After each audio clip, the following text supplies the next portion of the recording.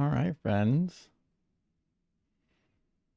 I think we are live. Sorry for the delay. I've got a special session tonight for everyone. We're going to be joined shortly by my good friend Danny. I assume most people on TikTok already know who Danny is, and quite a bit of my followers probably follow Danny on YouTube. If you don't follow Danny Phil Talk on YouTube yet, I highly recommend it. But Danny's going to be joining me here shortly, and we're going to be cooking on the Trinity tonight. He got a little backed up in traffic, but it's okay. He'll be here a little while.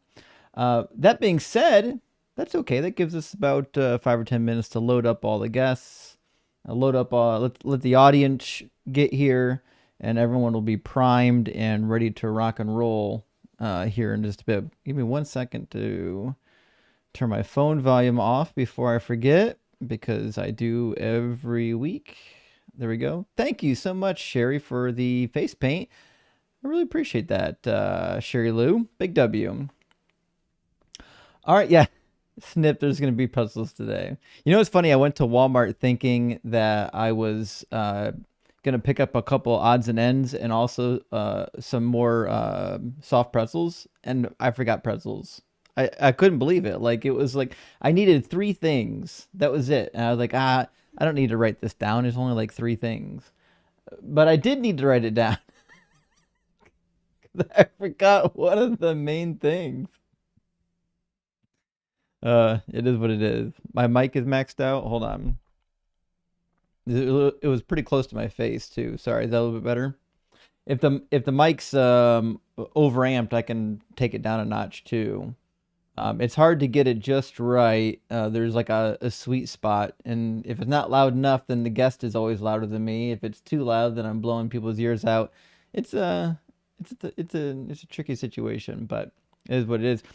With that, friends, while we're waiting, let me grab a couple super chats, and then we'll be ready to rock and roll here shortly. If you're watching on YouTube, there's a link on the screen to join. It's tiny.cc/DZ guest. If you're watching on TikTok, I mean, if you're watching on TikTok and you don't know how to get in yet, like, I don't know what to tell you. You don't know you don't know how to use TikTok yet. Either way, let's grab a couple super chats. We've got a super chat from our friend Meg. Great to see you tonight, Meg. Meg says, grilling time. Steaks, mushrooms, and some rice in preparation for grilling Christians. Cook on, praise Doug. Well, thank you so much, Meg. I appreciate that. And I hope your dinner is enjoyable. It sounds delicious already, actually. Dex, thank you for sending out 5 DZ Debate gifted memberships. I super appreciate that, good friend. Great to see you tonight.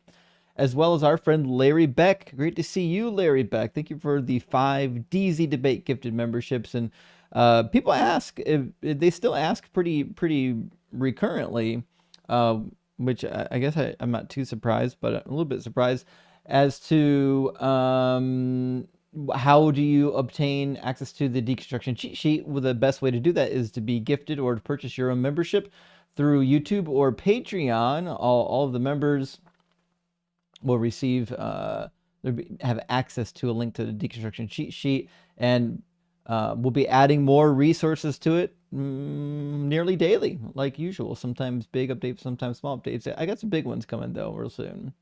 Gretchen, thank you so much for the $5 super chat. Gretchen says, if you go fishing with a Mormon, he'll drink all your beer. If you go fishing with 2 Mormons, neither one of them will drink it.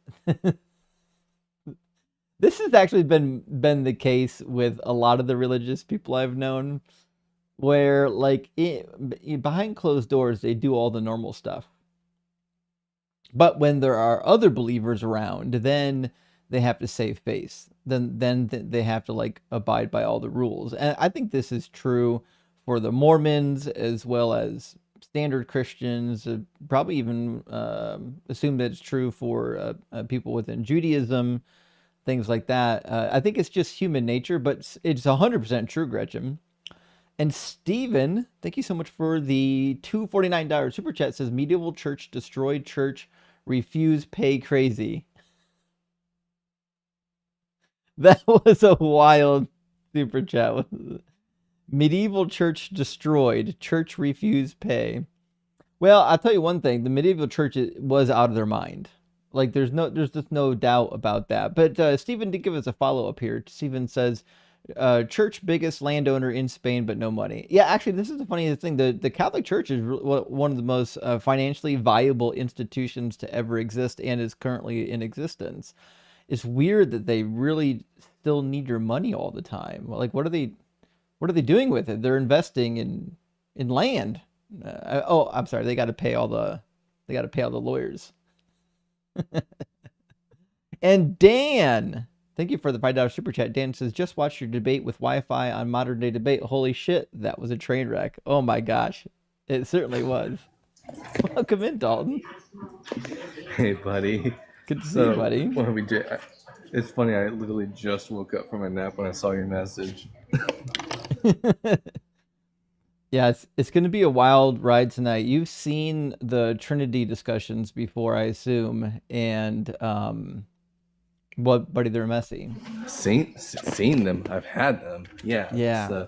It's a messy. It's gonna be fun though. I'm sure we'll talk about John 1 and whatnot.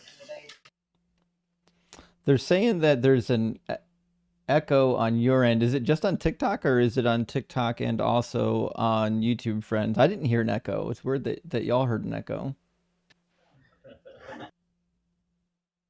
Was it echo or was it background noise? Let me know. You said, oh, it's an echo. Oh, that's interesting. Interesting.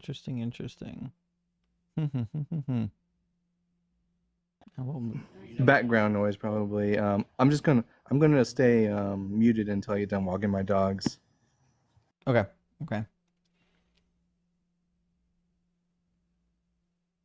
It might shoot. It might be. I don't think it's my machine. But this does happen on occasion. Let me double check my properties. Make sure all the properties are set okay. Yeah, it's echo just from Dalton. Just on TikTok for some reason. Interesting. Well, maybe we'll do this. Sometimes TikTok just kind of screws the pooch. Dalton, maybe swipe away from the app and then come back and see if that fixes it. Usually that kind of fixes it. Dan, you're 100% right, though. Dan, the debate with Wi-Fi gospel or dial-up gospel was a train wreck. And he picked the topic, by the way. I didn't know he was going to come and do precept. He picked the topic. He chose to do, did Jesus fulfill the messianic prophecies? And then he showed up and did a precept script. It was embarrassing. It really was. Zen, thank you for the $19.99 super chat. Zen says, welcome back to the home grill. Hope we have a nicer cookout. I think we're gonna have a good cookout for sure. And thank you for the super chat, Zen. Great to see you. Great to see you in the house tonight, Zen. I appreciate that. And Yoda, thank you for the super chat. Yoda says, glad to see everyone here. Happy you made it through another day. Hope you had a kick-ass day. Yes, even you. Rock hard for Doug. Well, thank you so much for that, Yoda. I appreciate that. And I agree. I hope everyone had a rock solid day. Live the shit out of every day, friends. EMC, thank you for the $10 super chat. Says, hi, Justin. Been listening to you a while now. Quickly became my favorite. Got some pretzel rolls ready. Roll them up good. EMC, I will do it. And thank you so much for liking and supporting the channel and super chatting the channel. I really appreciate that, friend. And John, you as well. Thank you for the super chat. John says, too bad they went with Trinity. If it had just been two, they could be a BOGO. They could do BOGO commercials. I agree. They could do buy one. They could do buy one, get one commercials if there are two. But if there are two, then it would be technically probably three, because we got to include the Trinity, you know? Peter, thank you for the super chat. Says, the deer in headlights look on that guy last stream when perfect, imperfect grammatical aspect came up. So funny. Don't talk about a language you don't know. What is interesting was he actually had a pretty good memory. He knew quite a few verses, and he actually memorized a number of Hebrew phrases and words. But it was just clear he didn't actually understand the grammar. Grammar is important, friends. And Carlos, thank you for sending out 20 Deconstruction Zone gifted memberships. That's huge, my friend. I super appreciate that. Big W, Carlos. I think my buddy Danny is here. Danny, What's going welcome in. on? Hey, Before we get started, everyone on TikTok let me know if the echo's okay, if it came back, or if it was just with Dalton. Oh, he's got an echo too. I got an echo. Let me check something. I can see two Why? heads. Why would you be echoing? I'm just on my phone. Yeah.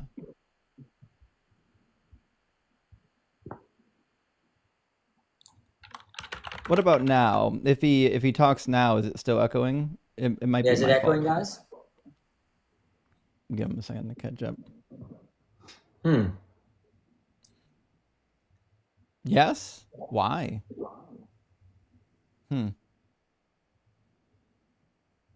I'll come back out. Maybe go in and go out. Well, I don't know if it's you because I had someone up here just a moment ago and it said they were echoing, but it only echoes on TikTok right now. It's not echoing anywhere else, which is weird. I would expect it to echo somewhere else. Let's try the good old turn off, turn it back on strategy first. We might have to. We might have to.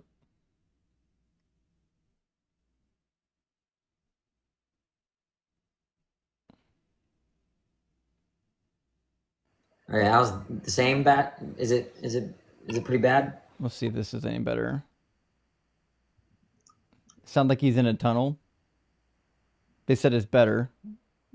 Give it a second. It's better. But, you know, it's funny on my screen. I see two things. I see. Is that? Oh yeah. Yeah, don't worry about that. That's some visual stuff. They said the echo's gone now. You see, Okay. that's called boomer troubleshooting. If it doesn't work, restart it. Yeah. The other thing too is, and let me double check because I think I see the problem. Was I suspect it was audio settings. Say something now and see if the echo comes back. I think it might have been on Turn my on my end. camera. Is it? I wonder. If, I mean, not that that should affect anything, but No, I don't think it's your camera. Yep, that was it. Okay, it wasn't your camera. It was a setting I had checked. Okay, I figured it out. We're good to go. All right, with that, let me grab. We're gonna grab. It's back. It's back. It is the No, camera. no, it's not the camera. I was fucking around with the setting. Don't worry, you're good. Don't do that to me. I'm basic. I'm so bad with this stuff. It's not the camera, friends. I'm doing stuff over here. Don't worry. All right, the echo should be off. Okay, I'm not echoing anymore then. We'll have to give it a second to catch back up again. The echo shouldn't be happening right now. We'll give it a second. Is he still echoing? Just a second ago he says not. One, It's two, back? three. It is. Let me turn off the camera. That'd be crazy if it's the camera. I forgot how to do this. All right. Are we echoing? If it's a camera, that's crazy. That is crazy. They said it's gone. Wow. What the fuck is happening with TikTok today? So guest turns on camera, it echoes. That's wild. I've never seen that before. That's new. That's a new problem. That's that defies the laws of physics, right? Damn. Yeah, that's a wild one. That's a quantum physics problem. Yeah. We need Blitz to make sense. We do. All right, I've got a guest already that I know wants to talk about the Trinity named Goat. Goat, can you hear okay? Oh, hold on, he's not up here quite yet. We are so back, guys. We are so back. Wait, who's got a soul back? No, I mean that we are so back. We are back here.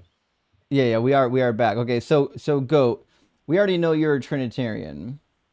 Trinitarian, Latin Trinitarian to that. Sure. Well, Thomistic Trinitarian to that. And Goat, do you believe that the Trinity is logical? Yes. Really? If I say that it is illogical, I will be a heretic. All right. Do you believe in one God? Yes. Okay, is that one God begotten? Is that God what? Is that one God begotten? Well, what are you when you say one God? What are you referring to? I'm referring to what you accepted when you said that there's one God. Don't play Well, games. when we say one God, we Yahweh. mean one divine essence, and the divine essence is not begotten. All Well, right, so is that one God begotten? The one God begotten, no, the divine essence is not begotten. All right. What I didn't ask. Remember, the only sense of God that matters is the sense of God that makes sense of monotheism. I don't Yes. care about any other senses of God. Okay? So is Jesus God in the sense of monotheism? Yes or no? Yes, Jesus is the divine essence. That which is Jesus what is the divine essence. Okay, is the divine essence begotten? no. Okay, is Jesus begotten? Yes. All right, that violates transitivity. No, sensitivity does not work like that. How does it Pretty- work? Transitivity only works when there is an absolute type of identity that is both real and by reason reasoned. Does not apply. Okay. Why is it not? So you're saying it's like a non-absolute sense of identity? Yes. What kind of identity? Real identity. What does that mean? Real identity means that there is identity of reality, meaning that the reality that is the divine essence is not multiplied with other three persons being realities other than the divine essence. All right, is Jesus and Yeshua, are they really identical? Jesus and Yeshua? Yeah, are they really identical? Yeah, because the distinction between Jesus and Yeshua is It merely doesn't by matter why, right? But they're really identical, right? yes. Okay, if Jesus died on the cross, then you cannot infer that Yeshua died on the cross then, right? I think you mean Yahweh, Danny. Actually, no, because when we say Jesus and Yeshua, that's just a distinction of reasoning, or also call it a nominal distinction. You said that if it's not sufficient to say that if X and Y are really identical, that therefore that you can apply transitivity, right?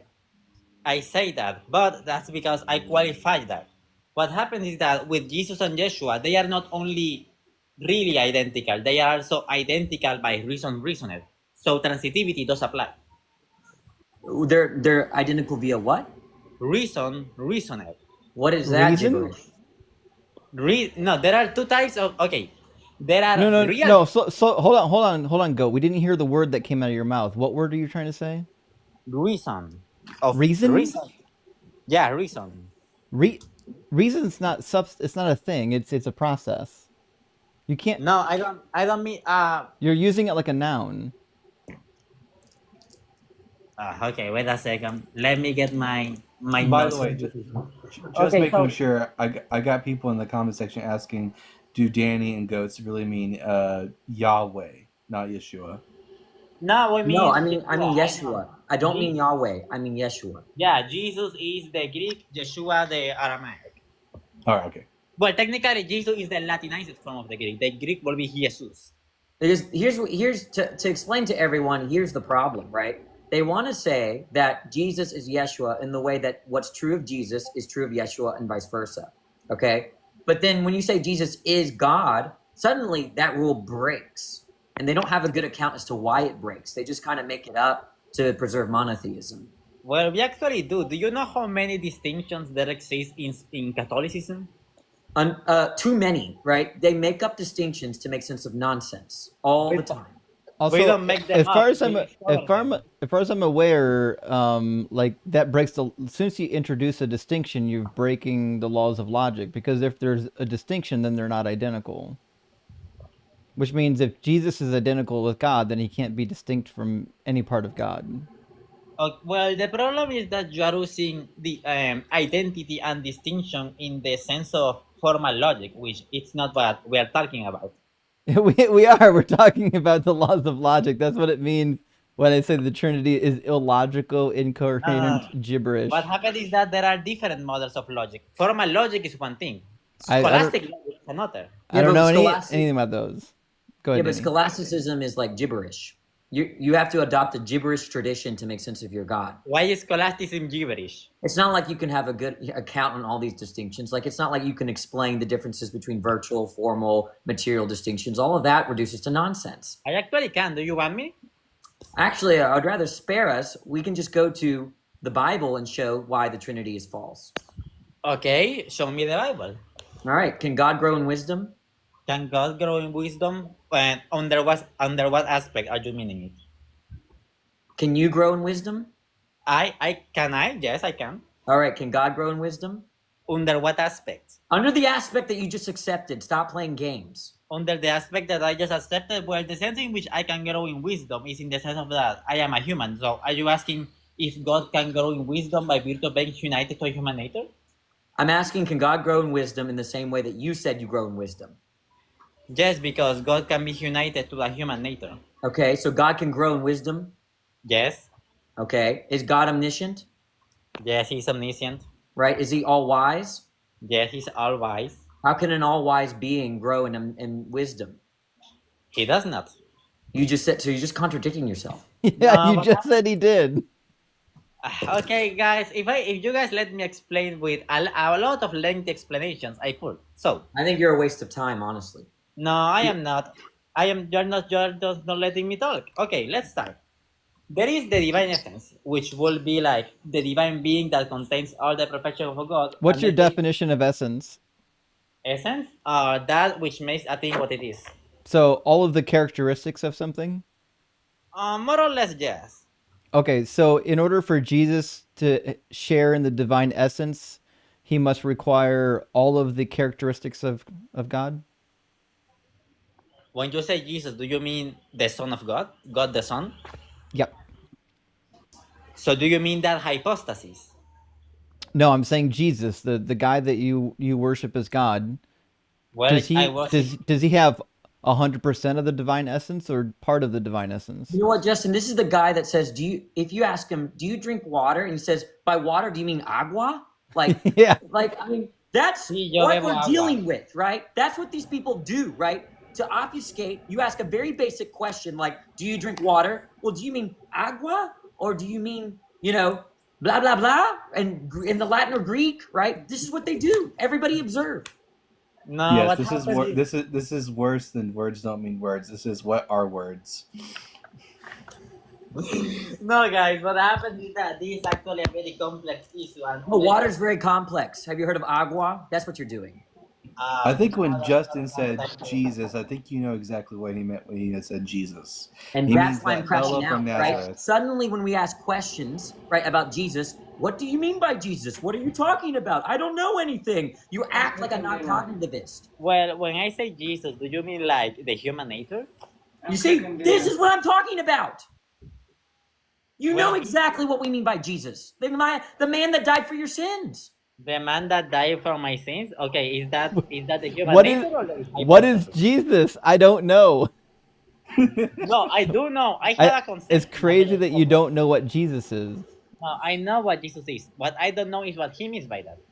Right, no, We no, mean the guy that you We worship. all know who Jesus of Nazareth was. Go. I can go to a stranger on the street and say, "Do you know who Jesus was?" And they say yes. For some reason, you seem the only person on the fucking planet who doesn't know who Jesus is. Yeah, this No, is I what do know. scholastic Kool-Aid does to your brain. When you drink the scholastic Kool-Aid, it's over for your brain. It's done. There's no cure. You're broken. Oh no, I am more whole than ever. False. Everyone can see that you're not. You're missing the rational nature. How can I So- miss a rational nature if I'm speaking to you? So go Jesus, meaning of all of Jesus. When I say Jesus, I mean all of Jesus. Okay, not his divine nature, not just his flesh. All of Jesus, 100% of Jesus. Whatever you think Jesus okay. is, 100% of him. Okay. Everything Jesus is? Does Jesus possess 100% of the divine essence? Yes. Okay. If the divine essence by you is described as the characteristics that make God God, that would require Jesus to have 100% of the characteristics of God. You mean the absolutes? Will, power, knowledge, etc.? I said 100%. 100%? Yeah, but when we speak of the divine essence in relation of the person, the divine essence only is identified with the person in regards to the absolutes. Right. But listen to what I said. 100% of the divine essence, right? Because it says in Colossians chapter 1 and chapter 2, actually, that the fullness of God was pleased to dwell within Jesus Christ, which means 100% of the divine essence must be in Jesus, correct? In some sense, but the phrase In 100 some sense? is Jesus only has part of the divine essence? neither parts. What happened is that 100%. Okay, let me give you something. What percentage of the divine essence is in Jesus? The divine essence is not divisible, so there are no percentages. So then Jesus should have 100% of the characteristics of God the Father. One. Why will that be? What will what be? Why would Jesus have all the characteristics of God the Father? Because you just said he has the divine essence, 100% of it. Yeah, but the having of the divine essence only applies to the absolutes, not to the relatives. It's irrelevant. If you're 100% God, you need 100% of God's qualities. It doesn't matter if it's a relative or an absolute quality, you need all of them. Yeah, but if you mean 100% God, as in Jesus has the entirety of the things that are identical to the divine nature, is that what you mean? He must Lucas, possess 100% of the divine essence and all of its qualities. Right, it's not hard. It's either that he's fully God or it's not fully God. Which one is it? Yes, if you're going to deny him, when we say if you're going fully to God, if you're going to deny him of some of the divine aspects, you're going to have to like force yourself to believe that God is like in parts, and Jesus only has a few of those parts. well, the Son only has exactly. Okay, hold on. Let me gibberish. Let me count. Let me make some counts. Inascibility, paternity, passive spiration. Okay. Expiration. Okay, there are passive spiration. No one can hear what you're saying. You saying something's past its expiration? No, passive. He's talking about the processions, like how the. Oh, he said procession. He's talking about spiration. Passive spiration. Passive spiration. Spiration is a term that's only applied to the way in which the Holy Spirit relates between the Father and the Son. It's not correct. It's more gibberish to the Son. Yeah, more gibberish. There are 5 notions among the 3 persons. Oh, we cannot do this. 2 of them. No 5 notions, right? It's very simple, right? I gave the argument earlier, right? God can't grow in wisdom because he's all wise, right? Something that's all wise cannot grow in wisdom. So Jesus is not God in that sense. GG, it's over. Okay. Yeah, that's because the divine essence can grow in wisdom, but he doesn't have the divine essence. He already said it. He doesn't have 100%. Right. So Jesus is not God in the monotheistic sense. Jesus and the divine essence are one reality, but this reality contains 3 relative realities. But you just said he's not. You literally just said that he doesn't possess all of the qualities of God, and if the qualities of God are divine essence, then he doesn't have 100% of the divine essence. I meant that in the way you seem to be describing it. No, we're talking about the belief that there is one God, right? Okay, there is one God. That sense of God, what does it pick out? It refers to the one divine essence. All right, it doesn't pick out Jesus, right? Jesus, or better said, the Son is really identical to the divine essence. Yeah, I didn't ask anything about that, so I'm going to say it again. Does the term God pick out the divine essence or Jesus? They are really identical. Yeah, try to answer the question, Dodger. Both. Okay, so the term God picks out the divine essence and Jesus. Okay. Yeah, because the divine essence is really identified with the Father, the Son, and the Spirit. All right. So the term God, right? What is the meaning imply begotten? Does the meaning of God imply begotten? Yes. Well, if when you say God, you mean the entirety of what can be ascribed to God. Well, yes, I guess so. Okay, so then you can replace the term God with the begotten entity, and you're saying that the begotten entity picks out both Jesus and the divine essence. Therefore, the divine essence is begotten. It's over for you. Now let's hear the sophistry. Let's hear the sophistry. Let's hear it. Let's hear the scholastic gibberish. The sophistry is that transitivity does not work when there is virtual distinction. Oh my God. Yeah. I don't. All right, so he's denied logic at this point, and that's fine. All right, No, okay. Well, actually, I all could right, say go. It's fun. I always enjoy talking to you, but as always, I can only understand half of what you're saying, and I feel like it's time to spare the audience and move on. Well, Thanks for coming by. also, he doesn't understand half of what he's saying either, by the way. Right? Yeah, he just read on the Trinity by Aquinas, by Augustine, and just ran with it. We should see if the cameras are working now, or if it's going to create another echo. Yeah, it's really weird. I've never seen that problem before. I'm curious if anyone else is having the problem. But somebody turn a camera on. I want to see what happens. Let me know if the echo comes back. Test 1, 2, 3. Oh, thanks for the galaxy. Do we have echo? It came back. What a crazy fucking glitch. Okay. Well, it is what it is. TikTok is out to get us. It is what it is. Next time we'll use the Video Ninja to get the co-hosts to join up. But let me grab our next. I got a couple of super chats. I'm gonna grab Focal Point from the queue. Super Dan's says, big fan, much love from Scotland. Hell yeah. I've always wondered, does Doug have a Satan? No, Doug does not have. He didn't create his own enemy. Being the Rock of Ages, that is Doug, is the Satan paper angel. No, Doug has never been, nor will he ever be defeated by paper. That's nonsense. Absolute nonsense. And Carlos, thank you for the super chat, buddy. Says, hey, Justin, we the Dougites, finally at home since yesterday. Oh, glad to hear it. Glad you're healing up. Now in recovery with a vacuuming system attached to my leg as therapy for the next 5 weeks. Shit. Damn, Carlos. Well, first of all, I'm glad you're back home. I mean, that's a huge victory. So let us know how you're doing. Keep us up to date. We love and care about your friend. And last one for now from our friend GL. Thank you so much, GL, for the $49 super chat. Big W. Says, I hate Goat. He's hard. I think he's a nice guy, but he's hard to talk to. He's a difficult one to talk to. GL, thank you so much for the super chat. I super appreciate that. We're going to get Focal Point into the conversation. Servant of Lucifer was here first, but you don't sound like a Christian, so I'm not really sure. I could be wrong. We'll try you next. Focal Point, welcome in. I'm sorry, I was replying to people in your chat. How are you guys doing? Good. How are you? I'm well. Focal, are you at least 18?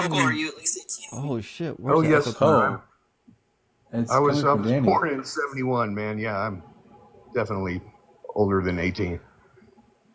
All right, Focal, hold on 1 second. You've got an echo in your TikTok app. Can you swipe away and then come back for us real quick?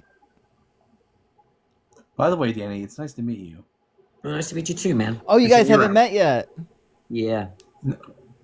I've been taking a break Is there from still an echo? social media. Me too, bud. I just came back. Yeah. Let me see. I don't know if I hear an echo just yet. I think it's okay. I think it was you must have your TikTok app was apping funny. So, Focal Point, are you a Christian? No, I consider myself Gnostic. Okay. So you don't believe in Trinity? I believe it depends upon which Trinity you're talking Do you about. accept the Nicene Scientifically, Creed? or- Do you accept the Nicene Creed? Pardon me? Do you accept the Nicene Creed? Do I accept what? One more time, please. The Nicene Creed. I'm not familiar. It was produced in a council in 325. It's a creed that all Catholics, both any kind of Catholic and EOs and most Protestants accept. Right? That God is three persons. Okay, one God. They're co-substantial with each other. Okay, as I said, I'm not Catholic. Yeah, but Protestants accept the Nicene Creed as well. I'm not Protestant. I'm not Baptist. I'm asking you if you accept what I just said. Do I accept, from their point of view, their stance? Do you accept the Nicene Creed? All right, Focal, we'll make this as simple as possible. Do you believe that the Holy Spirit, Jesus Christ, and the Father are all one God? No. Okay, then you're All right, not a Trinitarian. Cool. Yeah. Dope. Welcome to No. polytheism, and big W for not believing in Trinity, I guess. For All right, sure.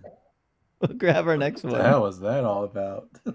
I think he's confused, or he got up here by accident. I don't know. We'll get Servant of Lucifer in here. How you doing, Servant? Hi, I'm doing fine, thank you. How about you? Doing well. Servant, are you at least 18, and do you believe in a Trinity? There's no way he believes in the Trinity. Yes, I am 22 and I do not believe in the Trinity. I'm a former Christian and a former Trinitarian. I came up here just because I want. Okay. Thanks for being Yeah. here. Love and appreciate you, but this is a debate, and we're here for debates only, friends.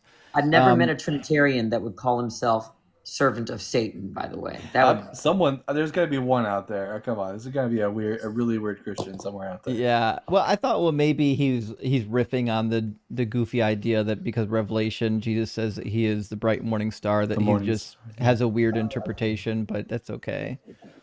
Exor, how You've you seen doing? it all, man. You've seen it all. I'm good. How are you? Doing well. Thanks for asking. Exor, are you at least 18, and do you believe in a Trinity? Indeed, I'm over 18. I'm a Catholic. Cool. And so I being that you're a Catholic, I assume you believe in a Trinity then. Indeed. Okay. Comes with the territory, yeah? I think you it think does. Mm-hmm. Go ahead, Danny. Sorry, go ahead. Oh, do you think there's one God, Exor? Yes and no, yeah, kind of. Like one, what does that mean when you're talking about a divine entity? You would be burned at the stake about, what, 1,000 years ago, right? Well, I don't live 1,000 years ago. Well, you're lucky. I'm saying if you're Catholic, they would burn you at the stake for not unyieldingly saying that there's one God. Okay. Right, but so you think there's one God, right? But lots of terrible things happened like 1,000 years ago, huh? Yeah, including the Catholic Church, but yeah. Okay. Including a bunch of other things. Right. So in what sense are you Catholic? I gotta ask. Yeah, because the Nicene Creed begins with the phrase "I believe in one God." Okay, so yeah, I'm Catholic because that's the way I was brought up. I don't think there's anything in Catholicism that allows you not to have your own thoughts about things. No. And these days, especially in 2025, without being burnt. Wait, who's telling you that? Right? They excommunicate people. What are you talking about? Yeah, When? these are dogmatic statements from the Catholic Church. You are in fact obliged as a Catholic to believe that there is only one God. Okay, like who's been excommunicated on this topic and when? Quite a few of them. The earliest is probably Arius, and his followers, if they were caught with any of his writings according to the edict of 325, would be executed. Of course, like the Nicene Creed, where Father Christmas punched out Arius over a theological dispute, which is one of my favorite little images. But so the earliest is quite clear, love, but right? the most recent. That's one of your favorite images, that Christian love, right? All that violence, right? You know, slapping the person you disagree with. Yeah. Like Okay. Yeah, I think it's kind of amusing, especially the way it was depicted in murals. Okay, that's weird. But anyways, you believe there's one God, right? No. Okay, so then you're not a Trinitarian. Next. Oh, okay. Okay. Well, Bye-bye. W for Also being not a a Catholic. polytheist. Yeah, certainly not a Catholic. For Also, those just who for don't know, oh, go ahead, Dalton. Let's say also just for funsies, the whole Saint Nicholas bitch slapping Arius over that's not a true story. That's a legend. Yeah, I heard there's some debate over what really happened there, and it's still a fun thing to imagine. There are quite a few writings about the Nicene Council, but I don't know who specifically would have been credited with actually saying that for the first time. It's just kind of widely circulated. Let me grab. We've I got will somebody. say, they certainly don't make Catholics like they used to. I'll just say that. No, they really don't. Well, I mean, shit, they used to be burning people at the stake, that's for sure. Now they can just believe whatever they want. This is wild. It's wild, wild west out here. Shadow Slate, thank you for the $10 super chat. Says, I keep hearing from Christians that morals come from God, but if that's true, then where are all the atheist riots? Where's all this immorality from atheists I keep hearing about? Yeah, because like atheists aren't the ones getting together, having councils, dictating what you believe, and like slapping each other, or at least creating stories about glorified violence during such councils. Oh my goodness. All right, we've got somebody waiting in the YouTube queue. Let me bring them in, and then we'll double check that all of the audio works properly. Welcome in, good question. Oh, hold on a second. You're not showing on the screen. Oh, no, you are on the screen. Give me one moment. Get you situated. I can see you on the big screen. I don't see you on the vertical screen just yet. That's my fault for having you in kind of a weird location. So I apologize for that. We'll get it eventually. There we go. Now we got you. Okay, we're almost there. Good question. Hold on. All right, we should be able to hear you now. Okay. Yeah, I'm an atheist to begin with. Oh. And I think you are not correct at saying that the Trinity is illogical. I think it's very logical. Why are you debating the Trinity if you don't believe in it? Oh, because, you know, if you're going to... Sorry, am I supposed to hear him, or I'm supposed to get on YouTube? Oh, you can't hear him? Nope. Yeah, I can't hear him. Neither one of you? No, I can't hear him. Nope, not a thing. Okay, what about now? Say that again. Good question. I'm saying things. That's good. Okay, yes. Okay. Yeah. Okay. So if you're going to debate Harry Potter, you need to believe about their ideas about time travel and magic and dragons and all that stuff, right? So No. in this particular, I mean, have you never been part of a fan base? There are plenty of people who are like hardcore fans of the Harry Potter series who don't really believe in magic, and yet they will debate like certain topics within the Harry Potter, like lore and canon, all the time. So no, you don't have to be a member in order to or believe in those things in order to debate them. Correct. Yeah, I'm not saying truly believe, but at least you need to speak in their language, right? I'm an atheist. I don't believe in magic and gods, etc. But I think the concept of the Trinity is very well defined. It is logical within the magical, quote unquote, terms of the book, right? What So about in saying terms that of first order? What about in terms of first order logic, or like classical logic or standard logic that they teach in schools? Perfect. That's a nice question. I was hearing some minutes ago that the word essence was being used. I think that term is essential, you know, to say It's it not a logical. You way. know that the term essence is not a logical term. It's a metaphysical Correct. term. It is not. Yeah. So I don't know. We don't need to talk about essences. I'm asking if you formalize the statements in the doctrine of the Trinity, do you get inconsistency? Right. Yeah, that's what I was preparing to refer to. Yeah.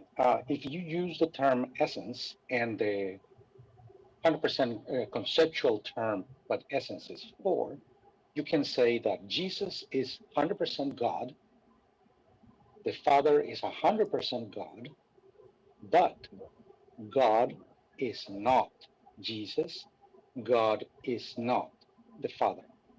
Which is right? a violation of the laws of logic. Or you get three gods. From the point of view that you want to say A is equal A and A is not B, right? 100%. That's a violation. That's what we're saying. Are you a Trinitarian? So no, he said he's an atheist. I'm an atheist to begin with, right? Yeah. So, but that's why I'm saying that the term essence is important here, because I don't think it is. It's not important at all. It's a distraction from the actual logical problem, if anything. It's not important at all. But remember, we're talking about Harry Potter. Magic does not exist for you and for me, but it exists for them. And they are talking about their book, and we need to talk about their book. No, right? I'm part of the Harry Potter fandom. It's not real in the slightest bit. Whenever I talk about this topic with like fellow fans. Here, let me Are just you give. saying that? Let me just give an Are you saying argument. that if Right? you're going to talk about Harry Potter, you deny the existence of dragons all the time, 100% of the time, Yes. or you talk about the book? Oh my goodness. That's what I'm trying to do here. And very, very. Okay, let me just give you an argument. Let's just get knit this in the. I'll give you an argument. All right. On Christianity, is there one God? Yes, there is Okay, one is that God, one- is- and does- the idea of God is the Okay, essence. you don't need. You can just say yes. You don't need to explain. The next question is that one God? Does that one God have a mother? No. Okay. Does Jesus have a mother? Yes. All right. So Jesus is not God. Done. False. That's just a standard form where you have X has P, Y doesn't have P, therefore X is not Y. It's because you are saying that A is equal A. In this case, one of those A's is the essence of A. No, That's why you need essence. Look, if I say no, essence does not fix the problem at all because you can formalize it with variables, right? It's with very basic letters. X has P, Y doesn't have P. Therefore, X is not Y. I have a wife. You don't have a wife. Therefore, I am not you. Easy. Okay, Yeah, I don't see why this is so hard. Okay, I'm going to translate it so you can understand what I'm thinking. Think about the word pasta, right? You can go to a store, you can buy a pound of flour, you can grab water, you mix them up, and you create pasta, right? You can touch pasta. Does God have parts? You can take a picture of pasta and you can eat pasta, all right? Yeah, but you've just described something that has parts. Yeah, and No. yes, you have parts in order to make pasta, and within classical theism, God doesn't have parts because he's has an absolute unity. Okay, let's talk about parts. Think about your fingers. You have an index finger, and you have. No. It's nothing about the content, about what the words mean. It's all about the form. It's all about the variables, right? Do you accept the form? I want to talk about that. I don't want to hear anything about essence. You better use variables, right? I'll repeat it again. If X has, I'm going to use variables. If X has P, if X has P, Y doesn't have P, is therefore X Y, or is X not Y? It's X prime is equal to X, capital X. Well, you're changing my form. Don't change it. Yeah, that's the point that I'm trying to make here. I don't care about your point. Respond to what I'm saying. Okay, you're using a different logic than they are using. We're using the three standard laws of logic. Amen. Again, you can't get to the Trinity without inventing new logic. Exactly. I know. So the point stands then that my actual point, which has been on the screen the entire time, is that the Trinity is illogical, incoherent gibberish. If there's another law of logic outside of the three laws of logic, why would I accept it? Okay, if you are going to talk about Harry Potter and you during your whole discussion about Harry Potter, you apply this same way of thinking, you're going to get booted out of the discussion about Harry Potter, right? No, kind of like we're about to boot you out, kind of like that. Yeah, I think so. No. I mean, all right. I don't want to do any more of this in defense of the Christians nonsense anymore. Why are atheists trying to justify the irrational nature of the Trinity? Well, if I remember correctly, I think Good Question believes in like the Eastern. Well, shit, is he an atheist? There was somebody else that emailed me under the name Good Question that I think believes in some sort of Eastern mysticism. And some of the Eastern mysticism hold to a Trinity, so I think we might have tickled somebody's, sensitive Feathers. spot. Yeah. Anyways, I don't know why, but for some reason the Christians aren't requesting up today, friends. The live is just at the beginning. If you're watching this and you're a Christian, we want to talk to you about the Trinity. You can join using the link on the screen or using the guest request button on TikTok. If you're watching on YouTube, there's a clickable link in the description of the video. You don't have to type it in. It's tiny.cc/tzguest. You'll be able to join up just like you were on TikTok or any other social media app. You don't have to sign up for anything. You don't have to give me your email address or nothing like that. It'll pop you right into the conversation. Everyone can hear you. You can hear everyone else. You don't have to have TikTok. If you're watching on TikTok, I get it. It's scary talking about something that is inherently illogical. I wouldn't have wanted to do it when I was a Christian either. Well, you know what? Go ahead. Sorry. Oh, sorry. Terry, thank you for the $10 super chat. Terry says, I ran into a Christian at the grocery store who gave me a list of verses and had a short debate because I'm horrible, but I did see her change into a pretzel quite predictably. Thanks, Justin. Terry, I love to hear it. That's news to my ears. Thank you for putting some pretzels on the shelf at the grocery store. What were you saying there, Danny? Yeah, and I want to encourage, if you don't know how to defend the Trinity logically or philosophically, that's okay. We can do it biblically. Right.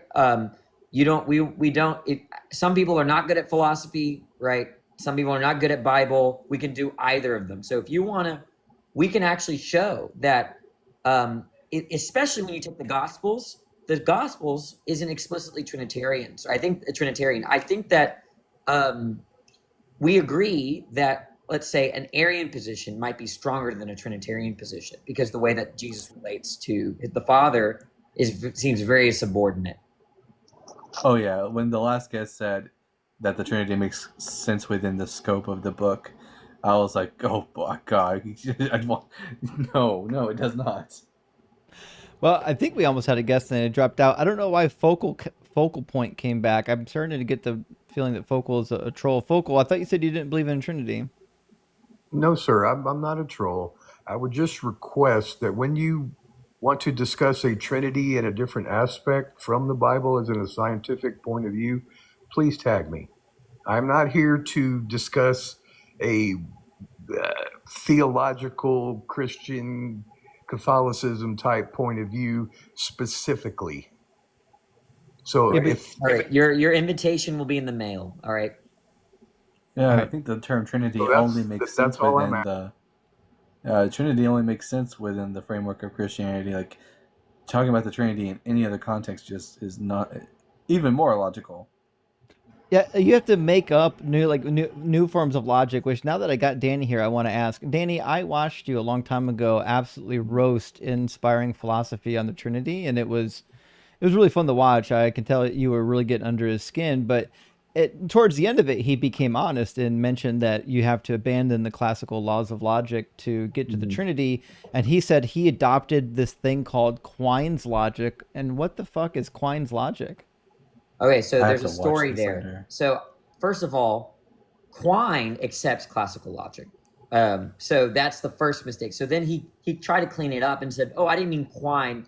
I meant Clean's logic. Now, Kleinian logic is essentially what they call a three-value logic, and it doesn't help them at all, and it's not hard to understand.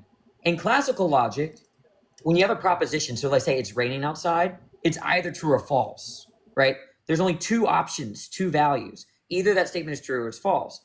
A three-value logic, there's a third option. It could be indeterminate. It may not. It could be something other than true or false. So that's what it means to say, I think, the three-value logic. It doesn't even help him. So he was. Yeah, I don't see how that helps. Yeah, it doesn't even help him.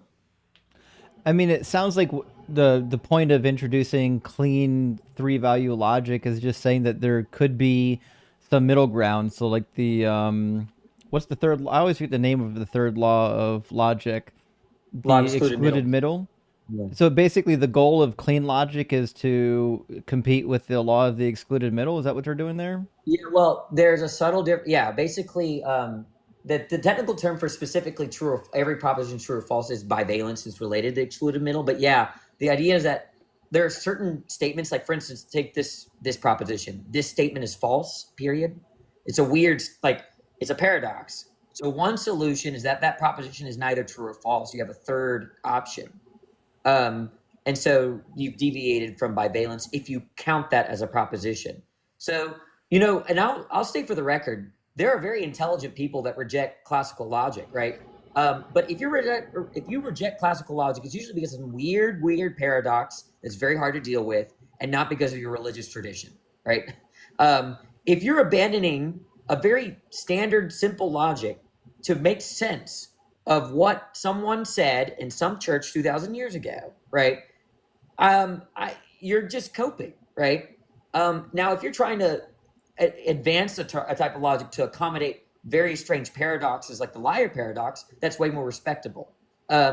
So the thing is that I think it's kind of annoying that if Trinitarians flock to non-classical logic just so they can say, I believe in one God, it's unmotivated, and it's just kind of shows that it's all garbage. Right. Yeah, I agree. For most people who don't do philosophy like myself, once you start saying, well, you need to introduce new laws of logic or get rid of one of the laws of logic, I think most people would look at that and be like, but why? They seem to work. You know what I mean? Like, right. Yeah. And what's really annoying is that the Christians. Of my life. Oh, sorry. And what were you saying? I was just saying, yeah, in every single other factor of my life, logic seems to just do the job. So if this is the one area where I have to get rid of logic and then create new logic, then that just tells me that there's no reason to really hold to it. And one thing that really grinds my gears is they don't accommodate other religions that way, right? Suddenly, when they criticize Islam or they criticize a form of polytheism, suddenly all the laws of logic work, right? Yeah. But they don't work as well, and they modify them when it comes to their own doctrine. It is they have double standards, right? They hold Muslims to logic, but then when they get criticized, they start reinventing logic. Yeah, such a good point, because like if I had anything in my worldview that was illogical, even something simple as like quantum physics, they would like outright reject it. Like, well, that can't be real. We must appeal to this other, sky fairy that also needs a new different logic, right? So they kind of want to have their cake and eat it too, and it's not going to work that way. Right. But yeah, if anybody doesn't want to do the logic stuff, we can do the Bible stuff. So you can come up and show us why, especially in the Gospels, why anyone should believe that there's one God in three persons and that Jesus is God, right? There's good reasons to think that if you read the Gospels, that Jesus is not fully God. Right. So yeah, I agree. Yeah, you don't have to be a philosopher to come up here. All you got to do is know your Bible. I'm going to say it for the audience, any Christian out there, hey guys, John 1:1 does not prove the Trinity. They're going to try. They really are. Let me grab a couple super chats. We're waiting for another guest to load up. It's weird. We almost never run out of guests to talk to, but I think the Christians are kind of scared on this particular topic because they know they can't defend it because they don't understand it themselves. Quofi Travels says, hey, Justin, doesn't the Trinity violate the law of identity? One is not three, Father is not Son. Yeah, I mean, that seems to be the case, right? I think this is why Philodragon, thank you for the confetti. Big W, Philodragon. Good to see you, Aaron. I think this is why I always point out that according to Christian doctrine, Jesus is 100% God, because immediately when Christians start thinking about the Trinity, they want to treat Jesus as though he's part of God. Like in their mind, they've already rested on the idea that Jesus is part of a three-piece God, right? So when you take them back to the actual doctrine that teaches Jesus is 100% God, it kind of breaks them out of that mindset of like, oh yeah, that's right. I do believe Jesus is 100% God, not just part of God. And then we can get into the issues of, well, he's not identical to God, so he can't be 100% God. He can only be part of God. And then we can bicker over the heresy of partialism. But yeah, and another way you can tell that they have go and read that super chat. Sorry. Oh, sure. Yeah, Hank, thank you for the 669. Says the Trinity is explained via hyperstatic union. They were inseparable because they were all wearing nylon. I love it. I think that's it. That's in the books. What's that, Danny? I love it. I'm gonna take that one. Yeah. I think what we're missing here, guys, is that God is kind of like the Dragon Balls. You know, you get all the individual balls together and they form like the big old glowing dragon. That's how God works. You bring Jesus and the Holy Spirit and the Father together, and that's what God is. Right. Well, the other thing too is you could be a modalist and be like God is a transformer, right? He's like Optimus Prime. But then it doesn't fix the problem of like who is God talking to at the baptism and who is Jesus praying to? Yeah, he's In just your schizophrenic. opinion, what's the best, pre-Nicaea theological take on the Bible? Do you think, like, out of the, Oh, Sabellian? definitely would have Like been who? adoptionism. So Okay. Jesus would be a created being that, like David was, and his son Solomon, were adopted sons of the Most High God. There are some early people who would have believed that they were manifestations of like an angelic figure. So like Melchizedek, according to Jewish lore, was like an angelic figure that manifested on the earth at different time periods. That's why it says in the book of Hebrews, chapter 7, that he doesn't have any mother, doesn't have a father, doesn't have any lineage, because he's just like this immortal entity that just shows up on the earth randomly at certain times. But if you read the book of Enoch, and the Enoch, his birth narrative is told, Melchizedek, and it turns out that even though he's an eternal being, when he does manifest on the earth, he does in fact go through a natural process, like through a birth process. It just happens to be that he pre-existed his birth.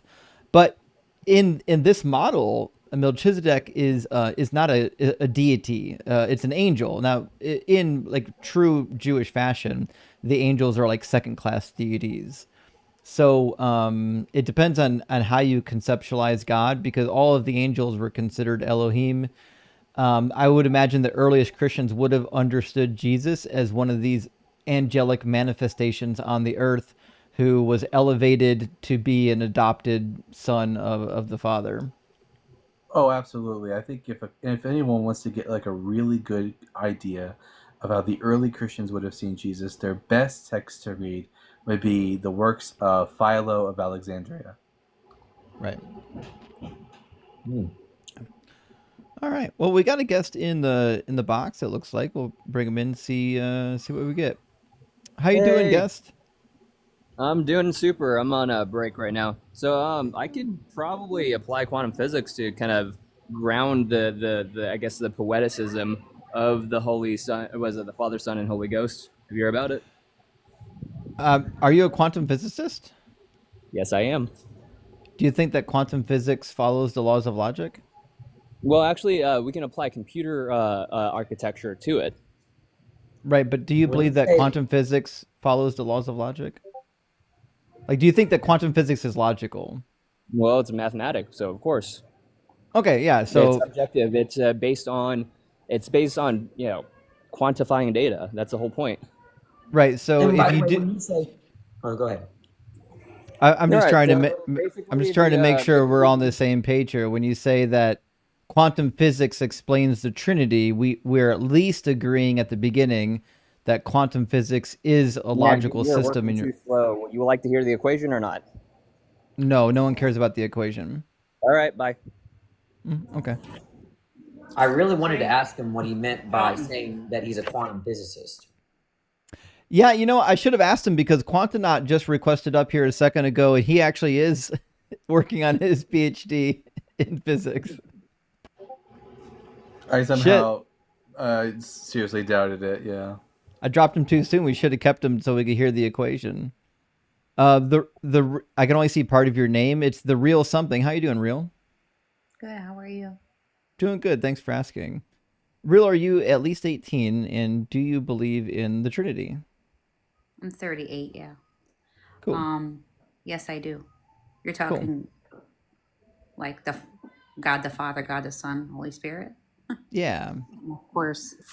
And do Are you you on the think same page, or am I? I just came in here. Sorry. Oh, no, I'm not on the same page. Do you think that the Trinity is logical or illogical? So, in regards to the Trinity here, to me, logical.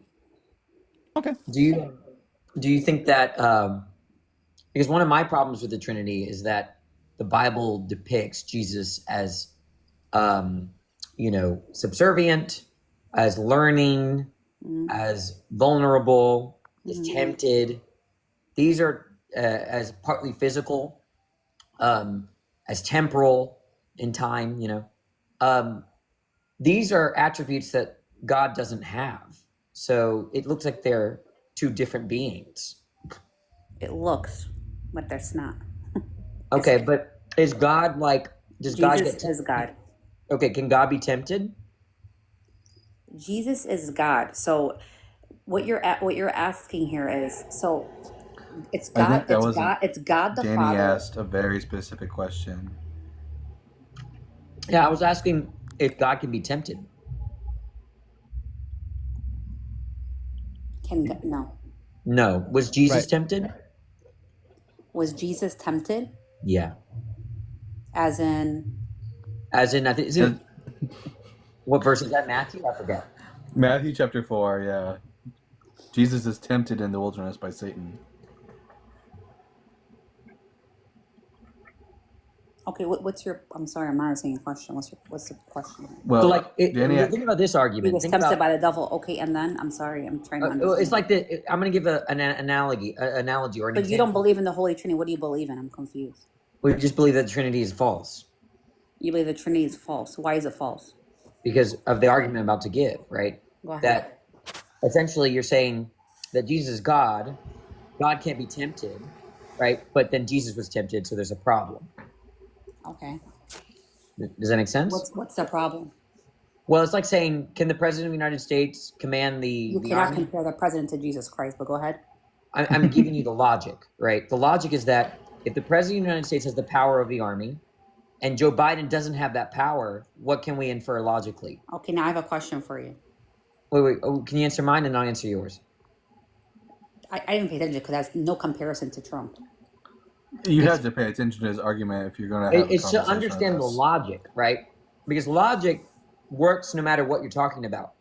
If you're talking about God, if you're talking about math, if you're talking about politics, logic's still there, right? It doesn't just disappear when you're talking about politics, right? So if you were to say the president of the United States has power over the army, Joe Biden doesn't have power over the army, what can you infer logically from that? Oh, you guys are nonsense. But you can't even follow a basic line of reasoning. Because your comparison is there's zero chances to Jesus Christ. just I'm not going to humor- answer can- a stupid ass question like that. Can you If humor you're going me? to talk about Jesus, talk about Jesus. If you're going to talk about the Holy Spirit, No, but you stick didn't to the understand topic. the You make problem. no sense. Look, you didn't understand the problem. I said Jesus was tempted. God can't be tempted. And you didn't understand the problem. So I'm using an example to help you understand the problem, and you're refusing to learn.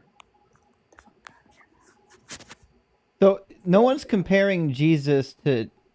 Oh, Nope. well, there you go. But have you considered vibes, bro?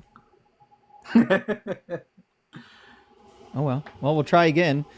We've got another guest waiting to get in. We'll grab our next guest here in just a second. Rory, great to see you tonight. Thank you for the super chat. Says the Doug abides. He sure does. Everything is made of stardust, so don't panic and keep a towel close. Justin will help you understand what words mean. Words. Peace. Hey, thank you so much, Rory. Great to see you. And I agree. I'm a firm believer that words have meanings. And Shadow says, according Justin, to have divine. you read?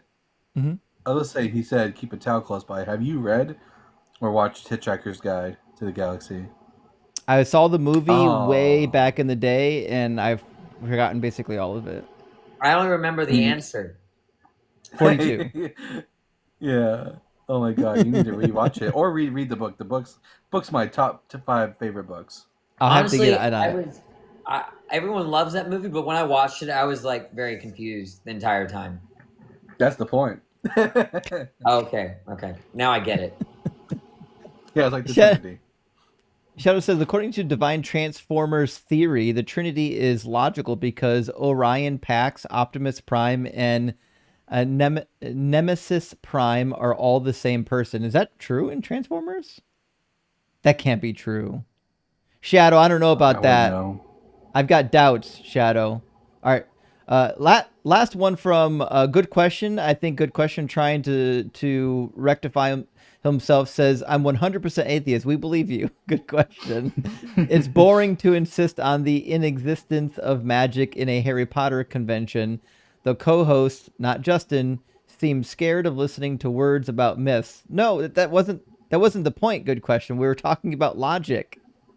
We were talking about logic. Oh well. Oh well. All right, let's grab our next guest. Welcome in, Tola. Hello, hello. Thank you for having me. 1 second. Turn your echo cancellation on, and I'm going to turn your microphone up a little bit. All right, we should be able to hear you a little better. All right, thank you. Hello, thank you for having me. Tola, are you at least 18, and do you believe in the Trinity? Yes, I'm 20 years old, and I firmly believe in the Trinity. Cool. And do you believe that the Trinity is logical? No. Oh, okay. We agree then. Cool. So why do you accept the Trinity if it's not logical? Because the very idea of comprehending the very nature of something above you and trying to logic it out within your own human head is futile. Oh no, I'm asking, where do you get the idea that Jesus is fully God? Where do you get who told you that, and why did you believe them?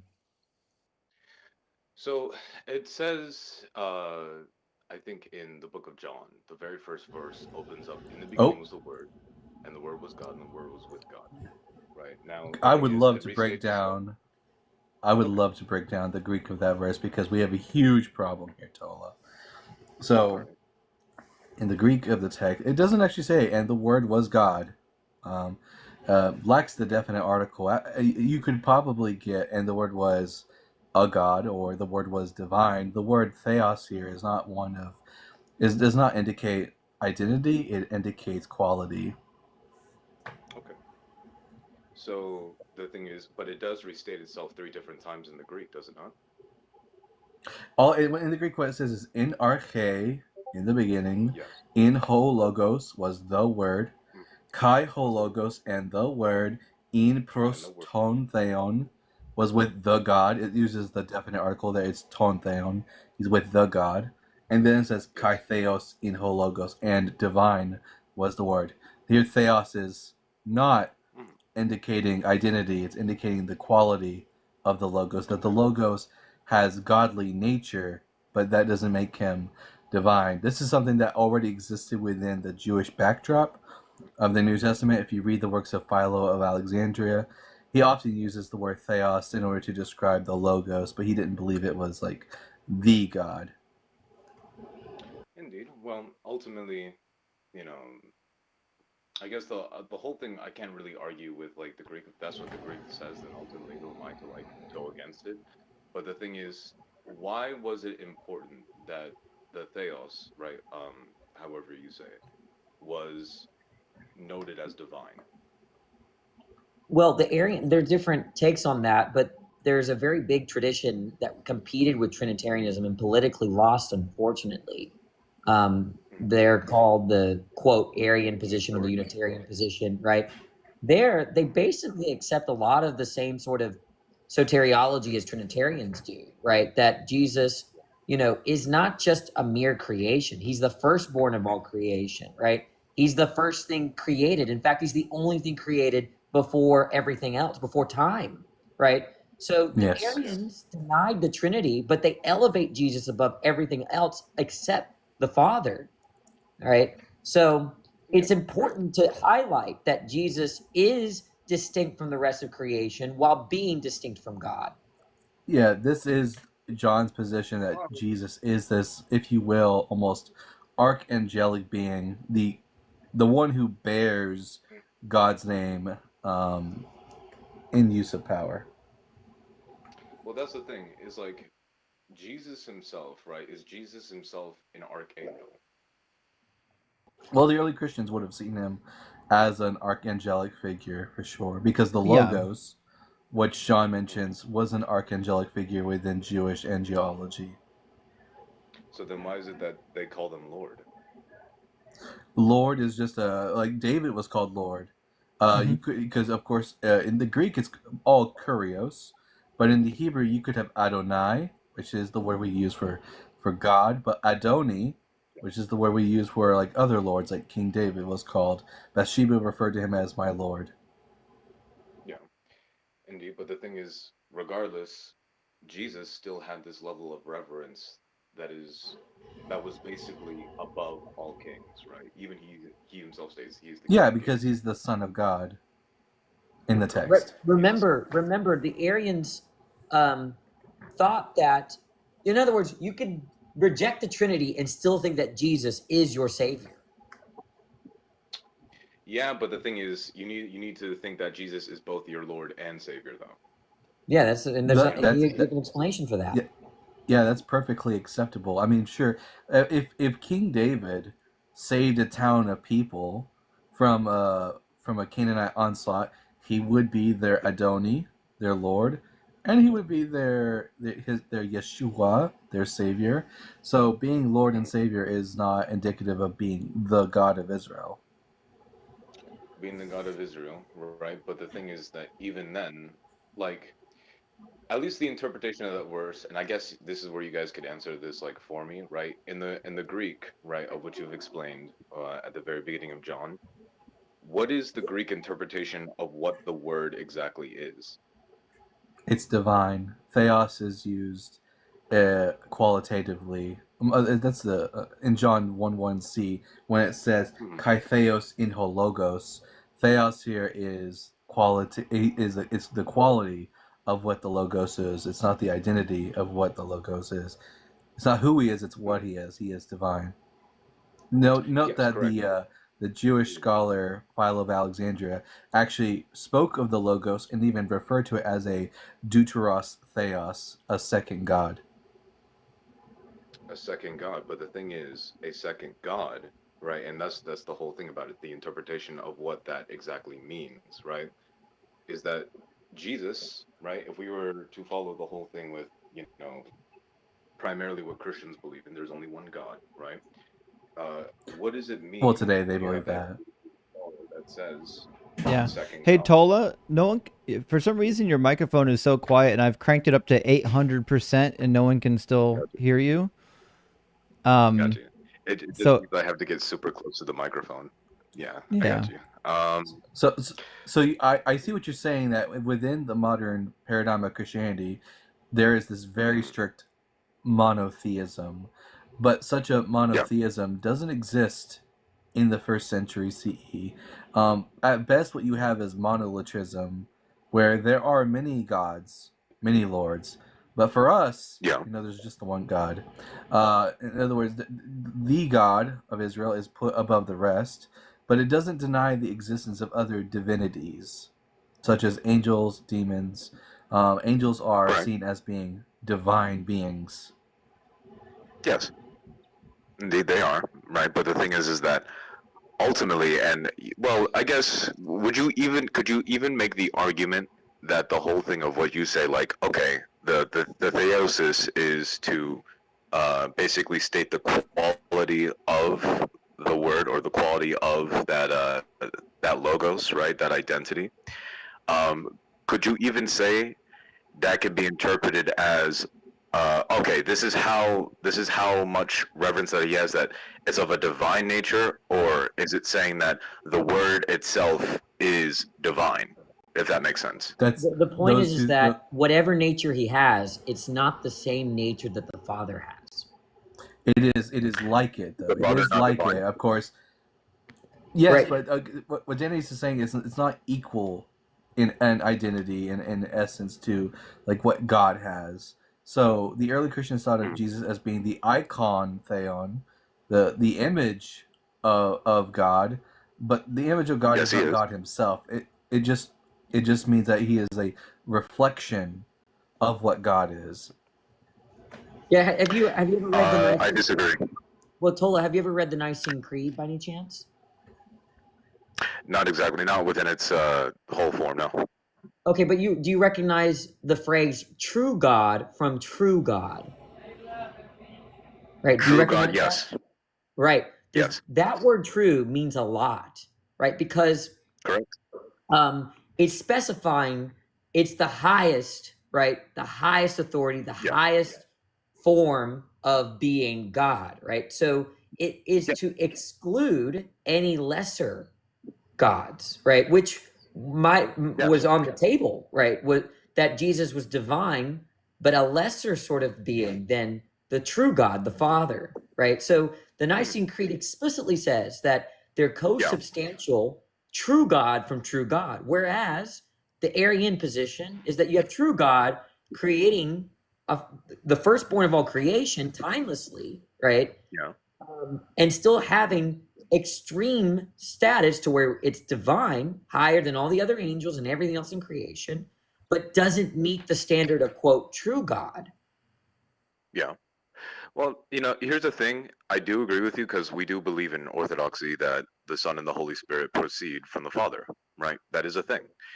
And the thing is that ultimately it's not to deny that, okay, yeah, these two things came from the Father, right? But the thing is they are still, in essence, God, right? True God from true God.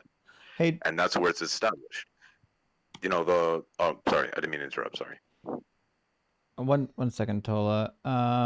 Tola, I've kind of gotten lost in the conversation.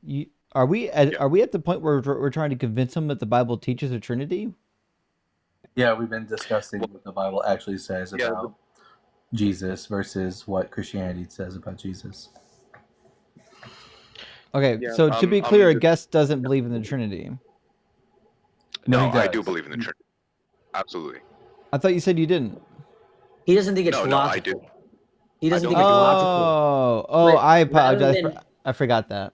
Right. My Rather bad. than going that route, since he still accepts it, we could just look at the Bible and try to show that there's no reason to think that there's a Trinity, even if it's illogical. Right. Well, how about when Jesus says, "I and the Father are one"?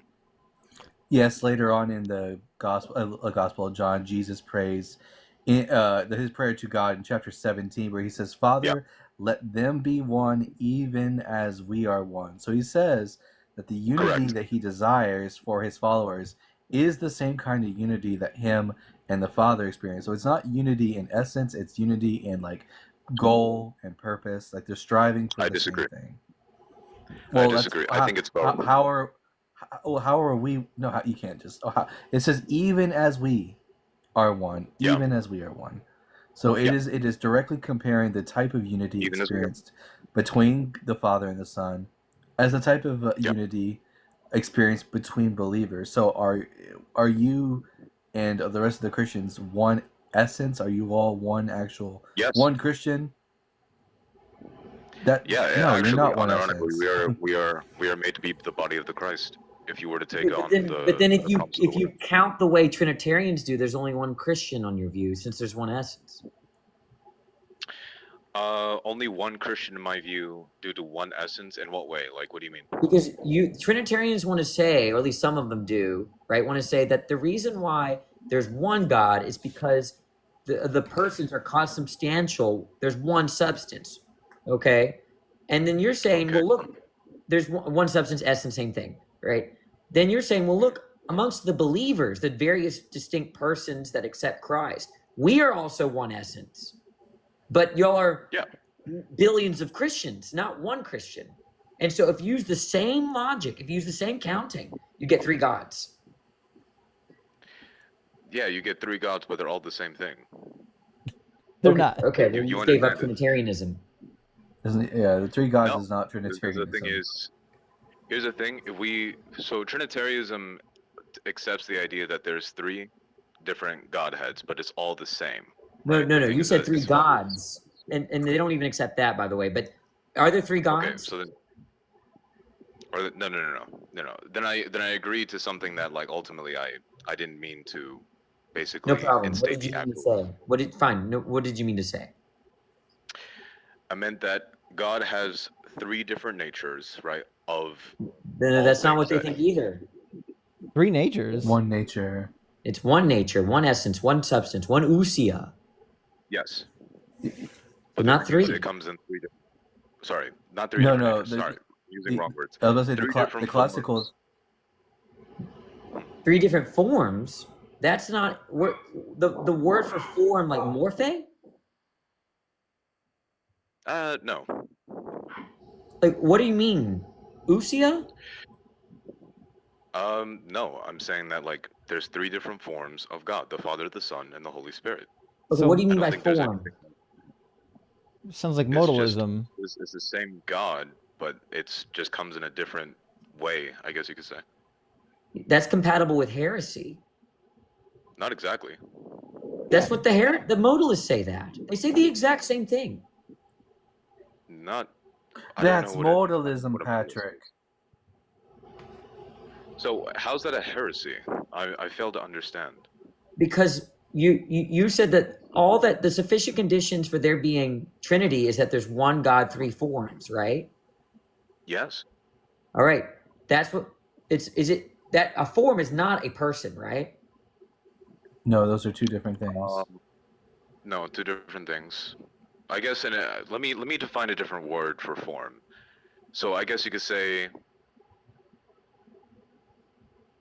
one God, three different aspects. I think the it's just I a think the synonym. classic language. Why don't you? What's wrong with just saying three persons, or do you sense a Right. problem? No, it's a problem with three persons because then that means it's actually three different Oh, gods. you're not a Trinitarian. You're just not a Trinitarian. I'm telling you right now. Well, at least not a classical Trinitarian, because that is what Danny just expressed is the classical expression of a Trinitarian: one God in three persons. I guess it all comes down to semantics. The thing is, we can all agree that even as a whatever modern take or however you want to put it, I'm not really familiar with this. It's one God, three different things associated in that same God.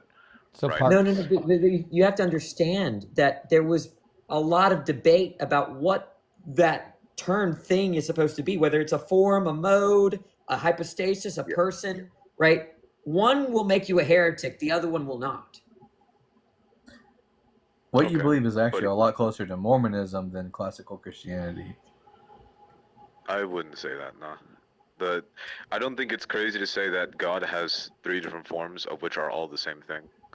All I right, don't think here's that the it's, question for you. Here's the killer question. Who is God? In a very literal sense,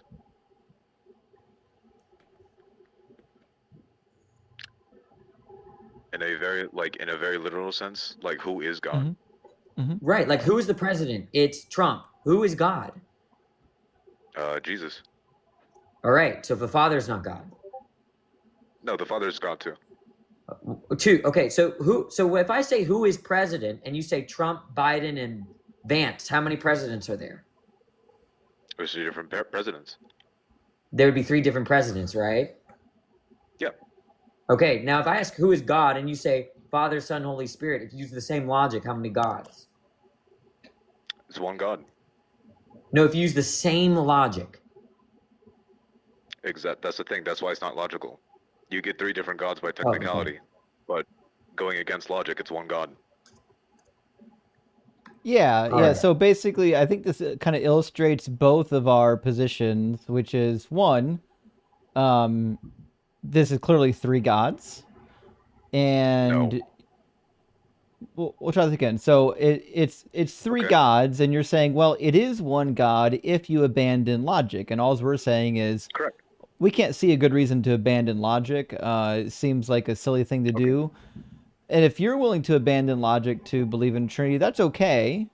We're just letting people know, this is a public service, letting people know that the Trinity is in fact illogical. Okay, and you wouldn't be wrong. The thing is, nothing about the Trinity Illogical really makes sense. and unbiblical.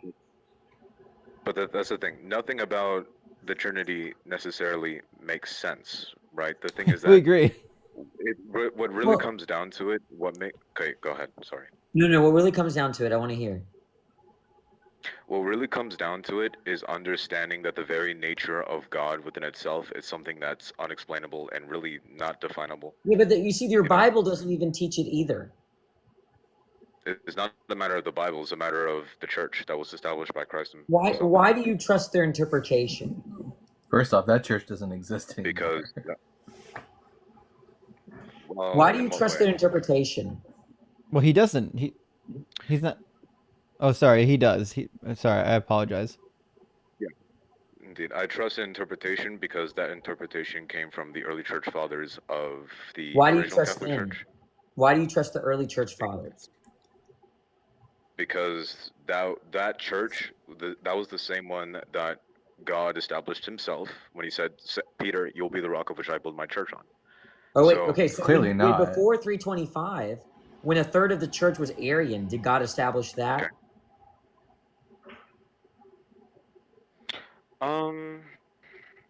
If a third of the church was Arian, did God establish that? Yes. I don't think. Okay, I'm not familiar with the whole like Arian thing, but Well, look, here's Arian what is in happened. terms of like there's three different Here's gods. what happened. The doctrine of the Trinity was not codified until hundreds of years later, Yeah. from when Jesus died. Okay, that there was a lot of theological trajectories, right? People were going all sorts of directions. One of those trajectories was the Trinitarian position, and right before the 4th century, okay, you had two big groups: the Arians and the Trinitarians. Now, the Trinitarians won out, in my opinion, right, politically. Okay, when I think the Arians actually had better arguments and better biblical data. Now, what happens when a faction wins politically? They erase the other side. They erase them. Yeah. They burned Excommunicate. everything they had to do. They exiled, they excommunicated, they suppressed, they persecuted all anti-Trinitarians. And these are the people that you trust.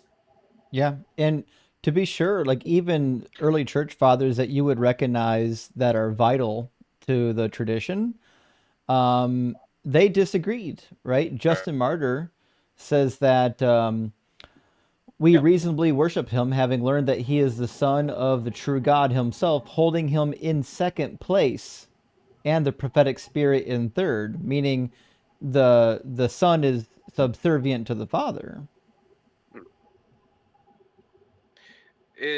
More so, okay, so the way that, I don't think so, no. Like, here's the thing, I know that that's what you're quoting, right? But the thing is, something can still proceed from something else, but still be equally the same. You know, if the best example that I use, at least when I'm trying to explain at least the thinking behind this, right? If you yourself were to have a son, right? And that son grows up, eventually he's going to be his own man, right? You'll always be his father, but essentially when he becomes his own man, he'll be equal to you, right? Yeah, but I don't know why we're doing the logic again, because you already Equal. given up on the. There's two men there, but you're saying in the case of God, there's to be one God. You're breaking. It goes back to why you trust these church Actually, fathers. no, wait, because I can even explain this further, right? By technicality, right? Your son is you. By DNA, No. it's literally your. No. No, that's true. No. Yeah, your son No. contains your DNA. That's It's literally made That's up what of crazy genetically- people say. Genetically speaking, I have half my father's, like half of my DNA, like Correct. chromosomes are my father's, but I'm not my dad. I'm a distinct being, a completely different person. Like this is not not in the least Yeah, bit exactly. But the thing analogous is, to I'm the not denying Trinity. that. I'm saying that you are indeed your own man, but you are still the essence of your father. My opinion is that I don't know why we're reasoning No. about this anymore. You've given up on the reason. I want to know why you trust the church fathers. Yeah, the church fathers, by the way, would say that I have a different essence than my father because we're two different beings. So Oh, sure, right. But the thing is that the reason why I trust the church fathers in particular, like really going back into it, the entire thing of the councils and the things leading up to the early church, right? Were all done and directed by the Holy Spirit, right? These are men that basically Was Arius a part of the apostolic succession?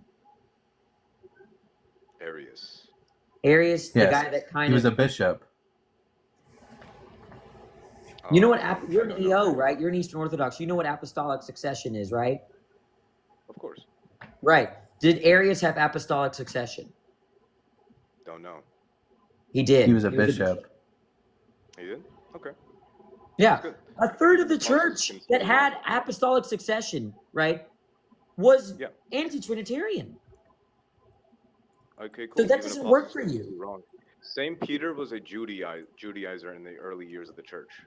He was circumcising people who were trying to become Christian. Yeah, But Paul was the one later who on, he realized it invented was wrong. a later form of Christianity. All the original apostles were Yeah. Judaizers. We have no evidence of any of them teaching anything other than Judaism Yeah. outside of Paul. Well, friends, this has been an interesting conversation. Hazard's been waiting in our queue for a while, and I want to try to get to everybody. And I think this conversation may have run its course.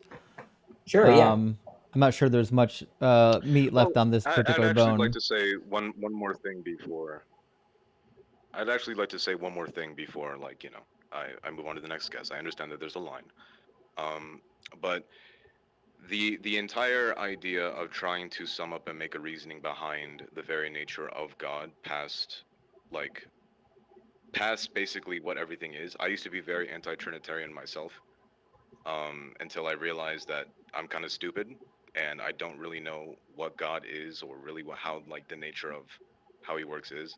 The thing is, when you try to go down the line of justification and exact logical reasoning for God, you won't find any. Okay, I want the last word here. You're selling yourself short. You're not that stupid because you recognize it's illogical. You recognize it's illogical. Yeah, it's illogical, right? But that's the thing. Right. It's like You're almost there, right? You'll make a great atheist. You'll make a great atheist, brother. Like, and again, I do not mean to be disrespectful, and I do not mean to be rude, right? I mean this in the most earnest way, right? Atheism is death. You know, so it looks like Christianity is death, right? All the no, it's literally about a guy dying. It is And he came back literally. to life. I mean, He beat death. That certainly didn't happen. All right, listen, Tola, thanks for coming up, man. religion, atheism is death. Is wild. Just when all else fails, assert the truthfulness of your claim, whether it's true or not. We've got a super chat from our friend Dalton. Thank you, Dalton, for the $20 super chat. Not that Dalton. Says, "Oh, Primus, Transformers activities, autism. Yes, Orion Pax. Optimus and Nemesis are all the same version of the same character. Orion was Optimus before he obtained the Matrix, and Nemesis is like him, but the zombie Jesus version." There's a lot happening, Dalton, in that particular super, and I don't know if I can parse all of it. There's a lot of Transformer lore that I'm unfamiliar with, but we appreciate the That's Transformer. definitely modalism, though. It is modal. modalism. Yeah. And Shadow, thank you for the super chat, says, "If you think Transformers Trinity is wild, did you know that the ghost of Starscream possesses another Transformer and was resurrected by Unicron?" Did you mean unicorn, or is Unicron a name of something? It's Unicron. It's unicorn? Apparently it's Unicron. Yeah, Unicron is something. Listen, I've only seen the live action films, and not even all of them. I saw like 2 of them, but I'm pretty sure Unicron is something in the lore. It was crazy. Thank you for the education, Shadow. I appreciate that. And Aaron, welcome to the chat. Thank you for the $10 super chat, my friend. It says, "Have you realized that I use special spiritual logic?" Or you have to realize, yeah. Listen, this is kind of the whole point behind this topic, is that in order to get to the Trinity, you have to use special logic. You have to abandon rational thinking. Thank you for that super chat, Aaron. I appreciate that. And then we've got one more. Well, we got more, but last one for now. Jarek, thank you for the 150 THB. Says, Doug's power knows no bounds. He is the one that turns all creatures into stone. Through his power, we all become one in Doug. A Book of Proofs 616. I like that one. That's a good one. And remember, I mean, theoretically, technically, paper is made from stone because it comes from the ground, and ground is made from stone. It's a cycle. Doug is the life of all things. Let's get Hazard into our chat. Welcome in, Hazard. Hi, how are you doing? Good, how are you?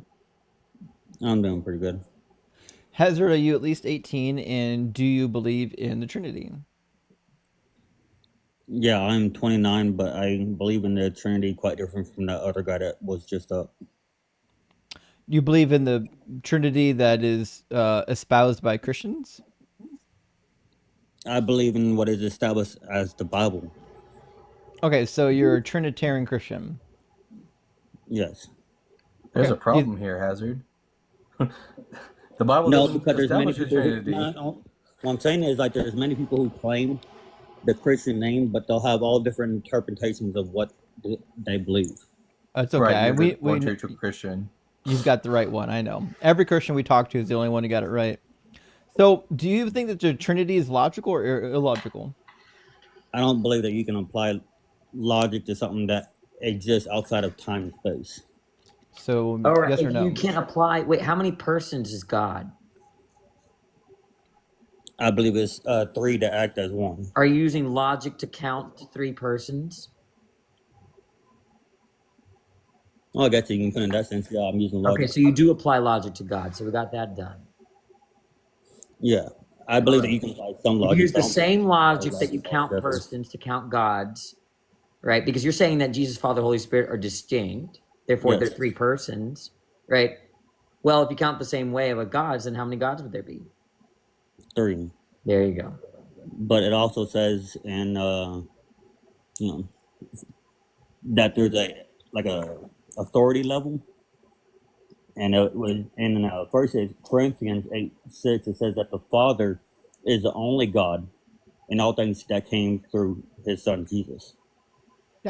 Right. He used his son Jesus as like the blueprint for creation.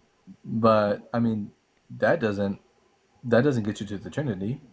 No, but if you read, let me pull this one up. 2 John 5:7-8. Verse 7.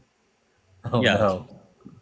It says, Here, just LE. there are 3 that bear witness in heaven, the Father, the Word, and the Holy Spirit, and these 3 are one, and there are 3 that bear witness on earth, the Spirit and water and blood, and these 3 agree as one. Yeah, I'm going to show you something. On my translation, it says there are 3 that testify for verse 7. Interesting, none of that is in my Bible translation. Why do you think that is? It's 7-8. Yeah. Well, 7 is the one you want, but it's not going to be in 8 either, just so we're clear on this. There are 3 that testify, the Spirit, the water, and the blood, and these 3 agree.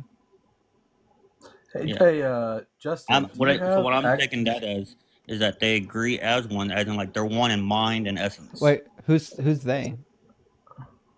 The Father, Son, and the Holy Ghost. But they're not mentioned It's not here. there. Here, read verse 7. Yeah, read your verse 7 and then look at my screen and see if you can spot the difference. Oh yeah, I know there's a difference. I don't understand why there's a difference, but okay. So hey, Justin, do you have access to the Center for New Testament Restoration? I do. Yeah, I've got a bookmark for that. Hold on. Yeah, maybe you should show him the manuscripts. See, that's the problem Hazard is using the King James. So the reality is the verse you're referring to, 1 John 5:7, doesn't exist until the 16th century. So this is a spurious addition to the Greek text that was made during the early portions of Erasmus' critical edition when he was putting one together.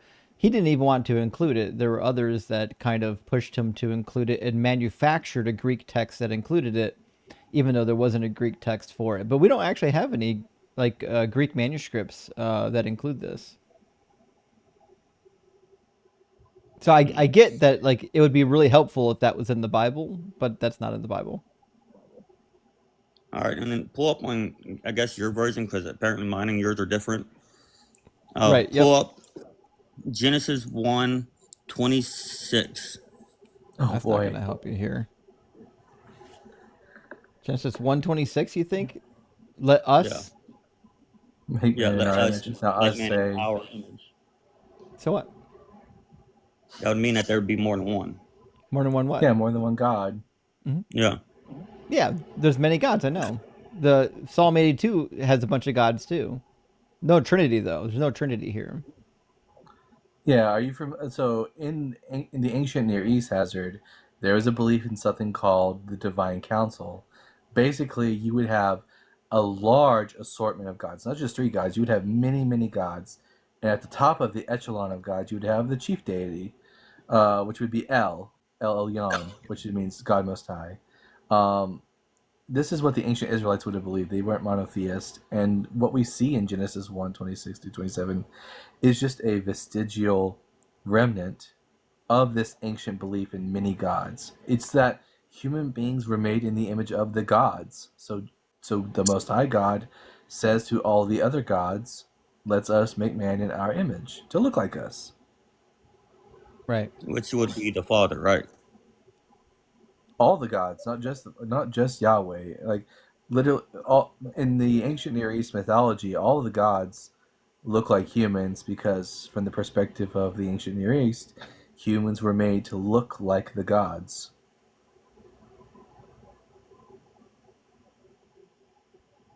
Okay. I'm trying to see how it contradicts how there can be three in the beginning, acting There's as there's some sort way of more like. than three. I mean, there's not just Yahweh. There's Baal. There's Mot. There's many, many different deities that this could possibly be referring to. And don't forget about Anath. Anath is the hero of the Baal cycle. Yes. I mean, another way of thinking about it is if there was if you only had the Old Testament, do you think you get to the doctrine of the Trinity has? Mm, that'd be kind of hard to say on that one, but it would be hard to come to that conclusion. Right. Because prior Especially from the to, verse that you offered, right? This is probably one of the most honest Christians I've talked to in a while, by the way. I mean, honestly, Hazard. I mean, if you could find the Trinity in the Old Testament, wouldn't we expect there to be Israelites or Jews from the past who believed in the Trinity prior to the inception of Nicene Christianity? I believe that there might have been, but I don't think that we have writings of it. So yeah, I would agree.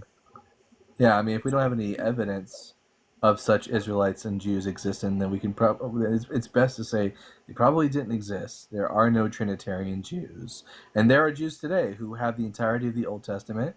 They read it, and they are not Trinitarians.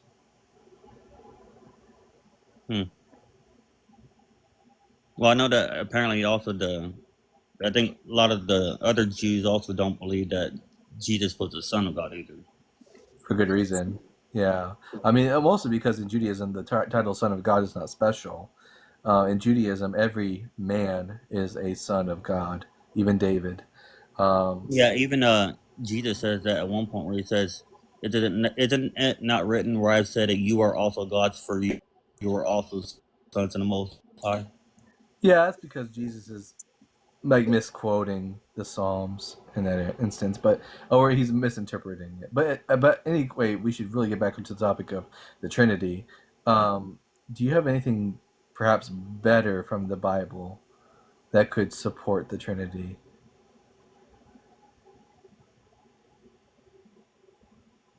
You're gonna use that in like whenever okay, let's go to like whenever they in Genesis were not Genesis, but Jesus said, "Before Abraham was, I am." That's kind of like him trying to say That's that. probably that's probably going to be the closest you could possibly get. But I even would then, agree. it's somewhat spurious. There is the idea within ancient Judaism of a certain angel, which is the bearer of the divine name. So in ancient Judaism, God's name, Yahweh or I am, was a communicable vehicle for divine authority. In other words, the idea in ancient Judaism is that God could bestow his name upon an individual like a sort of badge of authority. And by bestowing his name upon that individual, this individual has the authority to act in God's name. So we see this, for example, in the book of Exodus. We have the angel of the Lord, and we are told about the angel of the Lord that he will not forgive you because my name is in him. And even in the book of John, Jesus talks about how God has given him your name, quote, your name which you have given me. So Jesus is definitely associating himself tightly with God in this statement. But most biblical scholars do not consider this like evidence that he is identifying himself as being one with the Father, but rather that Jesus is the bearer of God's divine name and thus has authority from God. All right, And this let me is ask you on. this Let is me ask you something on your. you might have heard Sorry, about Kevin. before, Hazard, as well. So a lot of Christians would say that Jesus is the angel of Yahweh in the Old Testament. Have you heard that? Yeah, Okay, this kind of plays into that idea. What were you going to say before I cut you off? I was gonna see if how y'all's interpretation of Hebrews 1, verses 8 and 9. Your throne, O God, that passage? Yeah, but I think on 9 it gives a lot more into what I'm talking about. Justin, perhaps you should go into what text is being quoted here and its context. Yeah, okay, so you're... Like, I'm talking about specifically 9, though. But, well, 8 and 9 are part of this same quotation, right? It's just, you see how there's like two gods right there? Okay, Therefore, so... God is God. Okay, who do you think speaking here in the original psalm, right? Because this is a quotation from the Psalms, right? The Father. Right. Who do you think speaking?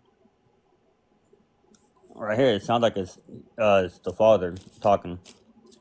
Because at the beginning in 5, it says, "You are my son." Right. Okay, so we're quoting from Psalm 2, right? Okay. Right? And the question is, in Psalm 2, who's speaking? Let me read Psalms 2 real quick. Mm-hmm. Because I don't want to misquote anything. There it is. Psalms. He's looking for that, Justin, that book I sent you last night. Or was it 2 nights ago, maybe? Yahweh and his divine images. That goes a lot into this whole idea of Jesus as the divine name bearer. Such a good read. Yeah, I Psalms 2. definitely... Where? What verse? Well, we're in Psalm 2, and we're going to be in verse 7 and 8, right? It says, I will tell of the decree of the Lord. He said to me, you are my son. Today I have begotten you. Ask of me, and I will make the nations your heritage. This is King David speaking, right? Yes. This is about King David, right? So the author of the book of Hebrews, he does this elsewhere. The author of the book of Hebrews spuriously attributes the Psalms of David to be about Jesus Christ when they're not about Jesus Christ. The same thing happens in Matthew 22 when it claims that there's a psalm in Psalm 110 about Jesus when it's not about Jesus. Like the author or the authors of the New Testament don't really know what's happening in the Old Testament very well. Yeah, that passage where it says, your throne, O God, is also from a later psalm. And it's actually not, it's speaking to the king of Israel, Solomon. It's a marriage song. And basically what you have to understand, Hazard, that in the ancient Near East, and this is a motif found all over the place, the kings of whether it be Israel or Babylon or Arcadia, were thought to be divine in a sense, which is why the title Elohim in Hebrew, being God, can be applied even to a human king, because human kings were said to be the sons of God and divine in their own right. And the same is true for Jesus, because the author thinks of him as being the son of David, a descendant of David, a king, and therefore divine in nature, but not equal to God. So the title God, Theos in Greek, or Hebrew Elohim, can be applied to more than just God of Israel within the Jewish framework. Right, but my way, I'm thinking that, like, they're the... Because I think you use the word God as like a title, but I think there'd be one as like they were all in the beginning, and they're all acting on one mindset. I mean, Who? they were acting in agreement, you mean? Yes. Well, yeah, we agree that the entities could have been in agreement with each other, but I don't know if that does anything That's why I for would think a that they would, trinity. where people would get it as they are one, because it would be like they are one in mindset, one in essence. Well, you were right in mindset, but in essence, that's not precluded by the text. Essence with them being in the beginning and having authority. Well, it does say, and I believe in Colossians, that Jesus was the firstborn, right? Firstborn of all creation. Right. So, and then, So, yeah. no, you I'm go not ahead. denying that Jesus is subservient to the Father. I'm not denying that. Yeah, but Jesus literally comes from the Father. Yes. Not just, that doesn't just mean sent by. That's not what the early Trinitarians thought. It wasn't a mere sending. It was he literally comes from. Yes. Right. In So other that words, Hazard, there's a time when Jesus doesn't exist according to Colossians that Danny's quoting. or at least, some Arians thought that it was timeless, but even if that's correct, the point is that he's created, and that sets him apart from the Father. Right. I guess what I'm trying to get at, I'm not disagreeing with y'all at all. My thing is, I'm thinking that the title God is more like as a title. Well, really, not like there's an actually one. good reasons to think that the way Christians today use the term God isn't really a title. Like titles, like if I said I talked to the bishop or I talked to the president last night, right? You don't say that. You can put the article "the" before titles and it makes sense, but names you don't put "the" before them. So like if I didn't talk to the Justin last night, right? Okay. Right, but like didn't God made Did you Moses and pray? God Like, and Pharaoh? do you say last night? Do you pray to the God or do you pray to God? God.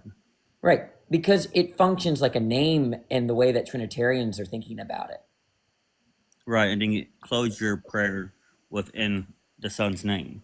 Right, so I'm saying that In order to the make it Trinitarians typically don't like treating the term God like a title term, like president, because if you do, it's even more clear that there's three of them. Well, yeah, that's why I started off saying that I have a different outlook compared to a lot of other ones. Can we go to Philippians 2:6 for a second? Yeah. Okay. Philippians 2:6. I actually like this conversation, though. I'll give y'all that. Yeah, it's been good. Says, though he existed in the form of God, did not regard equality with God as something to be grasped. Yeah, read it. Though he existed in the form of God. Okay, so how would you break that down? So In the form. he presented himself. He appeared, had the face of. I think the word there form is morphe, right? I could be wrong, but You're right. That's correct. Right. He did not consider himself to be equal with God, or Right. did not Jesus consider said that multiple times. He said you that could. your God Go is ahead, my go ahead. God. Huh? Where Jesus has said that before, where he said that your God is my God. Before Philippians 6? No, he's referring to a different passage. Oh, different passage? Yeah. Right. Some people, and I know what some Trinitarians, the way they try to interpret this verse is like he didn't use his power or his equality with God against other people. But then verse 9 doesn't make any sense if you take that interpretation. What's Right. verse 9? Verse 9 of the same chapter, right? Therefore, God exalted him even more highly. How can you exalt that someone higher than God? Because if you're interpreting verse 6 as if Jesus having equality with the Father, so if you interpret like kind of the dumb way that these not you, but these other Trinitarians try to do with verse 6, then you throw verse 9 under the bus. Right. So the idea is that Jesus is not equal to God even even in post or the non gospel books of the New Testament.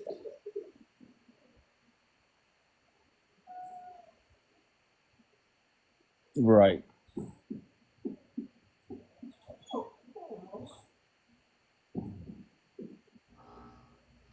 So I think what we've really gotten to here, Hazard, is not only is the Trinity illogical, but it's just not supported even by the scriptures. Right. I think I had this discussion with one of my fathers-in-laws, and he always came to that same conclusion that Jesus was not God, but the Father is God. Yeah, that's how the early Christians saw it. Mm-hmm. Well, all right. Well, this was it was a very good conversation. I learned actually a lot, really. So I appreciate it. Yeah, you were very pleasant. Yeah, I really enjoyed the conversation. I appreciate you being here. Thank you. Y'all Have a good one, Hazard. That's like 1 in what, 100? Yeah, W Hazard, right? Shit. Typically, you get a lot of defensiveness, and I didn't catch too much of that with Hazard. He seemed like he was really interested in the dialogue, which is always a huge win. All right, I think next in line is going to be Flenser. And we'll grab just a couple super chats. We'll get Flenser in here. Red Trek has an important update. Thank you for that $25 update. Red Trek says, Justin, I've read conflicting views on Erasmus. I've seen some scholars claim that Erasmus was not in fact forced to add the Johannine comma, while some scholars do make that argument. I've heard the arguments for both sides, and I would point out, I don't know if the word forced is the right word to use. Like, I feel like he was more strong-armed into doing it, if that makes sense. I mean, it wasn't in, as far as I know, it was not in his original. There's some debate as to what dialogue took place to get it in. But there was some events that transpired. Somebody walked in to his pizzeria and said it'd be a shame if something bad happened to this pizzeria. Didn't someone forge a Greek manuscript and just added in the yeah, that's what I thought happened. Well, Flinster's a friend of mine. He's requesting. I don't know. Oh, well, they dropped, and they might have been up here by accident. So I guess they were, pocket. They're atheists, yeah. That could have been a pocket dial. Red Trek also adds to Dalton.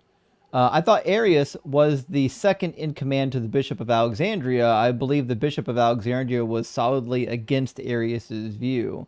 Actually, I don't know the line of succession.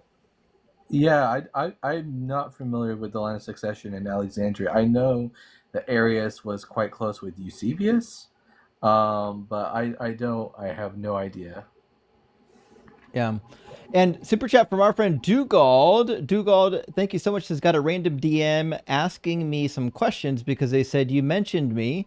Wanted to say thanks for the shout out, friend. I appreciate you a great deal. Dugald, I appreciate you. And if you're watching this right now, I can't imagine you don't know Dugald on TikTok, but drop Dugald a follow. He's a great friend of mine and he does live streams as well. And Ivan says the essence of religious deconstruction lies in this channel. Cheers. Yeah, no Trinity required, but we do have the essence of deconstruction. I appreciate that, Ivan. All right, so we lost Flenser, but we do have our friend Wildman Chris waiting to get into the conversation. Hey, Chris, welcome back. Welcome in, Chris. Chris, are your speakers on, buddy? Chris? I don't think Chris... He's having a rough time. I'll drop him for now. Chris didn't know he was on stage. We like Chris. Chris is a good guy. He's working through it. All right, we'll grab... I just looked it up. Arius was a presbyter. Is that how you say it? Okay. Yeah, but he did have apostolic succession.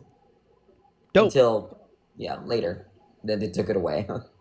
All right, let me grab super chat. Then we'll get our guest Colby into the discussion. Kelly, thank you so much for the $20 super chat. Says, what I do not understand is why the callers aren't at least describing their own personal experience with the Trinity or UFOs or whatever. Do they consider the Bible a better source than their own experience? Guess so. Kelly, actually, we talk about this quite a bit. I think if you're not familiar with our channel, personal experience isn't really a good argument for your belief system because everybody has personal experiences, right? Like the Hindus do, and personal experiences don't really comment on whether or not something is logical. But I get what you're saying. You think that people's personal experiences should matter, and I just, I don't.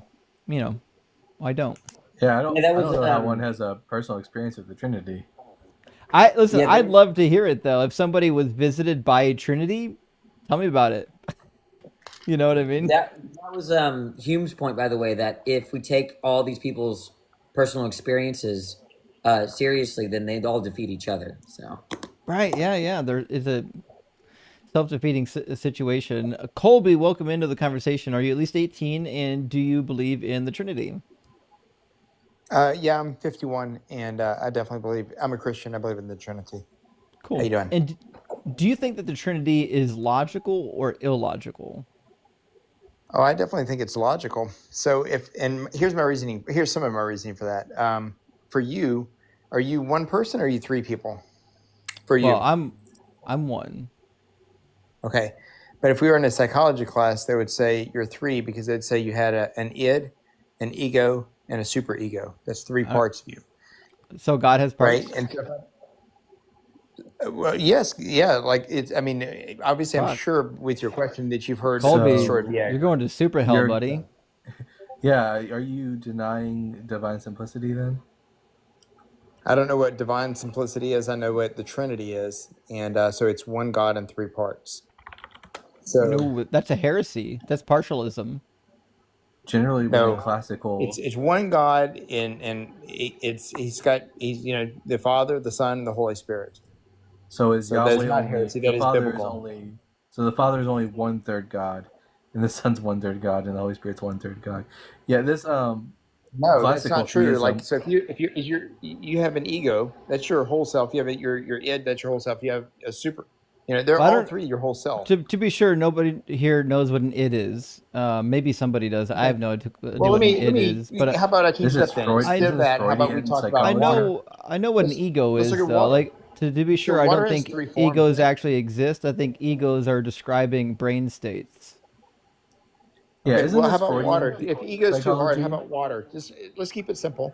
Oh So how no. about water? We have a gas. We have an ice is a solid, and then That's water modalism. itself is a liquid, right? That's That's another modalism, heresy. Patrick. It's all water, but it's three forms of that same water. Colby, It's not now that gas is a third of the you've water. just transcended into the second layer of super hell by affirming modalism. Modalism was condemned early in the church too. I'm giving you examples. So here's the thing: Right, is that like but- I would, but your examples that I avoid can give you all are examples, Colby. they're only certain examples because they're earthly examples. They're not God. what are you trying to give an That's the best I example can of? show Wait, you. what are these examples are supposed to show? They're showing that one thing can be in three different forms, three different parts. Well, that's not At our once? problem, right? That our problem is this. It's not that there can't be 3-in-1. I have 3-in-1 shampoo. I recommend it, Head and Shoulders. Okay, it's you're saying that each of the three are fully the one. Right, like Jesus is 100% God, not part of God. And they're not each other, the persons, that is. I agree So- with both of those statements you guys just individually made.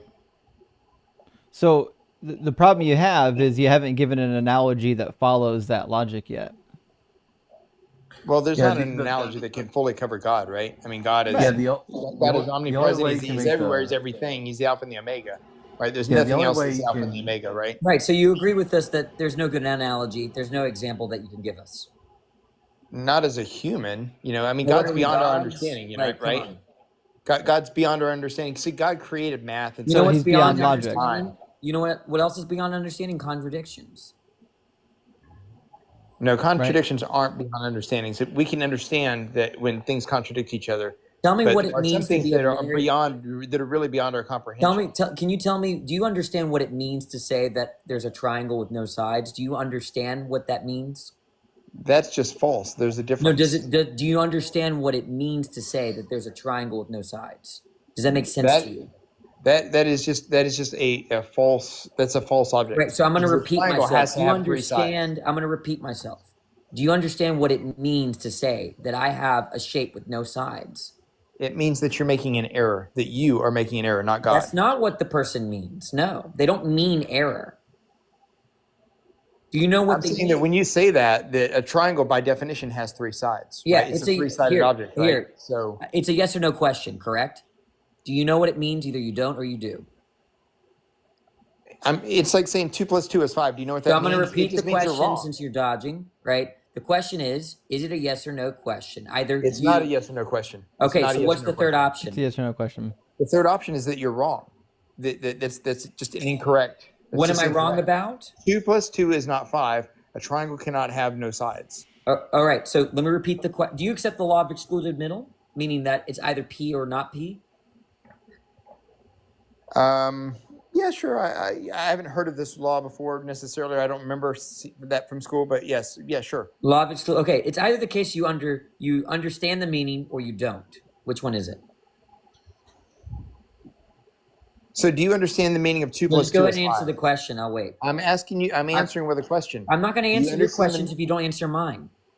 So this is the way I'm answering your question. Do you understand Sorry, 2 + 2 which one = is 5? it? Which one is it? It's a strict dichotomy. You told me you accept excluded. It's not a strict dichotomy. There's a third option, and that third option can be The that it's just form. incorrect. Do you know what the form is? I'll say it again. Okay, either P or not P. So it's either the case that P or not P, right? So No, it's not. It's not. It's not. it's excluded there's a middle. third option here. Colby. You accepted law of excluded middle, right? I think that it's true in some cases, but not. I don't think he understands it. So let me make sure we're clear on the law of excluded middle, Colby. We're saying a thing. We'll call that thing P. P is either P, meaning it's itself, or it's not P, meaning it's not itself, right? So if P is actually P and not P, that means this rule is broken, right? It can't be P and also not P. It has to be one or the other. So I don't think that rule applies to God. Right. All So right. God's illogical. That's what we've been saying the whole time. Like, you believe in a God that breaks the laws of logic. He's illogical. I believe in a God that's beyond our knowledge of logic. All right. Do you use logic? How many persons are there in God? I mean, do you believe that there are? Why? What's with galaxies you and that- not answering questions? How many persons are there in God? He's one God in 3 parts. 3 parts? I've already said that. Danny I've already asked said 3 that. persons. You meant 3 Part persons. of persons, yes. All right. Part Did persons, you yes. use logic to count to 3 persons? So, like, I would say that the Holy Spirit. I mean, I don't know. What that I are would you say the Holy allergic to Spirit is a person. questions? Did you use logic to count to the 3 persons? Sure. Yeah. Okay. You just said logic doesn't apply. I'm saying that God is beyond your knowledge of logic. Just like You're there's applying. galaxies You're out there counting that are logic to undiscovered that God. probably exist beyond our understanding, right? Well, Then let me. why are you Beyond applying our ability to logic to God? 1 second. Why are you applying your logic to God and counting persons then? If you're contradicting yourself and you don't even realize it. We are able to understand certain things because God gave us a brain, right? But He didn't give us a brain His size. Wait, can you apply logic to God, yes or no? God is a brain? Can you apply logic to God God? has knowledge. So Colby, can you apply God logic is to beyond God? our understanding. Yeah, God that's is not what I'm beyond asking. our I didn't ask understanding. that, right? I didn't ask that, right? The question I asked is, can you apply logic to God, yes or no? No. Okay. And here's why. You said no. Everybody, he said no, you cannot apply logic to God. Do you count God? I'm saying that you can't apply your logic to God. When you account God as 3 persons, are you applying a logic to count? I'm saying that God is beyond your logic. Yeah, I'm going to repeat the question. I'm not going to drop the question just because you dodged. Okay. You're trying to box me into a question that's illogical and I'm wrong. going to repeat We're the trying question. to get you to be honest. I am honest. I am honest. It's, Well, it's, then it's what really was the easy, answer? but you guys are not being honest. Is what I'm viewing it. Okay, from my an honest perspective. person would remember my question. So what is it? How about we listen to me for a second, rather than you go through all of these questions? Why would we trying to trap answer me in your some box? questions It's not when you going to don't? work. Why would you answer your questions when you don't answer mine?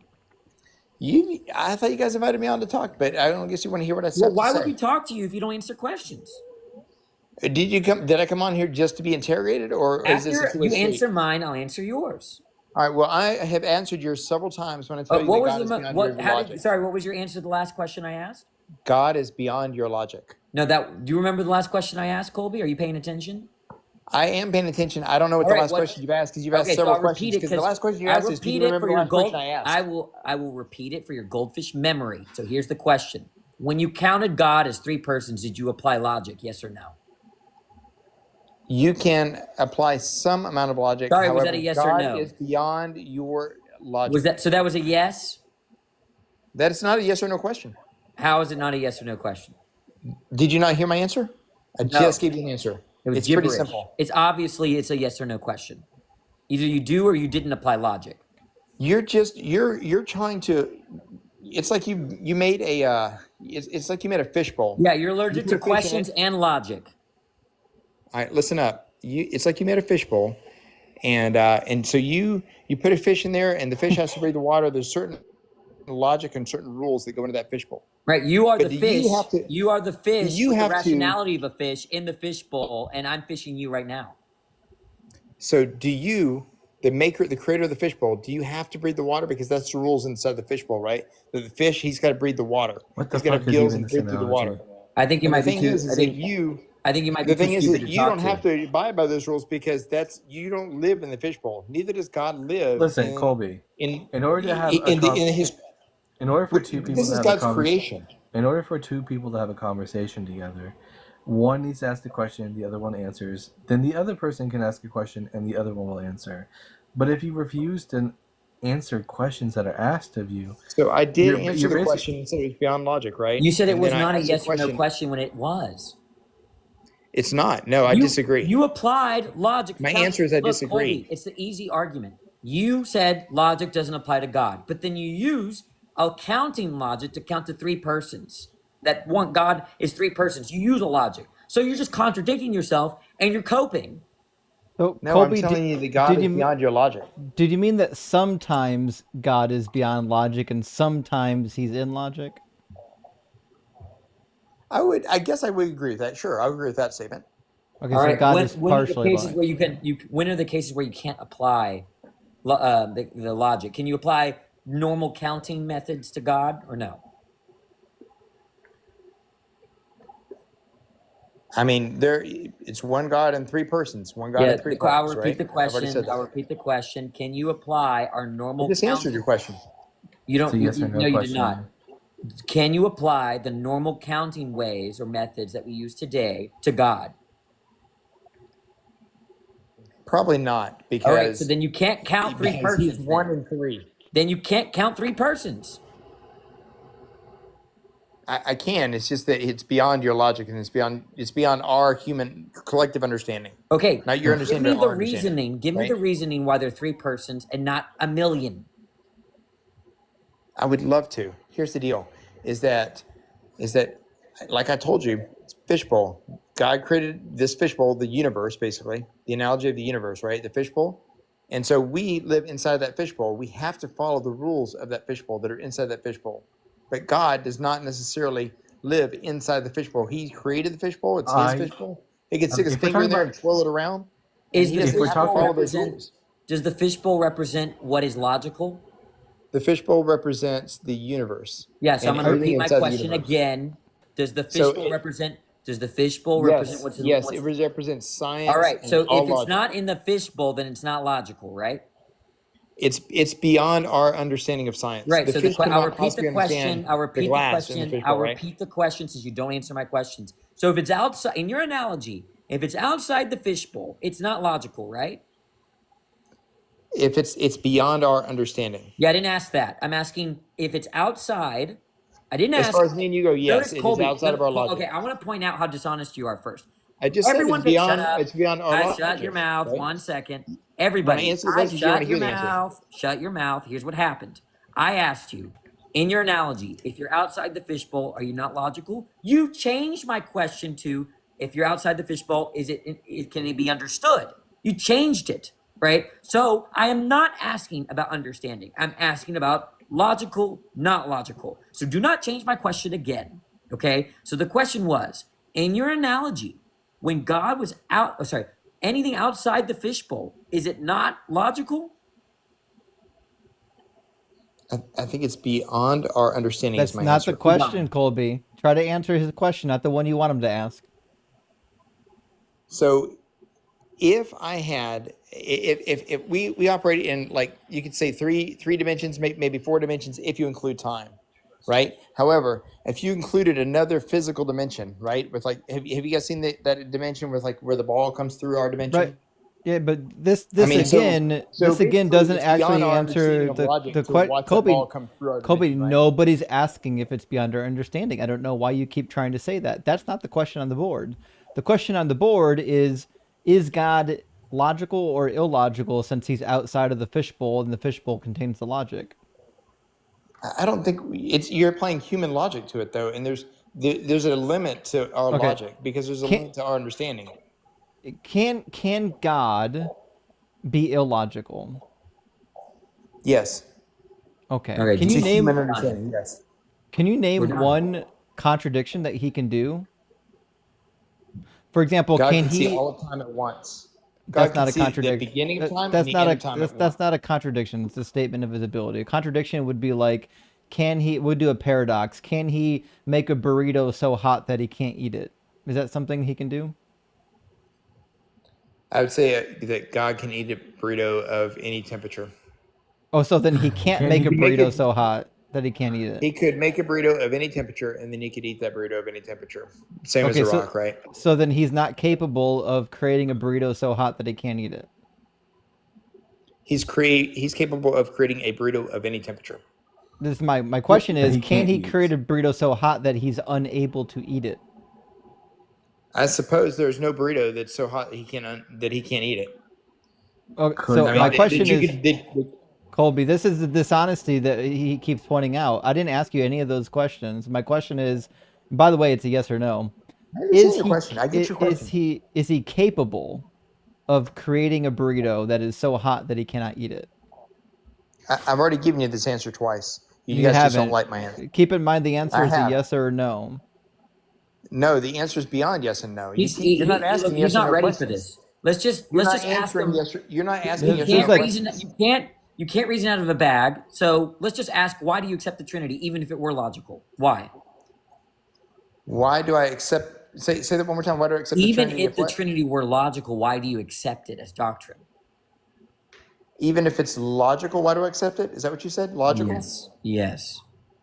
Because I'm a Christian and I believe the Bible? Okay, so whatever the Bible Bible, doesn't teach whatever the the Bible Trinity. says, you just accept. I believe the Bible because I think that the bulk of the evidence supports the Bible. When I look at like all the fields, like archaeology, when I look at when it was written, how it was written, all But the prophecies that have already come true.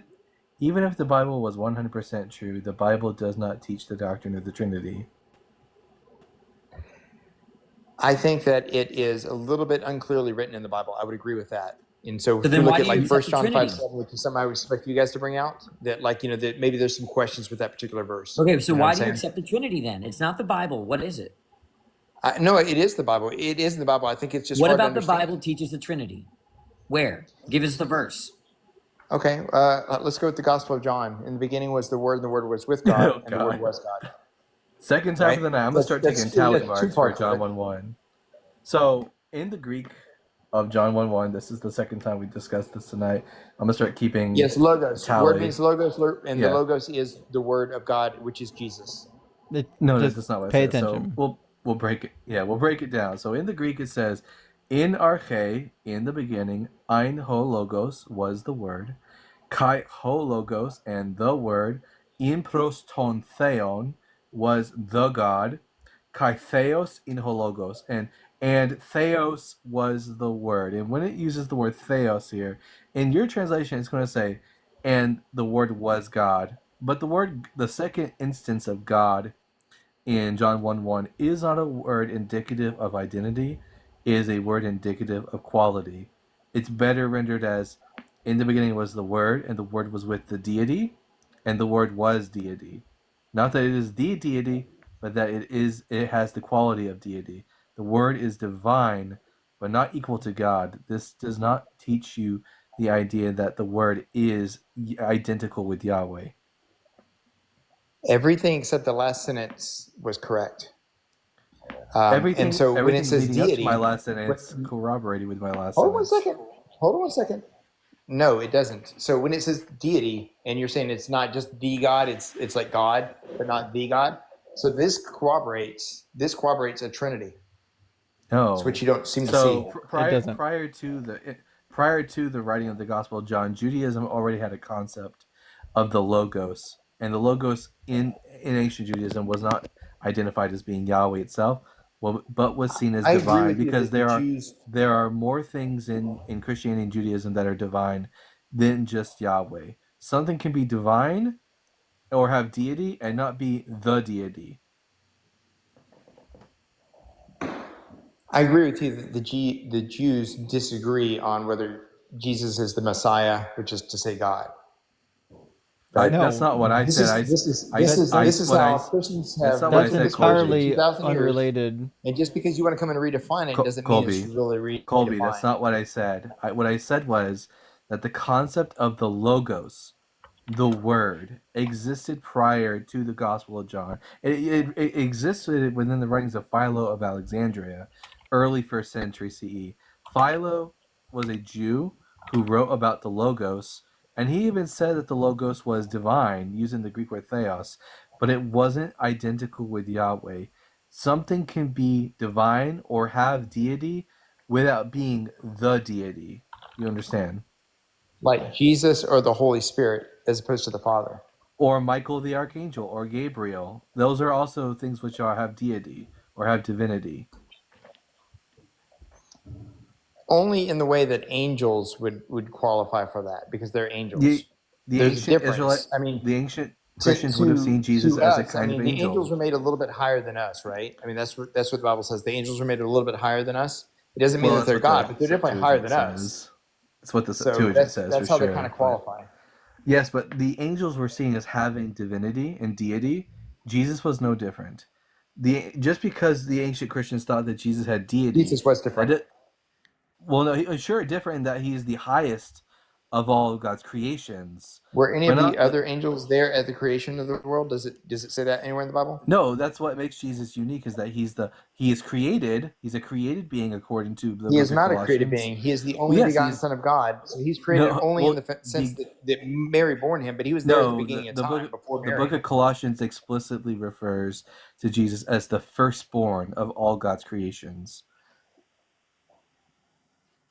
He is the firstborn because he's the Alpha. He's just like God. Yes, He's the Alpha. Firstborn, meaning that he came into being. He's the first thing that came into being. This again is something that existed within Judaism. The idea within Judaism That's was the same that you could say for God. No, God in Judaism is not coming into being. He's eternal. He always has been, always will be. But the Logos within Judaism is a created being. It's the first thing which is created, the very thing that God uses as a sort of blueprint for the rest of creation. Hence why the author of Colossians says about Jesus that he is the firstborn of all God's creatures. I think that some of that is the limitation of words that we have as humans. However, if I look back to 1 John, it says, in the beginning is the Word? No, in the beginning was the Word. The Word was already in the beginning. Yeah, it was in the beginning. That doesn't mean it's eternal. Already. It was the first thing that God created, according to Colossians. No. At creation, he already existed. That's what that verse says. Well, no. All it says is that he was there in the beginning. It doesn't say that he always existed. So in the instance where God existed eternally, there's nothing before the beginning, right? As far as humans go, we're the fishbowl. No, that's not exactly true. There's no real idea within ancient Christianity or Judaism of there being like a definite beginning with nothing before. The universe is sort of eternal as far as the ancient Israelites were concerned. It's more of a Jewish view than a Christian view. But there's even in Christianity, the idea of like there being a definite beginning didn't really arise till a couple hundred years after the inception of Christianity. The ancients would have seen like the universe as being like this eternal thing, but God has a beginning to the act of creation, and Jesus was the first thing that God created. They'd say that there was a beginning. In fact, most of them would say it was like 6,000 years, right? I would say more like 20,000. A beginning to this current iteration of the world, but they would have believed that things that there was time and existence before. That's God's not biblical. That's not in the Bible. You're putting things in the Bible that aren't in there. No, that's not. That's like a Mayan thing you're looking at now. Creation ex nihilo is not biblical. And also, if you accept the Nicene Creed, Can you Colby, show me another creation in the Bible before our creation? no, well, that would be contradictory. That's not what we're trying to show. The point is that even the Nicene Creed That's says, what he just said, right? That's what you just said. Is no, that, he didn't say like there's that. more than one creation? That's kind of No, not well, you, not but the more other than guys. one creation. The creation we are currently experiencing was God's first creation, but that doesn't mean that there was nothing, that there was absolute nothingness before that creation began. I mean, when we read Genesis, there are things that already existed before God even begins his act of creation, being the darkness and the waters. Those things were already there prior to God even beginning his act of creation. And even on the Trinitarian view, Jesus comes from the Father. Do you accept that? Again, I would reference you to John 1:1. Well, do you accept the Nicene Creed? I would not say that the Nicene Creed holds the same weight as biblical scripture. I didn't ask although that. I'm asking it's if you accept the Nicene Creed. not an entirely. Ah, I love to hear it. Right? They would have burned you at the stake at some point in history. That's Well, I'm interesting. sure that there's a lot of things the Catholics might have done throughout time to me because Not just I the actually can read the Catholics. Bible. Not just the Catholics. The Orthodox would have done the same, yeah. Yeah, And yeah. again, Again, John because 1:1, you can read the Bible, John right? 1 That'd be 1 bad. is not Tyndale, right? John 1, and again, John 1:1, if we consider the grammar of the Greek, is not a good proof text for the Trinity. At best, what it gets you is the idea that Jesus was a divine being, but it doesn't get you to the idea that he was the God of Israel. Well, I mean, the God of Israel. I mean, I guess you're really saying the Messiah, and so No. if I look at that a little bit different, the Messiah than God. I mean, those are kind of two different concepts, a little bit away from your topic. I would say, when I say the God of Israel, I mean Yahweh. John 1:1 does present Jesus as being divine and having deity, but not being the same being as Yahweh. I would say that Jesus is I am that I am. However, he's not the Father. And He's I know not that it's I like am that I contradicting. am. As I say it sounds contradicting to you guys because that's It your whole is. premise. But I don't think it is contradicting. I think it's just contradicting to you guys. Jesus was subordinate to God, worshipped God. He gave God deference. Had his own will separate from God. What did not have any of the divine qualities of omnipresence or omnipotence, or and the Bible refers to him as the firstborn of all things that which are created. I It says he disagree with was- most of that. What does the word No, begotten that's in the mean? Bible. No, all those are in the Bible. What do you think it means to be begotten? He's not ready for that. No, Justin. all those are not in the Bible. Let me tell No, you, everything- like Jesus. Everything was he doing just the said is will literally of in the God. Bible. Jesus was Colossians doing the will of the 1:15. Father. Colossians 1:15, he is the image of the invisible God, the firstborn of all creation.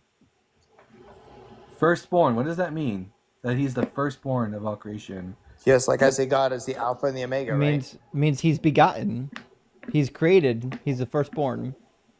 Yeah, The begotten prototokos. part is where it's talking about like Mary had him as a son. No. But he was here He's the before that. firstborn. He's not the firstborn of Mary's children. It's not what it says. It says he is the firstborn of all creation, the first thing born of all creation, the prototokos. Yes, the Alpha. That's us. We're the creation. He's the first of the creation, meaning it couldn't be referring to when he was born into the world 2,000 years ago. It's obviously prior to that. Did everyone see his blunder? He thought this was saying the firstborn of Mary, right? Yeah. Right. He I doesn't didn't have say that. eyes, right? He doesn't have a memory, right? He doesn't, I don't know what, he's like a fish, right? He ignores all creation and just inserts his own interpretation because it suits him. What your itching ears want to hear and see, that's what you are. What does the Greek word prototokos, here translated firstborn, mean, Colby? I don't think Colby proto is knows. one. Proto is it's basically the first of the beginning. It's proto, which you got correct meant first. And what about tikto, which is to bring forth, to bear, to produce. To be the prototokos means that you are the first thing produced. As in, for example, imagine this. A man creates a hammer, and then using that hammer, he builds a house. That's how the ancient Christians saw Jesus. They saw God as the builder, Jesus as the hammer, and the universe as the house. Jesus is the first thing that God creates, and from using Jesus as a divine blueprint, God creates everything else. To be fair, he was a shitty carpenter too, so. I mean, definitely God has always been a creator, and that's probably why he put himself into a carpenter's role, right? Well, So, no, or brought himself into a God, carpenter's household. half that sentence was correct. God has always been a creator, and then the second half of that sentence should have been, and Jesus has always been a created thing. Mm-hmm. Unless we just No, want to he's deny not. Colossians. I guess we He's just not. deny Colossians then, right? Just fuck Colossians. Throw that out. No, but I think Dalton, it's have you also forgotten Revelation. words don't mean words? Don't mean words. And doesn't it also say it in Revelation, or am I wrong? Firstborn. Yeah, that might be firstborn of. No, I Revelation think he's called the seed. 3:14. Let me see. It might be that. Can we check that? Yeah. Let me see. You know, kind of getting back to your original premise here. Let me read 1 John 5:7-8. For there are three that bear witness: the Father, the Word, and the Holy Spirit, and these three are one.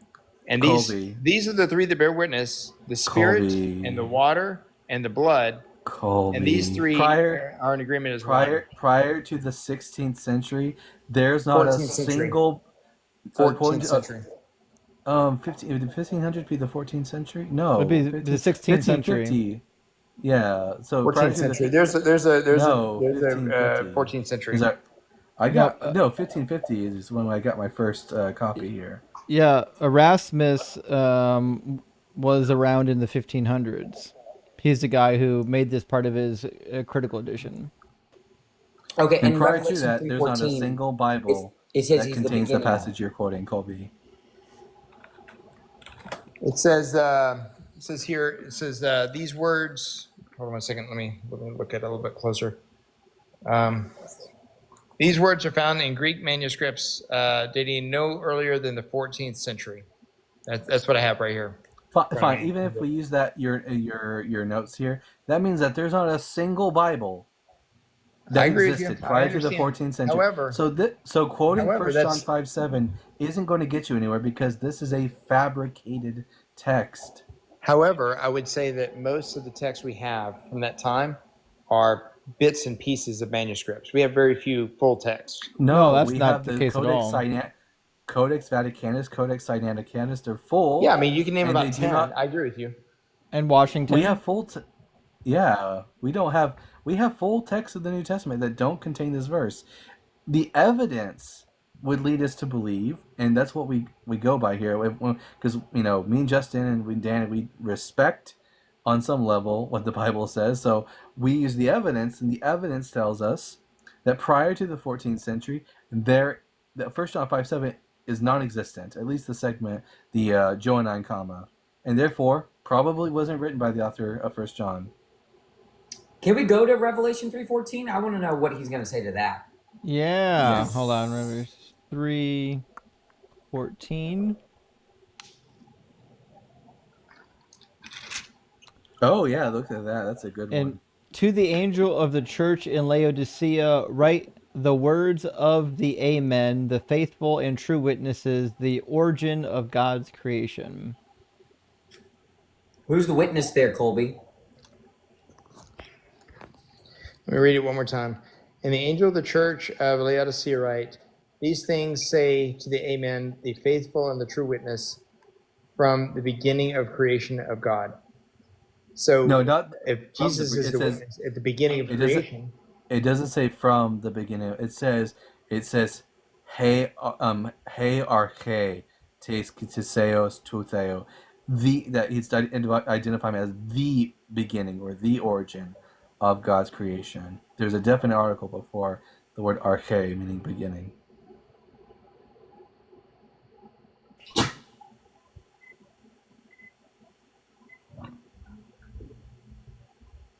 I mean, you're not talking about after the beginning. You're talking about at the beginning of creation. He's already there. The same as in First John. It's in John. These are all titles and identifiers about who Jesus is. He is the Amen. He is the faithful and true witness, and he is the origin of God's creation, or the beginning. Or rather, it's the Greek word arche. It's the same word used in John 1:1 for in the beginning. Jesus is the beginning of God's creation. Right. If the writer of Revelation believed what you believed, Colby, he would write that the faithful and true witness, something to indicate that the thing that's prior to all creation, right? But it doesn't say that. It doesn't say before creation. It says he is the origin or the beginning of creation, which makes him part of it.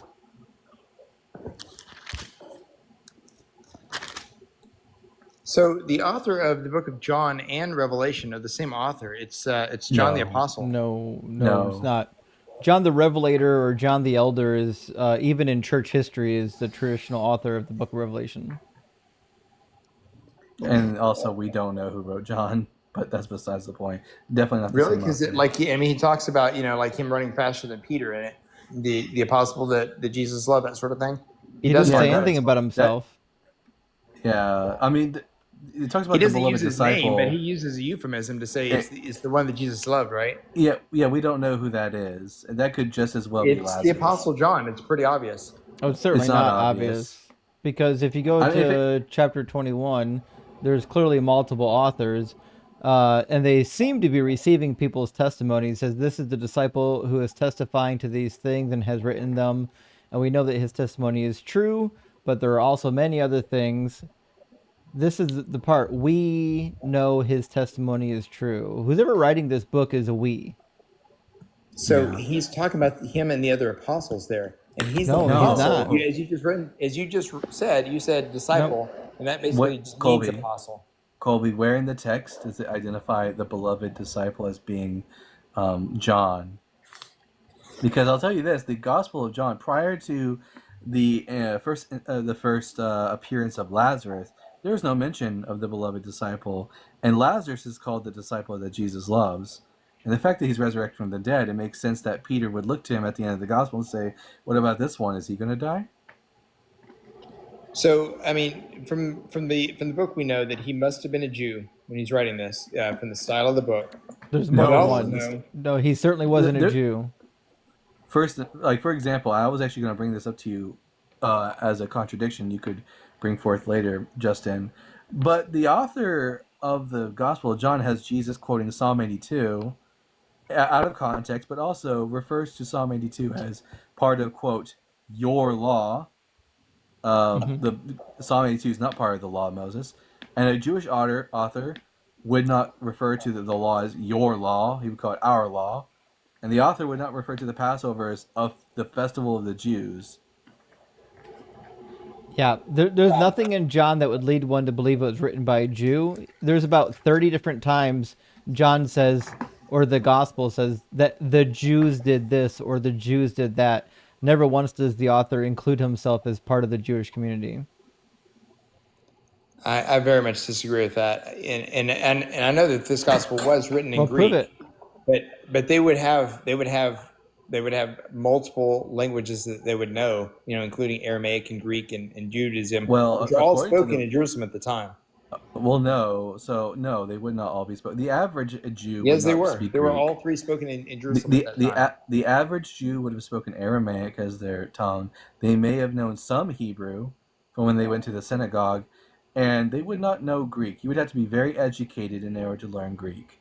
And furthermore, I mean, John, according to the book, they had not Caesar. Caesar was like in charge, right? Herodes and stuff like that. Caesar wasn't a Jew. Saying Greek. Caesar's not a Jew. You're mistaking. You're conflating Caesar and Herod. Those are two different people. And again, the apostles explicitly refers to John as being egrammaton. I'm talking about both those people. So the thing is, there's a lot of Romans and there's a lot of Greeks that are in Jerusalem. Herod is not Roman or Greek. He's Idumean. That is correct. However, he comes from he comes from the two brothers that like split off from Israel and stuff like that. I get it. However, the Romans basically had put him in charge there, and that's the thing. Is that like there's reasons to know some of those languages when you're in there? Why would Herod? I mean, it would make sense for Herod as a king and political. Were they not figure writing censuses to back to Rome? I mean, sure, it would be fine for Herod as a politician to know Greek. That doesn't mean that an average fisherman would know Greek, just because a king would know it. That doesn't correlate. I think a lot of times these guys might have needed to know a little bit more, just because if you look at the Bible, they're dealing quite a bit with the Sanhedrin, with the 70, the Acts of the all the religious leaders, with all the political leaders. The Acts of the Apostles explicitly calls the John unlearned.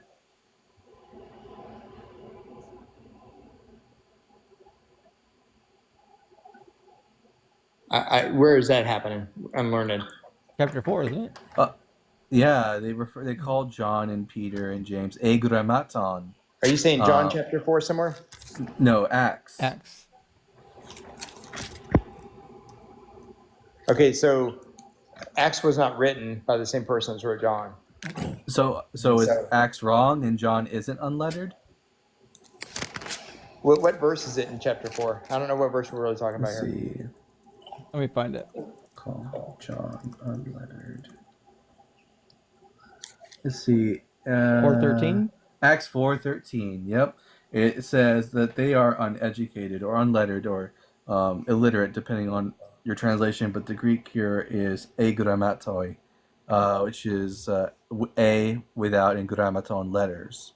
Yeah, referring to Peter and John. He's not referring to the fact that they couldn't write and read. He's referring to the fact that they knew. He was marveling at the fact that they knew a bunch of these scriptures from before. If you look at above that. Like how could they know scriptures if they're like, how could they read and write? And how could they know the scriptures when they can't even read and write?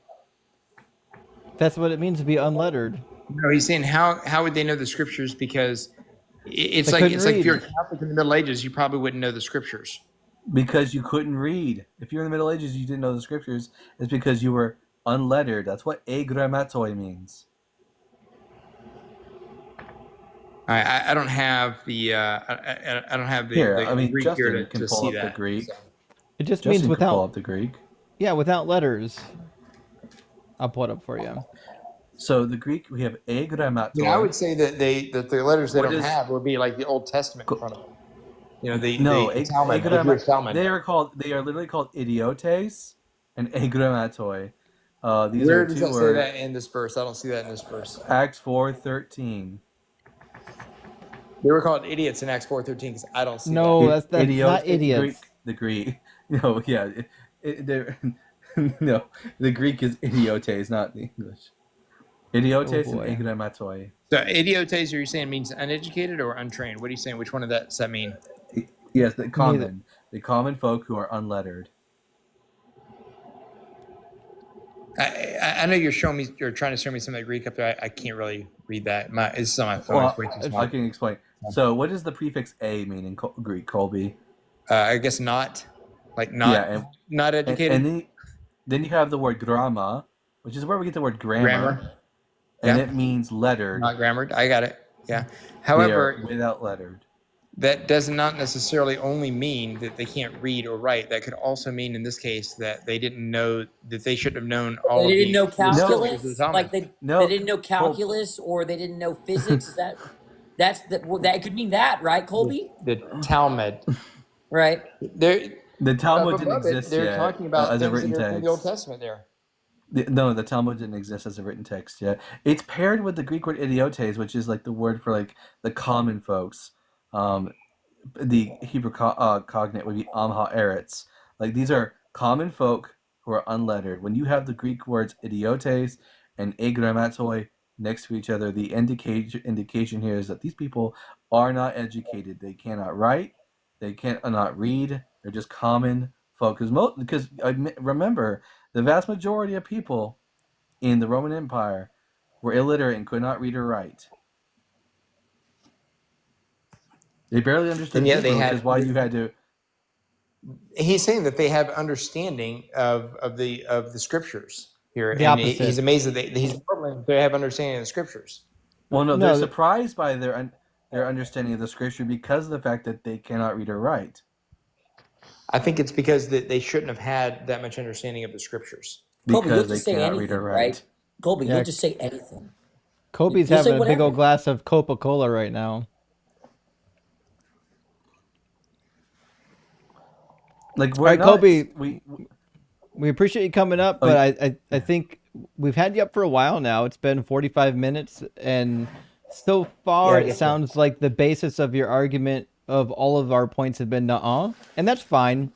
If you think that's a strong argument, we're not particularly persuaded by the nuh-uh argument, but we appreciate you coming up and having a chat with us. All right, have a good night, guys. Cheers. Bye bye. like, do they not know that we know what these Greek words mean? Like, it's not like this is a new You two language do. that we I don't just know. discovered. I'm learning. Oh, yeah. I'm learning. I say we, I mean humanity. We all know the humanity Oh, knows yeah, what yeah. these Greek words mean. This I'm is one of not those a new unlettered people. Egrammaton. That is a man that did not want to be honest under any circumstances, no matter what. Don't be honest. Let me grab a couple super chats, friends. We'll get our next guest up in here. We've got a super chat from our friend Carnage Asada. Thank you so much. Says, I realize I'm just too dumb to get to Trinity. Bro really pled guilty to logic and intelligence. I mean, you kind of have to as a Christian. Like, once you recognize that it's illogical, you can either deny it, like Colby, or you can be like honest and be like, yeah, it's fucking irrational, but I believe it anyways, right? I think that's the only two options, right? Or deconvert. Tim says, sounds like he's, oh shit. Tim says, sounds like he's drinking a big old glass of Coca-Cola. Doug has made Tim and I one today. Mr. says, Justin, they just canceled Jimmy Kimmel's late night comedy show. Well, yeah, it's been on the air for like, what, 12 years and no one watches it anymore? No, it's because of his comments about Charlie Kirk. Oh, fuck. Well, yeah, that's going to happen. You know, guys, if you know anything about the current administration, it's that they don't like free speech. They're going to shut down dissenters as much as humanly possible. Listen, Why it's all important these to vote. late night talk show, all these late night talk shows who are getting kicked off their stream are going to end up forming a coalition. They're going to get together and start their own YouTube channel. It's going to the government's not going to be able to do anything about it. Right. These Christians are the worst. I agree with you, Mr. It's a dire situation. HC says, don't confuse me with logic. I know what I know. I know, right? Don't talk all this logic bullshit. Progress. Christianity is illogical. Couldn't agree any more than that. Christianity is completely illogical. And Piranha says, rock hard for Doug. I breed tarantulas. Whenever I post pictures, Christians emerge from the bushes looking for reasons to pick a fight about evolution. Just look at the goddamn spider. Barbecue onward. Yeah, you know what? I'll never understand Christians' often repeated line of just look around you. How can you not believe in God? Well, because I did look around and I don't see a fucking God. I also don't understand breeding tarantulas. I couldn't be near your place. You had the courage of it. Yeah.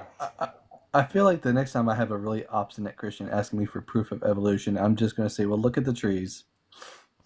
I've done that before. They don't know what to do with it. Jack, I'd rather see the trees than the tarantulas. Like, I freaking hate spiders. I'm actually with you there. I'm with you there. Jack DeMoose says, had a conversation with a universalist last night. Well, that could go one of two ways. He kept on claiming that the Bible says hell isn't eternal. Well, that's not really true. And that the Greek word for eternal actually refers to some 1,000-year period. Is there any evidence for that? Not really. So what they're going to point to is that like aeon in Greek and olam in Hebrew. Ionios. Oh. Yeah, like they're just going to point out that like there's a semantic range and that there's a couple times in the Bible where it's used to refer to things that aren't necessarily eternal. And I don't think it's a good argument. Like 9 times out of 10, the words are going to be used to refer to things that are eternal, like God's existence. So I totally get like the compulsion to be like, oh, fuck, what if eternal doesn't mean eternal? But it's just like a trickier game of words don't mean words. It's more of a game of, well, this word could mean something else. So every time I see it, can I just translate it as the thing I want it to be rather than the thing that it should be? And the reality is it's not a great way to do it. when you have words like that in Hebrew or Greek where they have a wide semantic range, best to just look at the immediate context to give you some idea about. Because if it's the afterlife, generally that's a eternal sort of situation. If anytime olam doesn't mean eternal, it's because there's a sort of the immediate context will tell you. For sure, context is king. I got 3 more super chats. Good question. Still trying to rebound from the conversation. It says classical logic has limited applications. It doesn't apply to quantum or relativistic problems. That's why we invented other logics. With Danny's approach, no microchips and no GPS navigation. I don't know about that. I've programmed GPS before. I never had to use a different form of logic. I don't know what logic you're using to program GPS, but I didn't need anything other than the classical Well, laws of logic. I don't even know what non-classical logic would. I mean, does he want to say they're just true contradictions? And I mean, like, is that what you want to do? Right. That's it. I don't know what but he's got more. He says the Trinity does not follow classical logic. We agree. It uses ad hoc logic invented by Christians, Greek thinkers.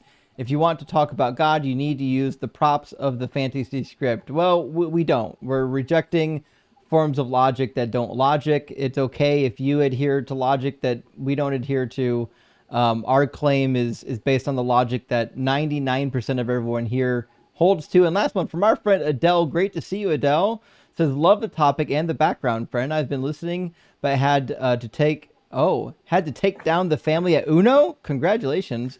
No mercy while listening. I won. Thanks be to Doug. Hell yeah. Doug, make your Uno hand rock hard.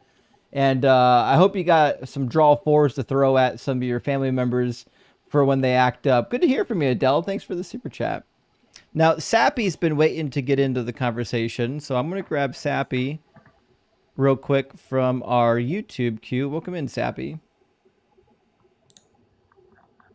Sappy's been waiting for a while. I hope they're still with us. Sappy?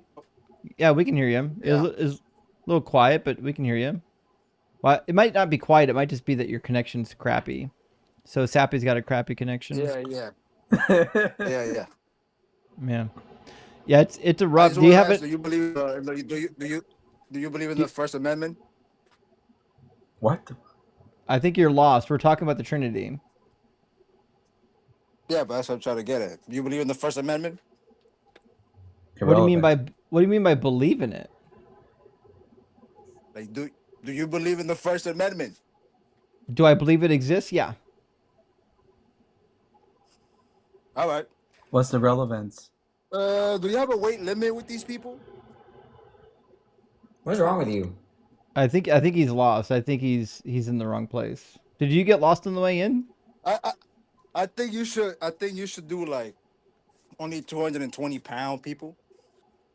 He's trolling. If you do above that, it's like, I don't know, you're getting like a biased opinion. I don't know. Well, we should probably get rid of you then, huh? Do you think Danny's fat? Who do you think's fat here?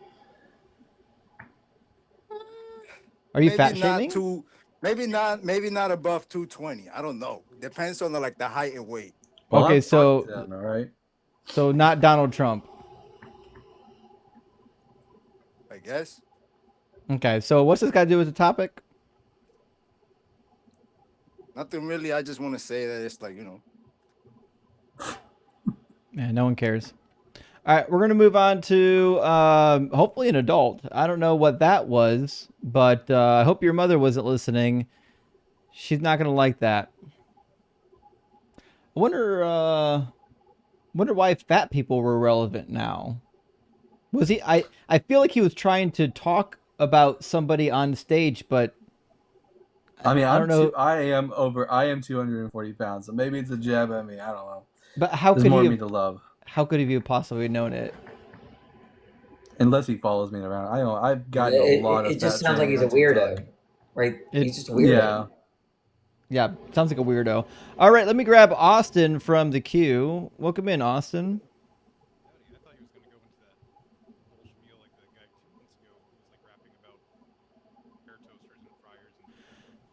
Yeah, Austin, you're really, really quiet over there. Can you get closer to your microphone? How's that? Is that better? It's a little better. See if that works.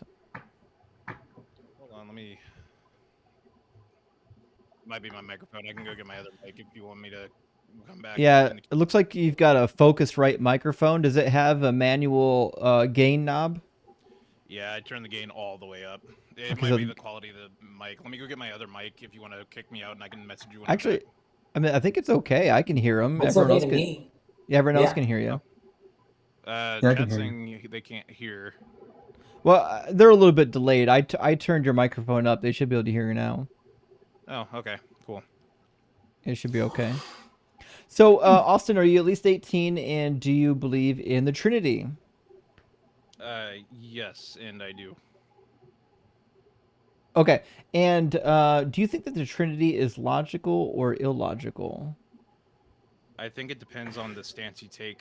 I was in your live stream a couple months ago regarding the argument God is not real, prove you wrong kind of platform. And I said that I don't think there's a way to prove the existence of God or disprove. It's all based off faith. And if you have faith, I think it's perfectly okay to believe in God and everything like in religion. Okay, so do you think that the Trinity is illogical or not logical? Or sorry, do you think the Trinity is logical or not logical? Yes, I think it's logical. Okay. Why, if we count normally, it seems like we get three gods. How are you counting to one God? So that's one of the things. So I grew up Catholic. That's one of the things that so the Catholic Catechism explains that it's a mystery. That's not something that can be fully explained. Right, What do you think there's the no word? explanation. Go ahead. Sorry.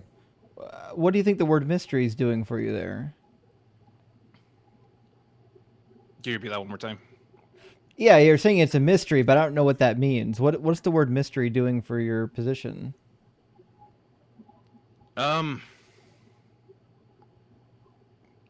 Honestly, I don't know. I mean, like I said, I'm going through this based off faith. I'm not gonna sit here and say God is not real or God is real, and that you can't Austin, explain you the seem like Trinity perfectly. Austin, you seem like a really nice guy, but I am confused. Why are you up here? Hopefully, I can make a little bit more sense than most of the guests that are on here. I know not all of us Christians can make you're just sense. giving up. When you say mystery, you're just giving up. Give me one moment. Let me find the Catechism paragraph on the Trinity. Do you only accept the Trinity because it's Catholic dogma, or do you only accept it because it's scripture as opposed to any logical reason? I would say Catholic dogma. Something I've been taught my entire life growing up, and something I've come to believe. Okay, yeah, but so look, you understand the basic problem, okay? In fact, you use the counting method that we normally use to say that they're three persons, right? It's because Jesus, Father, Holy Spirit that they're different, that they're three persons. And if you count consistently, you get that they're three gods. But suddenly, the counting you just change the counting. And it seems like there's no good reason for that except to, I want to be a monotheist, and that's it. Gotcha. I think I see where you're coming from now. So yeah, so no, Catholic dogma doesn't teach that the Trinity is three gods. It teaches that it's three persons in one God. The Father, Son, and Holy Spirit aren't three gods themselves. Yeah, I Is that what you understand were the saying? doctrine.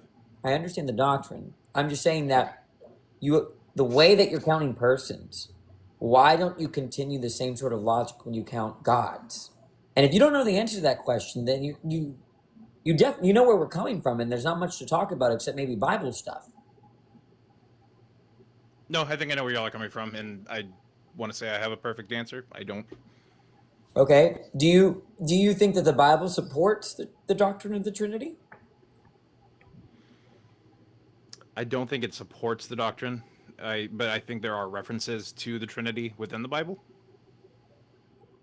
References in that there's Jesus. There's scriptural text of use hinting towards the Trinity. I don't think it verifies that the Trinity, but I think there are references. So you think Scripture is compatible with believing that Jesus is created, for example. I think so. Okay, so then who is? It sounds like you're saying, look, I was raised Catholic. I don't really have good reason for what I believe. I just believe it, and I'm here to show and tell. Yeah, like for example, but Catholic dogma states that Jesus Christ is co-equal with God, that the Father and the Son are equal with one another. But when we open up the Bible, we see a very different story where Jesus is actually subservient to God, and God is the head of Jesus Christ. Yeah. Well, were you sorry? I'm. If you were asking a question, I probably didn't quite catch it. Oh, but I'm wondering why accept the Catholic dogma if it does in fact contradict what is actually written in the New Testament.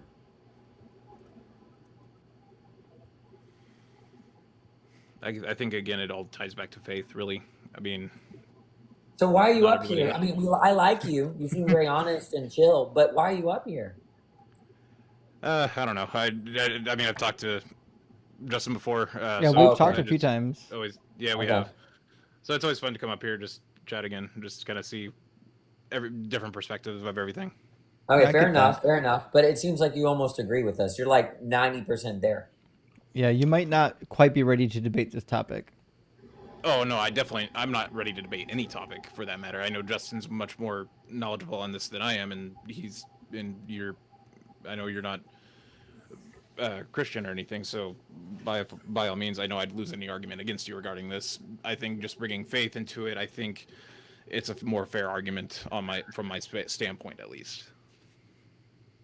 Well, I mean, what if I said that I have faith in the life-granting unicorn? Would that be a valuable argument? Yeah, I mean, if that's something you believe, you believe.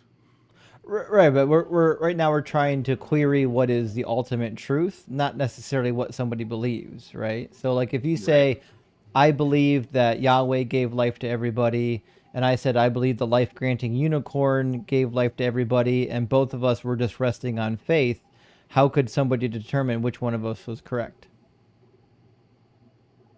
I think that's your point. Okay, that's fair. Right. Look, you actually kind of look, when I was a Christian apologist, I was given objections I couldn't respond to, and I realized they were very good objections, but I couldn't find myself disbelieving. I kept on hitting a wall. I could not figure out how to. I'm like, I get it. It doesn't make sense. I still believe it. I don't know why.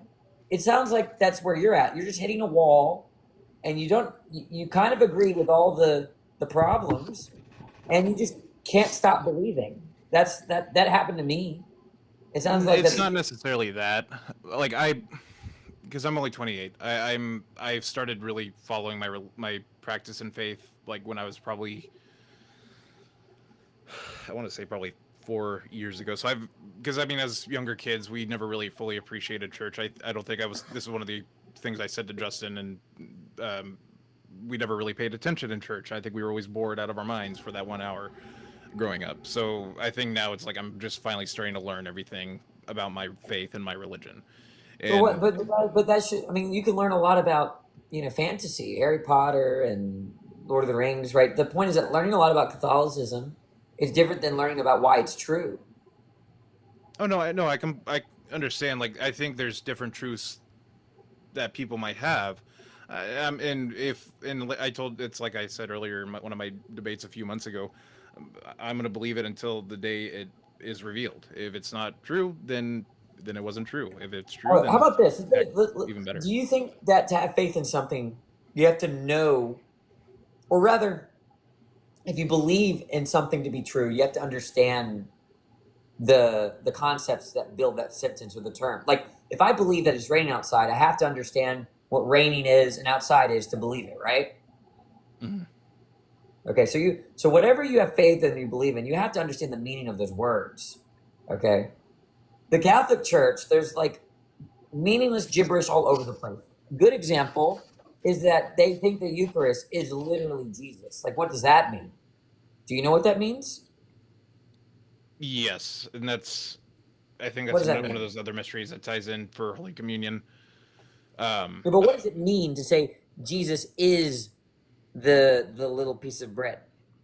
It's not really Because during bread, the but during the consecration of the bread and wine, we as Catholics believe that Jesus is fully present in the Eucharist what does that and mean? as body and What blood. does it mean to say Jesus is fully present in the Eucharist? What does that mean? Like that is his body and blood. What does that mean to say that the Eucharist is his body and blood? In the literal sense, it's his body and blood. As Yeah, far as like what does it mean to say it's literally, it's like me saying, guess what? My desk is literally a car. Okay? What does that mean?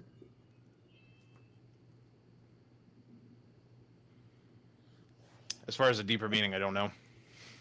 Deeper? No, I'm asking for any kind of meaning, right? Deeper, shallow, any. What does it mean? It's like saying that my pencil is a planet, right? Like, it doesn't make any. What does that even mean? I can't even say that that's false because I don't know what it even means. Because they want to say that it's a special type of relationship between the Eucharist and Jesus, such that you can say that they're the same. But what is that even? That sameness is like nonsense, right? Because one literally can mold, and the other one is atemporal, outside of time and space. Right. I get where you're coming from. Okay. So how could you have faith in something that you don't even understand what it means? I could say experience. I know it's not a good enough answer, and it's a very cliche answer. But I think experience from prayer, from just other things alone. Yeah, All personal right, well, experience. good luck on your journey, man. I mean, I have nothing else to say. Interesting. Awesome, man. It's good to hear from you again. I hope you're doing well, and come back in the future, and we'll tackle some more topics. Sounds good. And by the way, great win for Ohio and UT versus UT. Absolutely. And then almost a great win for Ohio Bobcats last weekend. You can't get them all. Or would You you rather not be cannot get them Rhino-minded? all. Thanks, Austin. I All right. appreciate it. I guess. You know, Danny, when I was Catholic, and maybe you can understand my struggle here, Justin. I remember learning about transubstantiation and learning about how, there's a difference between accidental properties and the substance. And I understood what accidents were, but I could not understand what the hell it meant for the substance to change. Because for me, the way they describe the accidental properties, I'm like, that is the substance. Like, what a thing is made of is the atoms. Oh, So for me, the biggest hurdle was those Aristotelian I properties. still don't. which Right. is- Same here. I don't know what they're talking about when they're talking about essences and substances and natures and ousias and hypostasis. All garbage. Yeah, for me, the essence was always the same as the accidents. It's just how but it's probably my materialism. That's just my brain right there. The logic got in the way of your faith. That's a problem. You're supposed to put your logic aside when you take on the mantle of faith. I'm going to read just a couple of super chats. We're going to get our last guest in here. While I'm doing that, if you haven't followed Danny on TikTok and YouTube yet, I don't know, what are you doing? What are you doing with your life right now? Also, if you haven't watched Danny cook Jordan Peterson on Jubilee yet, what have you been doing with the last couple months of your life? That was like the best video clip that they've dropped of 2025, and it's astounding. Oh, I'm 100% going to be watching that video of you debating inspiring philosophy later. That's going to be so good. Yeah, these are all characters, aren't they? Yeah, they really are. It's funny too that like when you look at like these are like the best apologists they have. And when you take them to task, they kind of crumble pretty quickly. It's really weird that they're so weak, right? It's almost like God doesn't have any good soldiers. They say that when I was in church, they would say that God doesn't send the equipped, he equips the sent, which is nonsense. The people that he sends have no idea what they're doing. They're useless. There are very intelligent Christian philosophers, but when they give their views, they're like extremely heretical, right? They're like a lot of the Catholic philosophers that are in departments in North America believe in all sorts of weird stuff that the Catholic Church has condemned. So, Oh yeah, you know, Raymond Brown, prime example of a Catholic scholar who his scholarship definitely does not align with with Catholic dogma. John J. Collins, Joseph Fitzmyer, most of the great academics in Catholicism don't believe in the true tenets of Catholicism. In fact, I had a buddy who went to a Catholic church, and he was kind of deconstructing when we were like the summer we graduated high school, and we were talking about some of the weird doctrines. And so he goes, Justin, I went to my priest and I asked him about some of these doctrines, and he told me I didn't really have to believe in them. So I said, like, does the Pope believe in all these? And no, even the Pope doesn't believe in every doctrine. Like, holy shit, that's a crazy admission, but it's true though. It really. Justin, just for shits, I saw someone in the comment section using words like Yahuwah and Yahusha. Oh no! If you think that Jesus' name is Yahusha or Yahweh should be pronounced Yahuwah, first of all, you're in the wrong place. Second of all, it's going to be a painful time for you. Shadow, thank you for the $20 super chat. Says no contemporary record exists. Earliest accounts are decades later in Theological. Miracles and resurrection lack independent proofs. Myth often gets historicized. Jesus could plausibly be a mythical figure. I think, like most figures from history that have mythological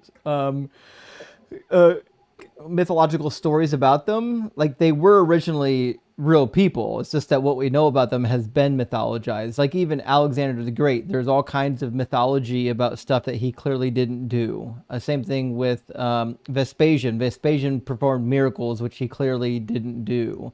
Simon Bar Kokhba apparently could do miracles and allowed his disciples to do miracles. They would physically pull trees out of the ground with their bare hands, as a sign of their strength from God. It was just, What about what's your opinion on Arthur? Real or mythical? I don't know. I like with that whole time period was so full of mythological tales. It's hard to know what's true. So I don't really know. For anyone wondering, this is just your 10-cent word for the day. The process of going from myth to history is called euhemerism. Oh shit, that's good. Euhemerism.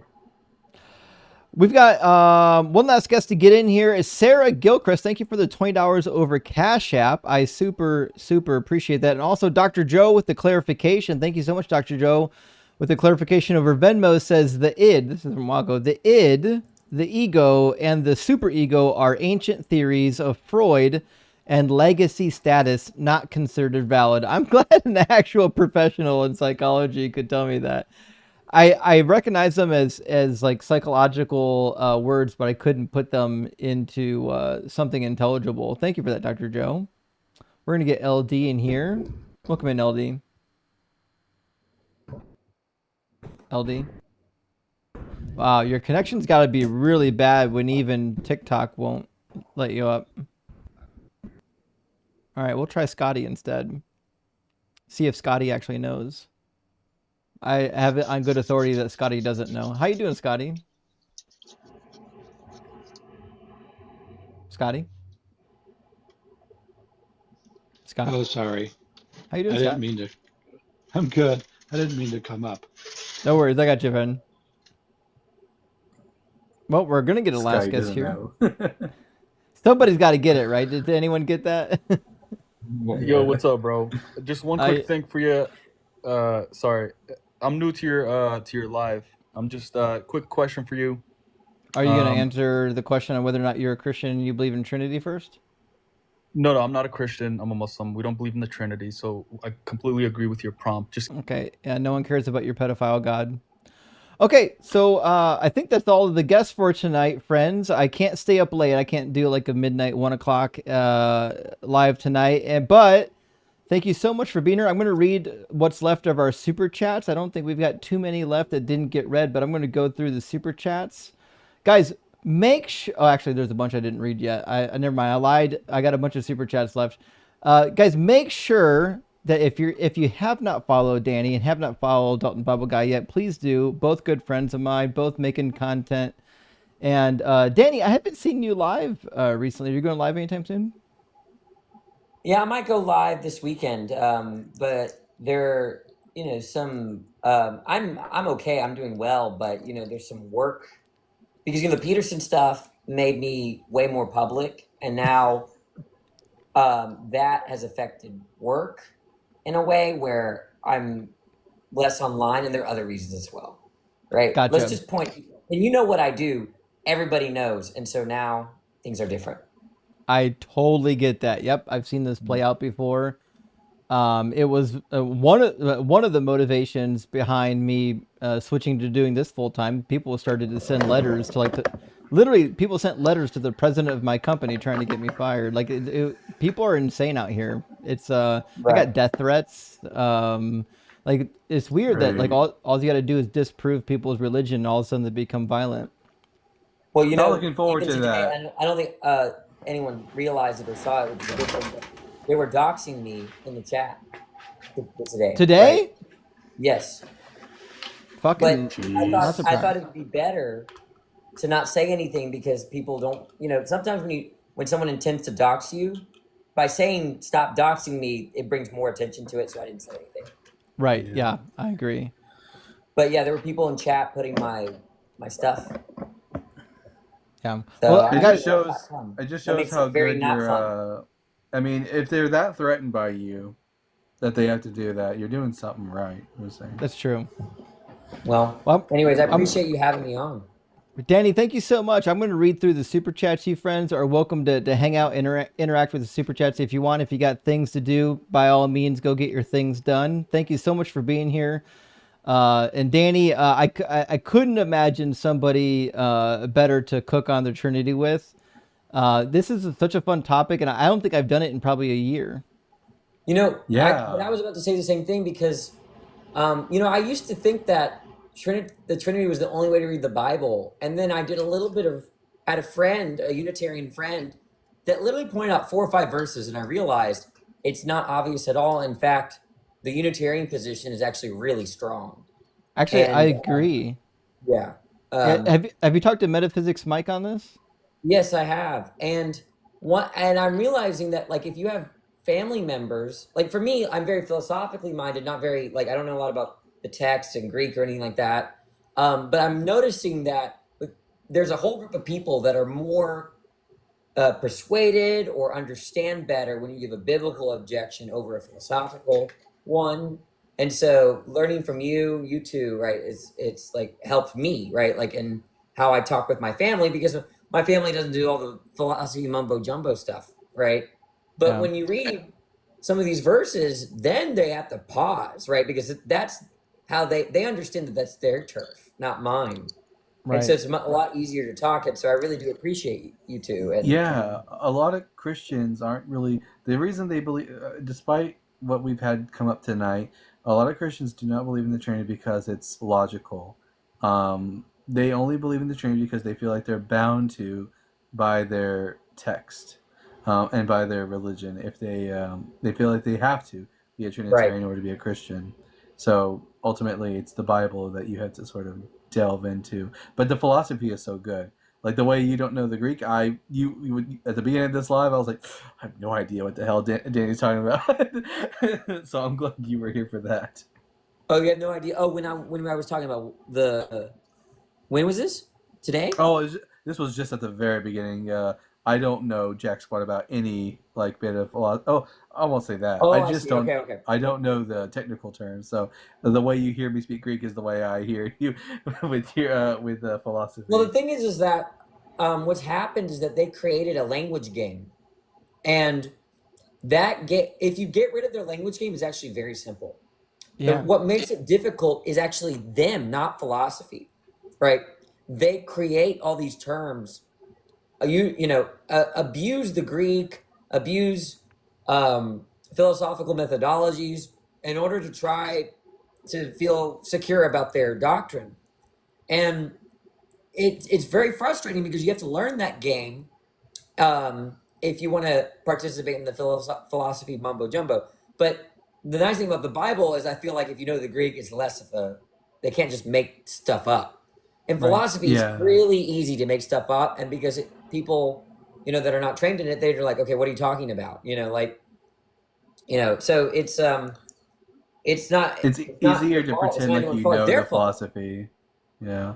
Well, my friend Ashlyn, she's a fan of yours. She said that what's really great about Danny is that unlike the Phil Bros, Danny is actually able to explain what he's talking about, which is what makes you a step above most people on this app talking about the philosophy of religion. So good Yeah, on because you for that. philosophers hide behind obfuscation, linguistic obfuscation, right? And yeah, Trinitarians do it big time. But I have to say, not atheists sometimes do it. Like when they try to defend ridiculous things like moral realism and that kind of stuff, right? Like weird stuff, right? Like they do the same thing. That's one frustrating thing about the discipline, and we get a bad rep for it, maybe for good reason, right? And so there's something that people might want to look into that I'm very sympathetic to, called, quote, ordinary language philosophy, right? So it's like, maybe our philosophizing kind of starts with how we normally talk, right? Not so much in creating these weird theories and then like forcing them down ordinary discourse, right? So I very much like that approach, but I'll take my lead. Thanks for having me. Thank you so much, It was Danny. good I to really meet you, appreciate it, Danny. friend. Bye, guys. Danny. I agree with Danny, and anyone who's been in my live stream long enough knows that if you want to use normal language, I'll talk philosophy with you all day. But if you start using language that like no one knows, like all this insider jargon, no one cares. We're not here for it. I don't want to bring a dictionary to a discussion and waste all this time looking up a word every time it gets used. If you can't use normal people words to explain your idea, then you don't understand the idea very well. That's just all there is to it. Amen, brother Justin. Let me grab some super chats. Lyricus says, "Can you elaborate on chaos predating logos or God?" Yes. So Dalton and I are actually both pretty familiar with this particular argument, which is that there's like a primordial chaos that is alluded to in the book of Genesis that seems to predate. It wasn't creation out of nothing. It seems to predate the creation event itself. And even in the first word, Bereshit seems to indicate that it's not in the beginning. There's no definite article there. It seems to indicate that they understood this as when God began to create. And then it talks about what he did with stuff. It doesn't necessarily say that he created things out of nothing. Yeah, so while the book of Isaiah makes the claim that God created the darkness, the author is making this claim because he's combating Zoroastrianism. The book of Genesis doesn't have that problem. You will not find anywhere in the book of Genesis where God created the waters or where he created the darkness. They're just simply there. He separates them, he brings order to them, but he never creates them, because it's kind of like, I mean, this is just not just the Israelites, whether you read the Babylonians or the Egyptians or the Greeks, there's always primordial waters and darkness and chaos that precede the ordering of creation. Right, indeed. Peter, thank you for the super chat. Peter says, Arius, could have saved you all the Trinity cope. I know. Listen, if people had read a little bit of the early church doctrines that were non-Trinitarian, I think we could have done away with all the Trinitarian nonsense. But like, my understanding is part of the reason why the Trinity won out, it was partially because Constantine wanted it. If you look at Constantine's letters, like, he was upset with people not accepting the doctrine. In fact, he wrote, prior to the council, he wrote at least one letter to Arius trying to talk Arius into it. Like, he was trying to convince him of it, right? So I think when the emperor of your theology state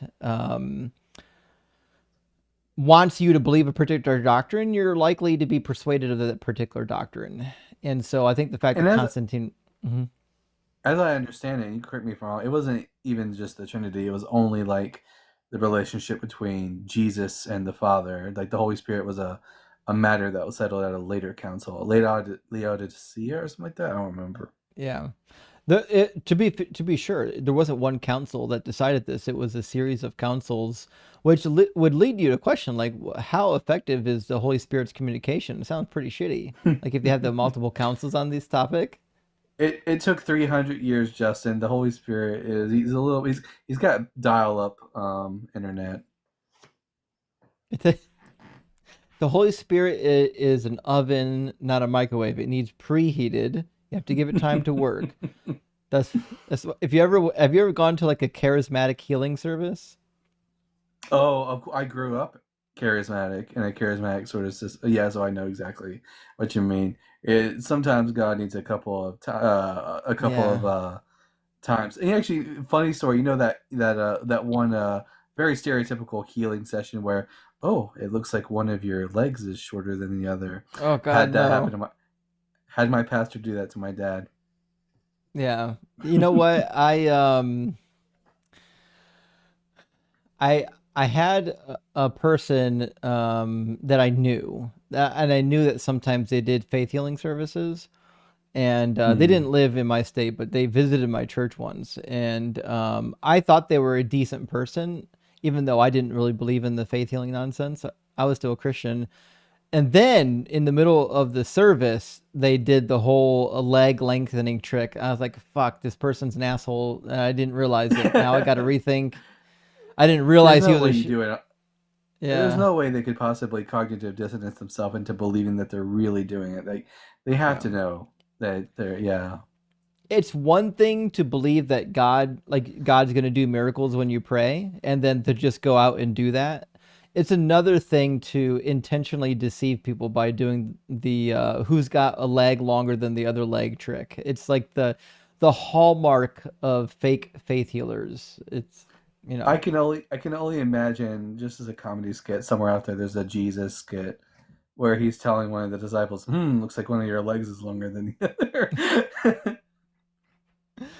Oh man. Jeffrey, thank you for the $1.49. Oh, excuse me. $1.49 super chat. I appreciate that, friend. And also Dano says, love what you do, binge watching all your content. Well, thank you, Dano. I really appreciate that. And binge watch away. The more you like and subscribe and comment on the videos, the more YouTube recommends it to people.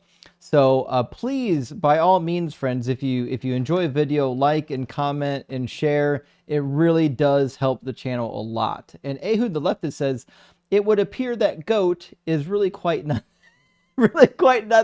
to quote Danny. Danny, I hope you got to hear that. Yes, goat is really quite nothing. Best line of that debate. And Doug said, oh, good to see you, Doug, says maybe he should mute his microphone and see if we can still hear him with the camera on. Oh, that's an interesting point. I didn't think about that. This is Doug Debug from TikTok. He's saying, what?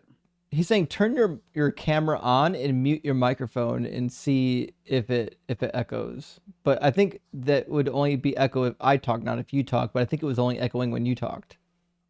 Yeah, because I don't think anyone on TikTok would be able to hear me if I did that. I think it's a weird glitch. Yeah, go ahead and talk with your microphone muted and see if anyone can hear an echo. I'm curious. There's got to be some sort of weird glitch with TikTok tonight, TikTok Studio.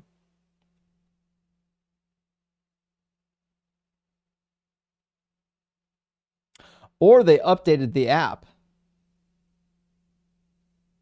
Yeah, you can't hear them? Yeah, no one can. Okay. Maybe because they updated the app this last time I restarted it. I wonder if they finally fixed the audio problem that prevented the audio routing from having to be forced, or is it caused the audio? Yeah. Too bad, guys. I was singing for y'all. Couldn't hear it. Oh well. We'll have to move on. Jay says Christ is running the B squared tonight for sure. B squad. Sorry, B squad. Yes. Trust me when I tell you, when it comes to these difficult topics like the Trinity, Christ is not sending the A game. That's not going to happen. Dr. I'm not sure there is an A squad.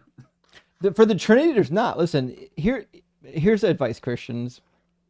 If you believe in the Trinity, the only thing you can do is be honest and say it's illogical, and I'm okay believing illogical things, or at least this one illogical thing, and move on. That's it. Just be honest. Dr. P says, this guy's trying to police the live. Here's $5 to kick to the Kick'em Fund. Well, thank you, Dr. Pizza. I appreciate that. And yes, I agree. Not a fan of policing live streams. Super Dan's, I suspect you're different from the other Dan. Thank you for the $9.99 super chat. Says, you say Doug won't be defeated by paper, but could he drive out the inhabitants of the plane if they had chariots of paper? Absolutely. Unlike God's aversion to iron chariots, Doug is not in the remotest sense afraid of the paper chariots. Not a problem. Is Doug the rock that Yahweh couldn't lift? Absolutely. Yes. Doug is the stone that the builders rejected, but is now the chief cornerstone. Yes. Kurt said, oh, didn't say anything. Kurt, thank you for sending out 5 Deconstruction Zone gifted memberships. I appreciate that, friend. And Chip, thank you so much for the super chat. Says, where can we watch the Danny roasting IP video? Sounds amazing. I think it's probably called Danny. I had it pulled up. You got it? Yeah. Oh, where the hell did it go? Yeah, it's literally the first thing if you put Danny versus Inspiring Philosophy. TikTok Danny versus Michael Jones at Inspiring Philosophy on the Trinity. Yeah, just type in TikTok Danny versus Michael Jones Inspiring Philosophy on the Trinity. You'll find it, and it's chef's kiss. I got to be honest, of my favorite Trinity videos, this is my favorite. I don't think you're going to find a better debate video on the Trinity. And you can see at the end of the video where Michael is not only fully given up on the argument, but is now just annoyed that he has to give up on the argument because he realized that he's been cornered and realizes that classical logic can't be used for the Trinity. When I was much younger, I thought Michael was really brilliant, but Dan McClellan's video is basically demonstrating that he doesn't know how to source his sources. Aside his sources, I mean, yeah, not very intimidating. That was so. Even when I was like agnostic, I was still when I found Inspiring Philosophy's videos, and the thing I noticed right off the bat was he was really good about cherry picking quotes from scholars. So a lot of his books or a lot of his videos, he would quote from scholars, and I was like, oh, I have that book. I read that book, right? But I'd be like, but that's not really what they believe. Like that's not the point of the book that they're saying. Like you've taken the quote and you're using it improperly. The author doesn't believe that, right? And so even before I was a full-on atheist, I was like, oh, this guy is not honest. He can't be legit with the sources. He's just hoping. I think he's just hoping that his audience will be like, ooh, quote, this is accurate. Like, subscribe. Yep, 1,000,000%. Yep. Reverend Danger, thank you for the super chat. Says, us, no more Phil Bros. DZ, no, more Phil Bros.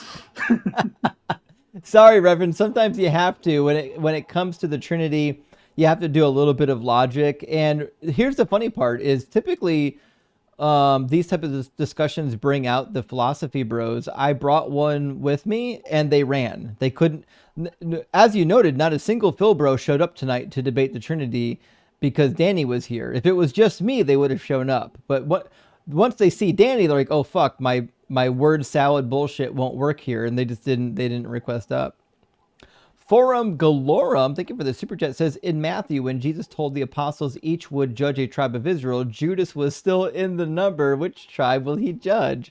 This is actually a really good point, because you have to assume at this point that Jesus just said something that's not true. Or Jesus didn't know he's going to be betrayed. Both of them are huge problems. That's an interesting point, though. I don't know if I've considered that before. When Jesus does say that, he talks about how the 12 disciples will be reigning over the 12 tribes of Israel. But that certainly he had to have known that wasn't a true statement. That's a good point. Yeah, that's really good. Yeah, hold on, I want to write that down. Yeah, it's another interesting one is that Paul doesn't seem to be aware of Judas Iscariot's untimely demise, because in 1 Corinthians 15 he says that he appeared to Peter and then to the 12. Well, no, it was only 11, right? Yes. Also, Paul doesn't seem to be aware that Mary Magdalene was the first person to see Jesus, but that's another thing entirely. I know I fight that battle quite a bit on how the book of John is pretty clear that it was just Mary Magdalene by herself at first, but um, that's that's another dead horse to beat. Jeannie, thank you so much for the super chat. It says, doesn't God referring to himself as us in Genesis prove that he's not just one entity? So this is the problem you have is you have to assume A, there are multiple entities, or B, there's one entity and somehow they're multiple but they're one. And I think the way the Christians are doing it is they're saying the us is a reference to the Trinity, meaning the Father, Son, and Holy Spirit. Then they would further flesh this out by doing the nonsensical route of going to Genesis 18, when Abraham and the two angels, I'm sorry, when Yahweh and the two angels visit Abraham and Sarah, and claim that that's another Trinity, and it just kind of gets silly from there on afterwards. Even though it just flat out tells you that they're angels, but that's another thing entirely. Well, that's the funny thing is they'll say, well, Jesus is one of the angels because Jesus is the angel of Yahweh, but the Holy Spirit's not a fucking angel. What are you doing here? Yeah, and also, I mean, are Yahweh and the Holy Spirit both making physical appearances? It just, yeah, it just doesn't make any. I did this dance too. It's pretty growing up in evangelical Christianity. The most popular position is to believe that the three men that appeared are the Trinity. Yeah, I think the only way to look at that chapter is it's Yahweh with two of his angels, and that's it. That's the end of it. As soon as you get to a Trinity, there's so many questions that go unanswered. The incarnation, too. I mean, this is a really good point for the whole Trinity idea. The incarnation is kind of unnecessary if Yahweh has a body in physical form. We didn't even really touch on that at all tonight, that throughout the Bible, God is never portrayed as being incorporeal. Not once. So the incarnation is pretty pointless. Yeah, I think the closest you get is Jeremiah 23:23, where it talks about God being everywhere, and you could make the argument that by Jeremiah's time they envisioned God as being immaterial, but like that's the closest you'll get. Everything else in the Old Testament describes God in a physical form. Then, I'm pretty sure we can find instances of other deities said to have an expansive knowledge of the world, and it doesn't require them to be incorporeal. And I think the closest, even after that, would probably be John 4:24, where Jesus says that God is spirit. But even then, the first century conceptualization of spirit is not incorporeal. Like spirits are made of finer material, but they're not incorporeal. Indeed. John Henry, thank you for the super chat, says, I may have missed something, but what do you suppose was the original purpose of concocting the idea of the Trinity? Seems like some sort of retrofit. I don't know the exact motivation for doing this, other than I think people were already worshiping Jesus as a god, and the Old Testament was there's so many passages that clearly say there's only one God, that at some point they had to like pretzel and be like, I know it sounds like we're worshiping multiple gods, but actually there's only one God. And then they had to like figure out how can we have multiple gods, but only still say we're worshiping one God. And I think that personally, that's how I think we got to the Trinity. I think you're right. I think what you have in Christianity, at least in the Bible, is you have monolitrism.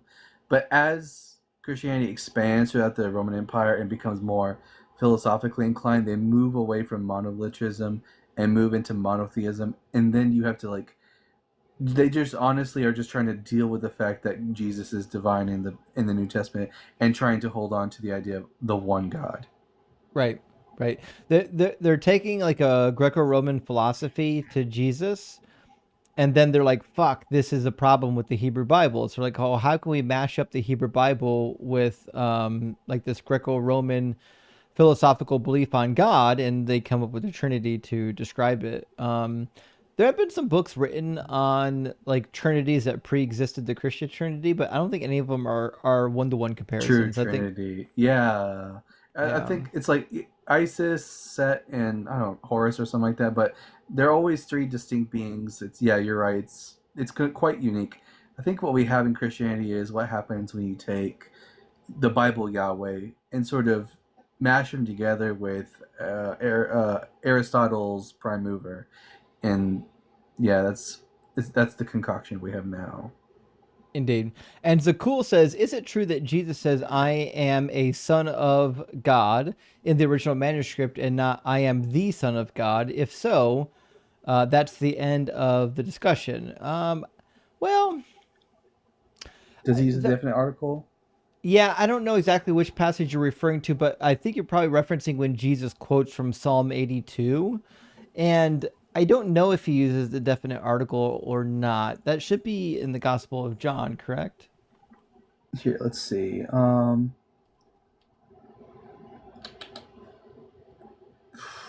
Matthew.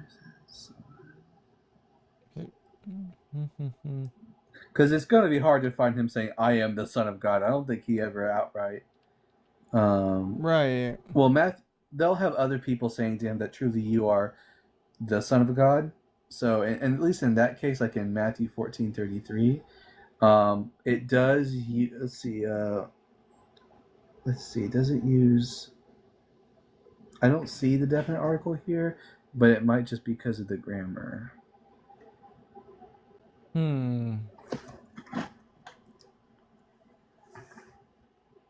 Okay. Even in John 10, when he quotes Psalm 82, he doesn't say that I am the Son of God.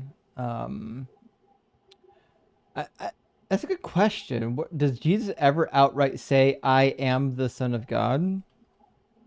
He always refers to himself as the Son of Man. But this is someone asked a really great question that's got us spinning now. Wait a minute. I don't think Jesus ever explicitly says that I am the Son of God. I guess, Zakul, I think we need more information about which passage you're referring to, because I don't know which one you're referring to just yet. Yeah, it's usually only other people who call him that. I don't see any example of him calling himself. Law says, have you considered nuh-uh? You know what? We did consider that during the argument, and I reject nuh-uh out of hand with another nuh-uh. I am the cheese. Thank you for the super chat. Says, future topic suggestion: Christianity is unoriginal and didn't make the world more moral, or Christian morality is shit. I do like the second way you phrased that, Christian morality is shit. I've been tossing around the idea of saying Christians don't have morals or Christians don't have objective morals. I like the first one, Christians don't have morals. And I think I can make a pretty good case for why that is the truth, because they only think they have objective morals. Really, they just have subjective morals. It's a morally relative system if you believe morals just come from God. It's not that they're actually objective. People are saying Matthew 26:63. Let me see. For the definite article? We'll see. Matthew 26 what? 26:63. Oh, true. When he's on trial at the Sanhedrin. That's a fair point. Oh yeah, he gives he affirms. He doesn't say directly, but yeah, he does affirm, and it does use the definite article. They ask him, "Are you ho Christos, ho huios tou theou, the Son of God?" And he affirms, "I am." Yeah, seems that way. Yeah. Interesting. Okay, the plot thickens. Well, there you go. Sansabark, thank you for the 49, says perhaps the Trinity is like 3-in-1 oil, which has the triple ability to clean, lubricate, and protect. Jesus cleans, the Spirit protects, and the Father lubricates. Maybe. How do we determine which one lubricates? You'll have to ask Asherah if the Father lubricates. Because I would have thought that oily Josh was the lubrication if I was going to put one in there. Oh, remember, yeah, that's good. All things were made through Jesus, which means Jesus was the lubrication through which he was made. Oily Joshua. I love that. HC, thank you for the 349 THB super thanks. I appreciate that. And Handsome Cat says counting abstracts like God uses counting by identity, while counting the Trinity is using counting by division. J. Dyer. Listen, I don't know. I don't watch Jay Dyer, but I've watched like one or two videos by him. I know he's a real philosophical minded individual. Um, if he's suggesting that like God doesn't have identity, then I don't know what to do for him. Like that's just it's just now bordering the absurd. Sonic, thank you for the super chat. It says, what does it mean to be divine? Well, it just means that you have divine characteristics. So you'd say you have the divine nature, but if you break down the word nature or essence, it just means characteristics. You have the characteristics that would make you divine. But they want to obfuscate that fact by using the word essence when reality, like most of these dumb arguments about what is God, what is divine, you can really just boil it down by asking what about them is divine, and then they'll tell you something silly like the essence or the nature, and be like, okay, well, what does nature mean, right? Just keep asking them like fifth grader questions, and you'll come to the conclusion that not only do they not understand their own arguments, they're just not true. Yeah, honestly, because of the fact that deity and divinity don't really exist, ultimately it is a construct of society. So what any particular society deems as being divinity. So for the Jews, it would be like longevity of life, power, basically anything which makes one like God himself. That's a good point, because in the ancient Near East and even in the Greco-Roman world, like if you had divine attributes, if you were part divine, part human, it just meant that you took on some of the characteristics of God. You could have superhuman strength, you could live a long time, you might be super tall. It wasn't like a substance. It was a characteristic. Even authority itself could make one divine, like the Caesars. Right. Forum, thank you for the super chat, says Catholic and Orthodox apologists become upset when Marian virginity is questioned. However, the Adelphoi, also Celsus's bit about Panthera. Yeah. Okay, so the brothers, when you say Adelphoi, the brothers of Jesus, as far as we can tell, are literal siblings. And this wasn't a problem for the Catholic Church. This is the funny part, is like, people want, like, the Protestant apologetic is that, well, brothers could mean anybody, even people that aren't related to you. But that's not really good apologetic. The Catholics already had a better one, which is that Joseph already had children from a prior marriage. He was much older than Mary, and he brought stepchildren into the marriage, which is why Jesus had brothers, right? That's way better argument than, well, brothers don't mean brothers. Yeah, I mean, it doesn't say stepbrothers, it doesn't say half brothers, so it really doesn't like add to or subtract from the whole debate regarding Mary's virginity. And in regards to Panthera, I believe this has something to do with Jesus being an illegitimate child from a Marian Rome. I think that's just a rumor more than anything. I think if there was a historical Jesus, more than likely Mary and Joseph were just his parents. Yeah. The rumor that Mary cheated, you'll find in the writings of Celsus in his True Doctrines, but I think the Jews mention it somewhere. I forget where, and I wish I recalled. I went through recently the writings of Julian. Julian didn't bring it up. I'm going through Porphyry right now. I don't know if Porphyry brings it up, but we'll find out. But it seems to be some sort of like commonly held talking point. It makes you wonder, though, how old that talking point is, because at least in the Gospel of John, there is this small bit where the Jews respond to Jesus saying, "Hey, at least we're not bastards." Right. Mm-hmm. I think it's an old one. I think the reason why it's old is because it's original. Yeah. Yeah, perhaps. Entropy Eater, thank you for the $5 super thanks. I really appreciate that. Blue Sunshine, thank you for the $5 super chat. Says, why are you always live when I'm at work? I want to watch. Ha ha ha, but for real, great content. Well, thank you, Blue. Listen, I've been working on a lot of stuff, so I haven't had time to do daytime streams during like the Tuesday, Thursday daytime slots. I'm hoping to get to that soon. It's just I've got a lot of stuff going on right now. I got a lot of frying pans in the fire. But hopefully here in the near future, I'll be able to mix in some daytime streams on the off days like Tuesday, Thursday. I just haven't got there yet. Just hold on. We got to gotta get through September and a little bit of October, and I think my schedule's gonna loosen up a little bit. Yeah, I was actually watching your debate with the KJV only chud demands to get cooked Yeah. on the Bible. I mean, as far as anyone that was at work was concerned, I just had my headphones on. They just see me looking at my phone and me going, "Oh my god."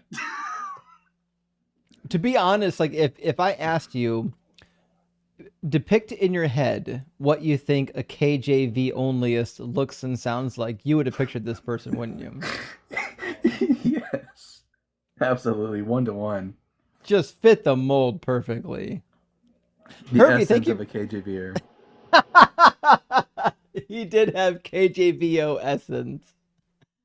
I really wanted to do a KJVO live stream, but the reality is it's such a fringe belief. I don't think I'd get enough people in here to do it. So Do you ever do a Jesus did not fulfill Messianic prophecy live? So not only do I do that live stream, that was my original live stream. So my original live stream when I first got on TikTok was just doing that. That's all I talked about from morning till night. It was the one topic you would never shut me up about. And eventually It's I my was favorite topic. I was like, I got to do more than that. I got to branch out. But yeah, anyone watching on TikTok, you know my old content. Put a 1 in the comments if you've been to Jesus fulfilled 0 messianic prophecies debate. You can see some 1s in there. I think that was the talking point that got me known on TikTok initially. Herbie says your president is in the UK. You can keep him, by the way.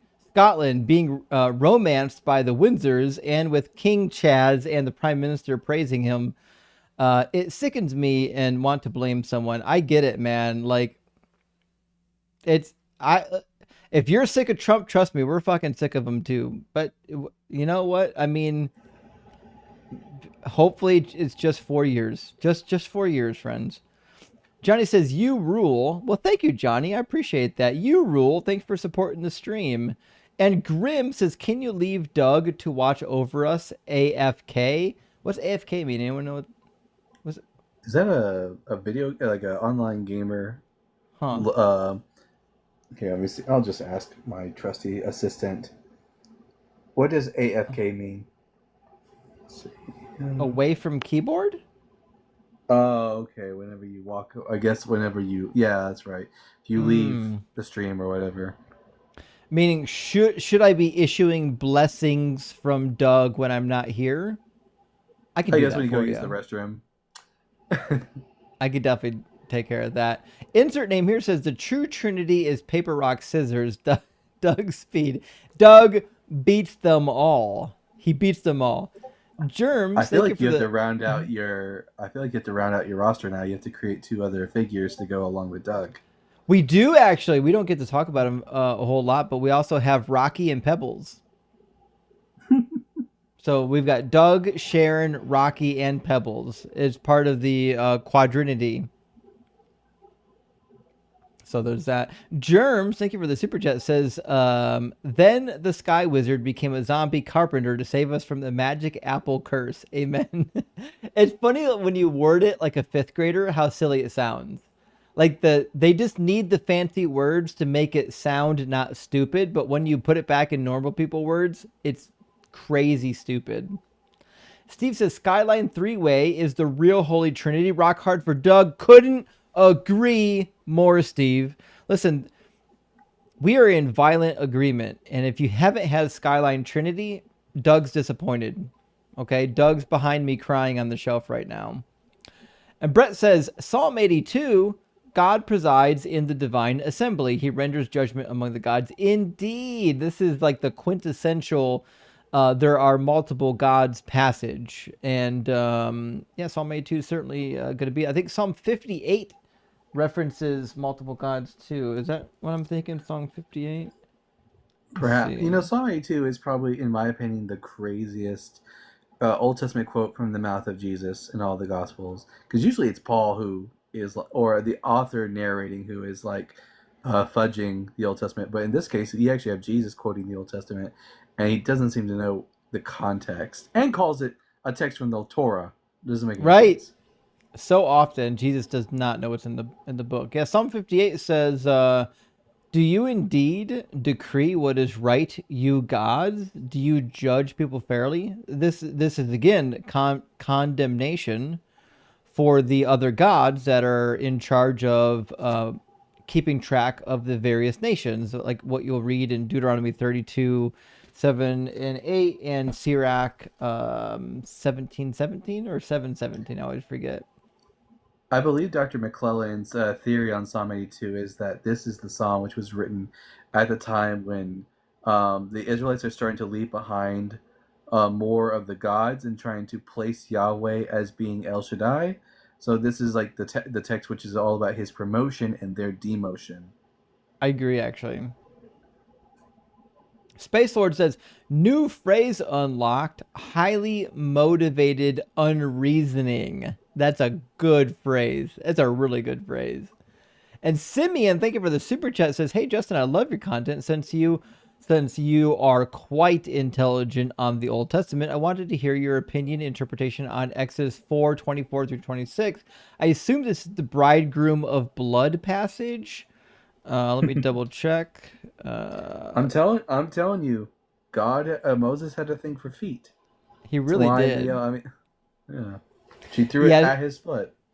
It is the bridegroom. Okay, so here's my interpretation of the bridegroom of blood. First of all, I don't think it's a negative to be referred to as the bridegroom of blood, but it could be, right? So we do have some evidence that in the ancient Midianite region, there were wedding ceremonies that included blood sharing, that would combine you as a bridegroom and a wife of blood, like kind of like doing blood brothers. So there's certainly a possibility that since she's from Midian, that the bridegroom of blood was just a callback of their wedding ceremony. Now, if that's not true, though, if it's not really true, if this wedding ceremony is on shaky ground, there's really no blood exchanged, it's possible that she's just saying, listen, this marriage is taking a lot out of me. This is a bloody marriage, right? And I think you can see why she would think that, right? Because she's Midianite. The reality is some of them probably did practice circumcision, but it wasn't like the Egyptians. The Egyptians all practiced partial circumcision typically as adults. And I believe it was only the priest, right? Well, that's the thing is it seems like it's anybody with the means. So, for example, I've got on my my additional channel. Let me. I don't talk about this enough. Hold on.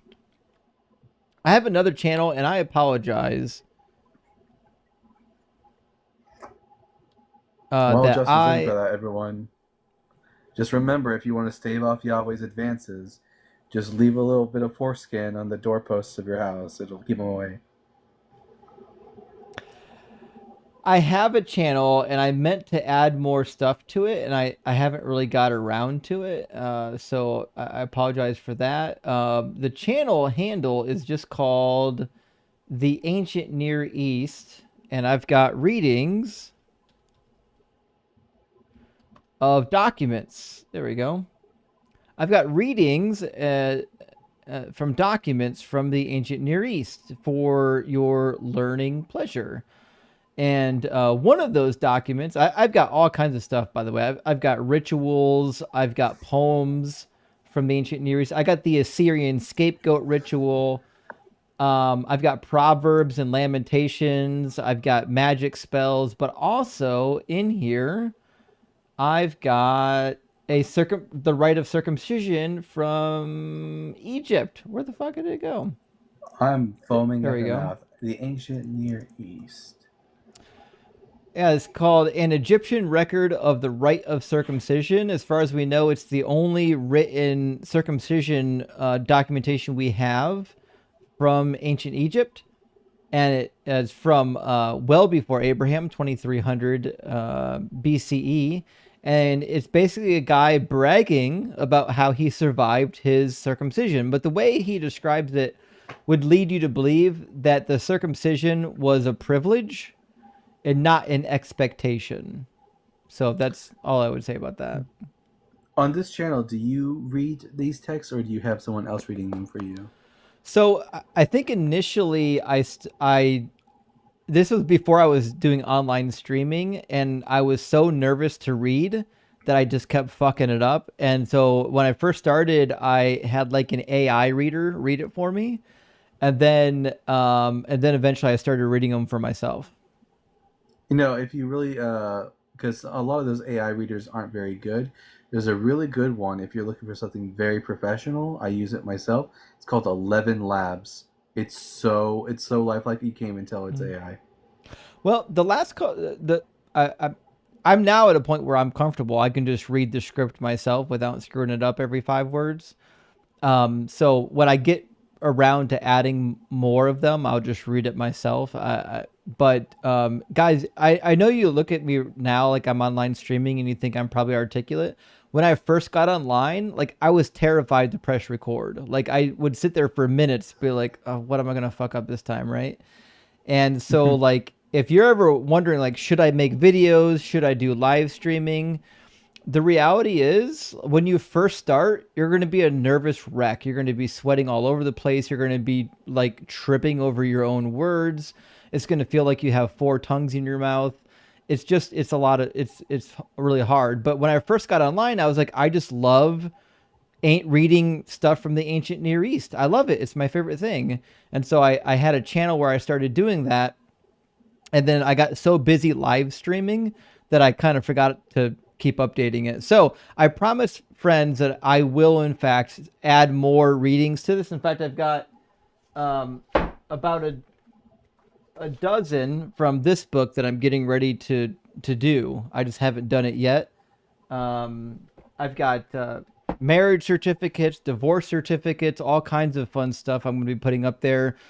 Because like if you really want to know what it's like living in the ancient Near East, stop reading books about it and listen to what the people back then actually said. So good. Love that. TG says, Chef J, what is the actual historical evidence for Saul of Tarsus? It seems weak to me. If you know a good video, let me know to save your time. Well, when it comes to historical evidence, like, is there firm evidence that proves Paul was a real person? Like, I don't know if there's anything you point to that's 100% proof. But the reality is, if you read the letters of Paul, like, they don't make sense unless they were written by a guy named Paul, who was a traveling preacher to these churches and planted some of these churches. There's way too much inside baseball. He seems to know people that like wouldn't make sense to the audience of one church unless they were well-known people that they could verify. There's nonsensical shit in there. Like at the end of one letter, he talks because he's got an amanuensis writing for him. But at the end of one letter, he does sign it himself. And it says, I, Paul, signed this myself. Look at what big letters I use, indicating that his vision is dog shit. And that, like, this letter's from me because I signed it. And when I sign it, I use these really big letters, probably because either A, he couldn't write, or B, he couldn't see very well. I think it's the latter. But none of that's necessary. These are just manufactured letters. Who gives a fuck? Like, why would we add all these personal details into these letters if it was just a fictitious person? It's completely meaningless. I agree. So the individual who writes at least the 7 authentic letters of Paul, regardless of who they are, this individual obviously has Pharisaic knowledge, because a lot of the things he says correlates to things you will find in the Talmud, Pharisaic Judaism, and moreover, what was it? What is the? I forgot the other thing. I brain farted. I was too busy listening to you.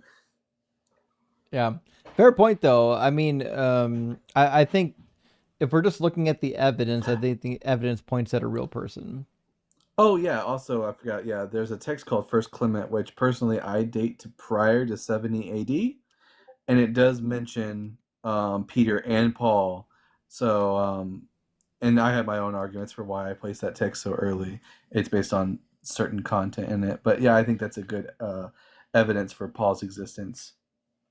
And something people don't point out, even the unauthentic letters in the New Testament, like Second Peter, no one believes that Second Peter was written by Peter. In fact, most people, most scholars don't even think First Peter was. But even if First Peter was, Second Peter wasn't, the reality is First Peter makes a whole charade in chapter 3 of saying that, hey, Paul's letters are hard to understand, but treat them like you do the other scriptures. Well, like, even if you don't think Peter wrote that book, like, the reality is that that letter was circulating. People were reading it, right? What good would that letter do unless people already understood at that time period that Paul was a person who really existed, who wrote letters to the churches? It's such a meaningless statement if Paul is fiction.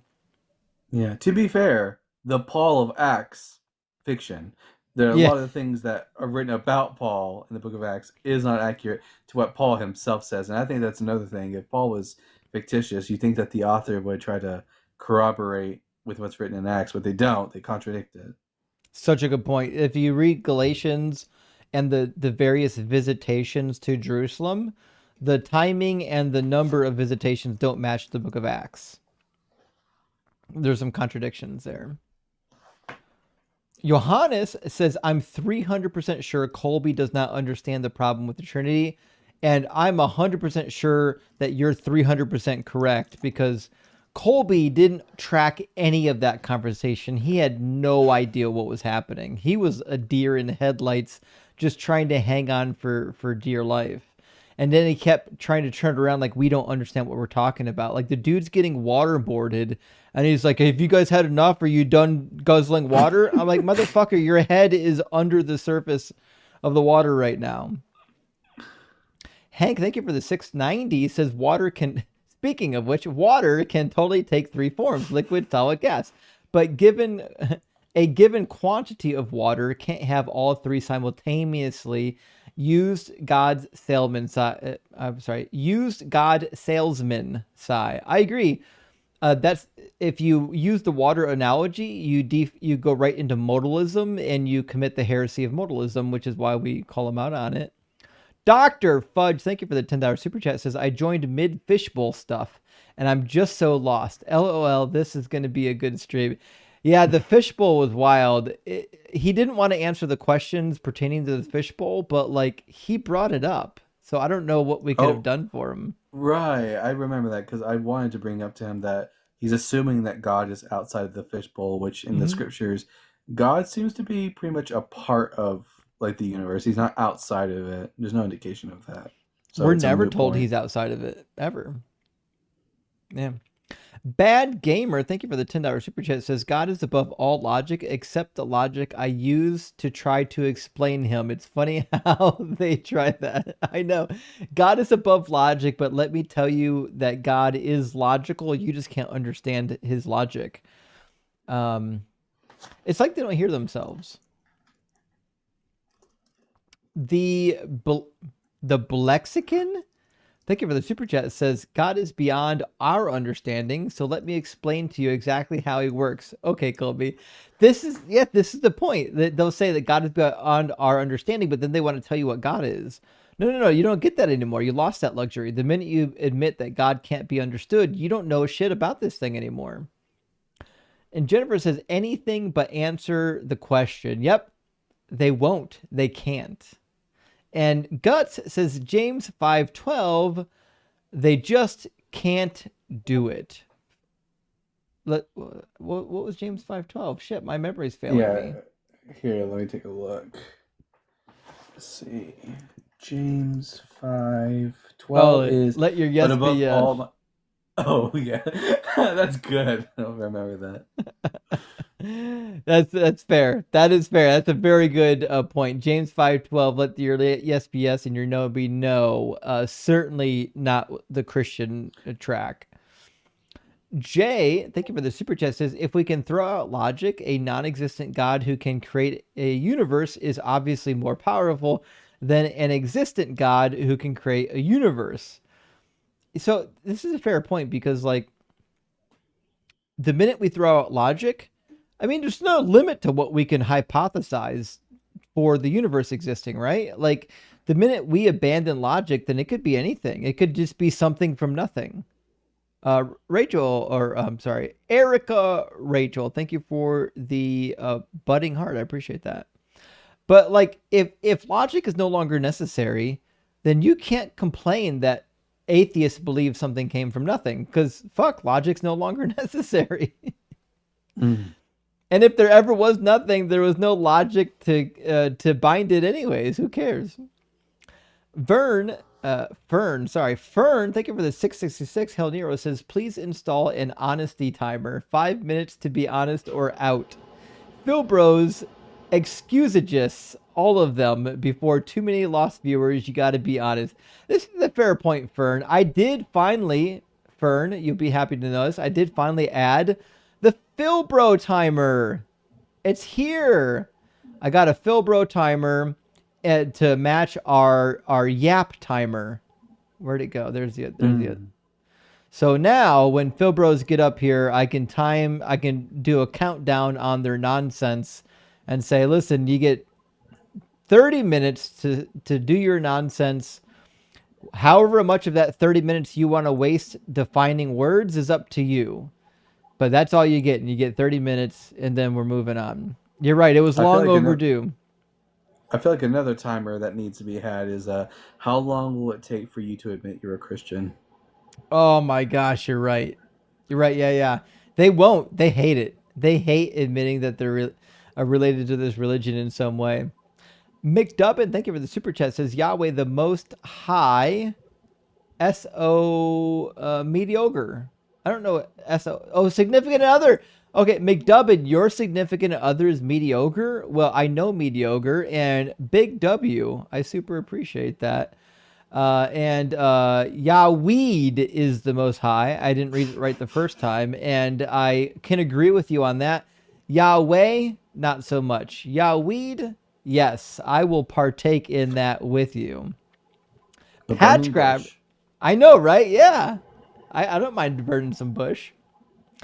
Patch Grabber says, Christians, why must you analyze everything with your relentless logic? I know. I love it when they accuse us of being too logical. Like, okay, well, find me something that... Yeah, right? Find me something that doesn't follow logic, and I'll abandon the laws of logic. But I'll be waiting for a while.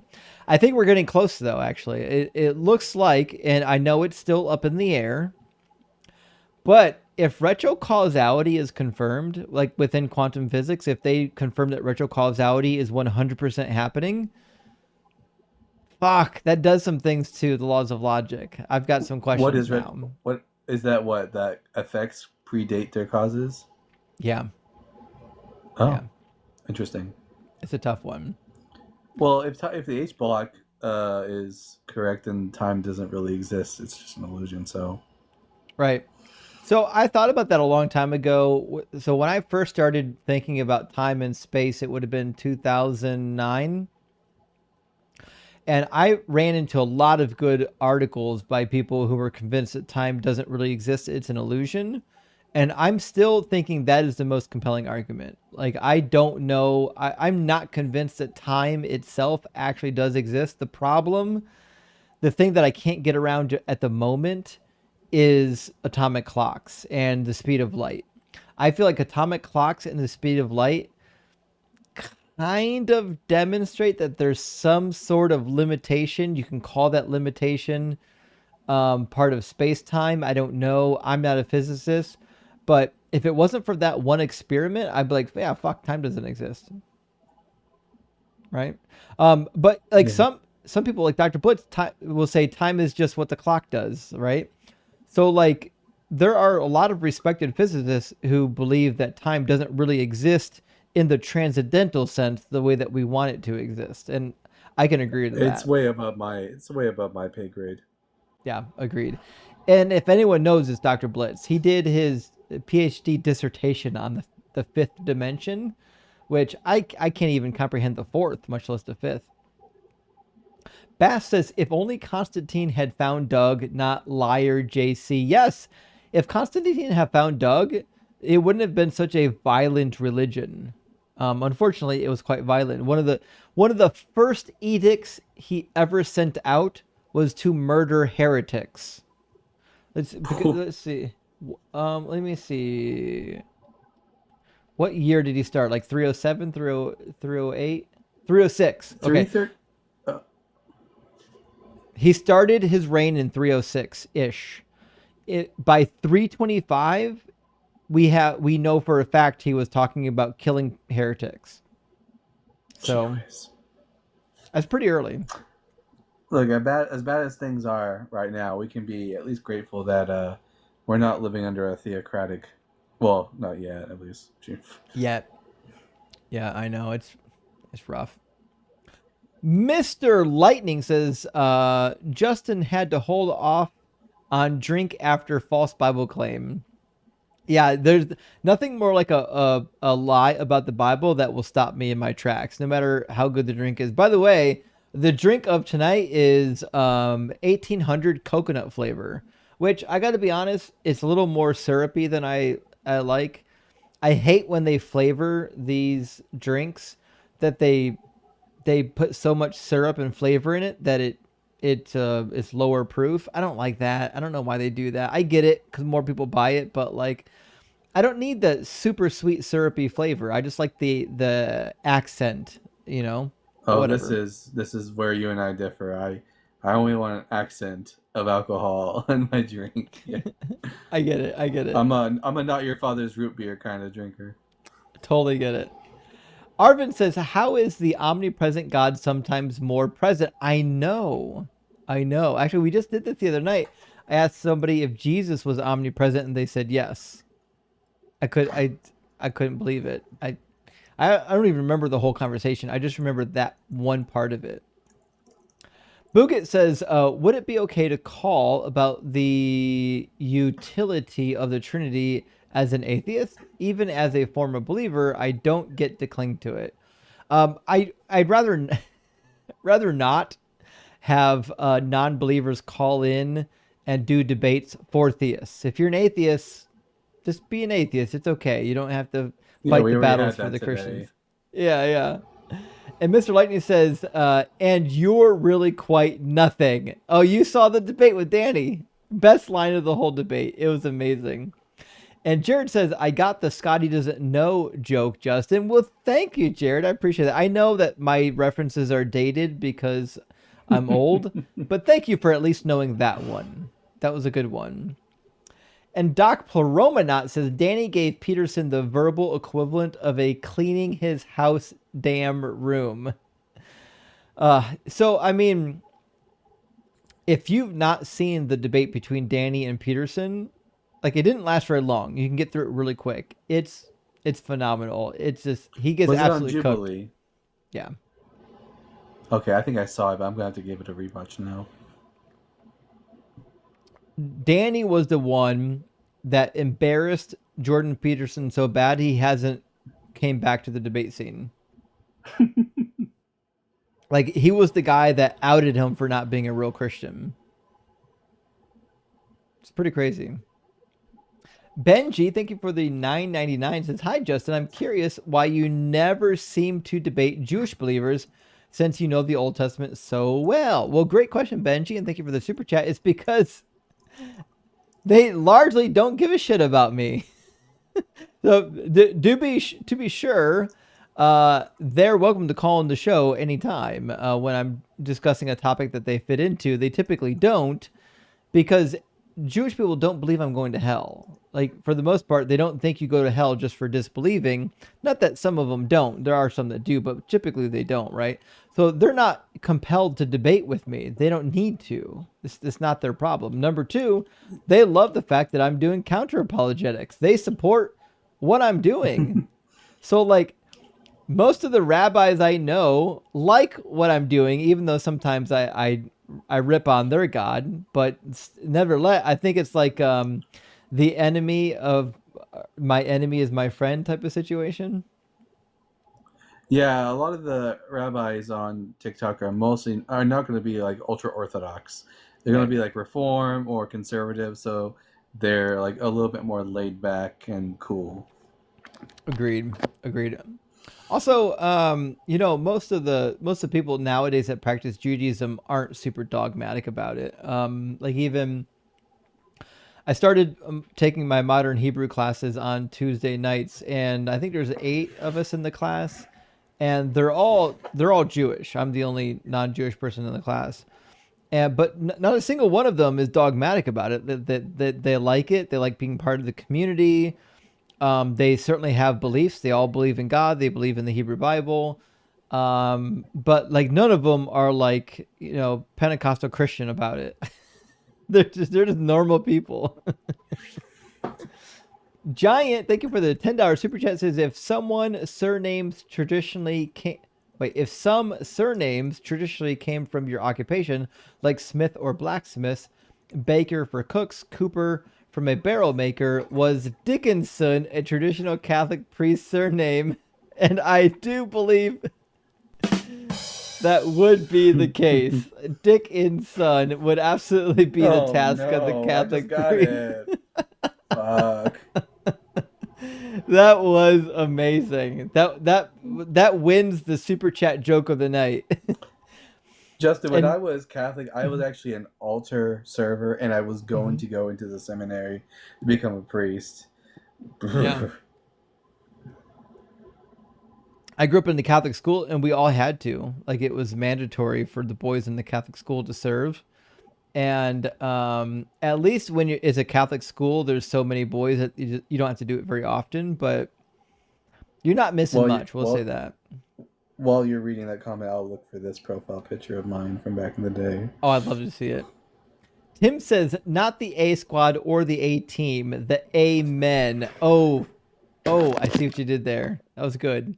And Shadow says, forgot, I super chatted opinion earlier statement. Well, Shadow, we did get to it. We did read it, my friend.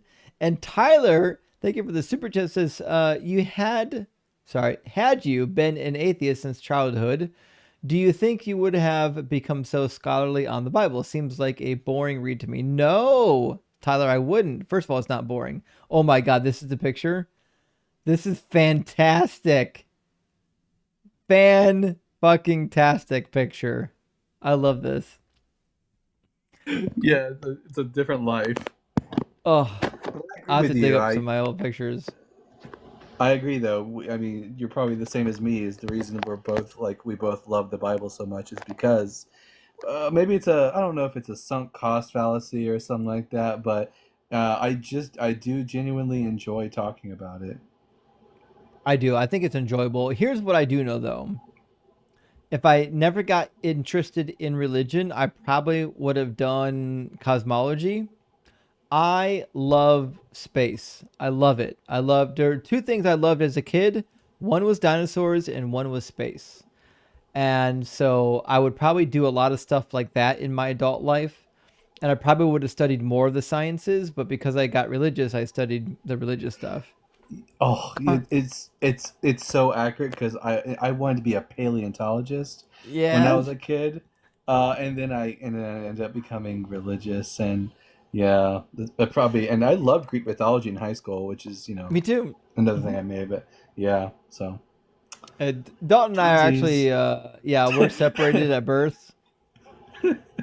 Carnage, thank you for the $9.99, my friend. Says, could you pick my next book? Ooh, I've got a special section on my bookshelf dedicated to biblical studies, and I've got most of what you've recommended. Also, when do we get a bookshelf tour? Shit, that's a good question. That is an interesting idea. I can work on that. I've got 4 bookshelves, first of all, so it takes 4 different rooms with bookshelves. It takes a while to get through them. But what would I recommend for a good read? I've got so many in biblical studies. I'm trying to think of what would be of interest. If it's New Testament or Old Testament, I think that's going to be the question.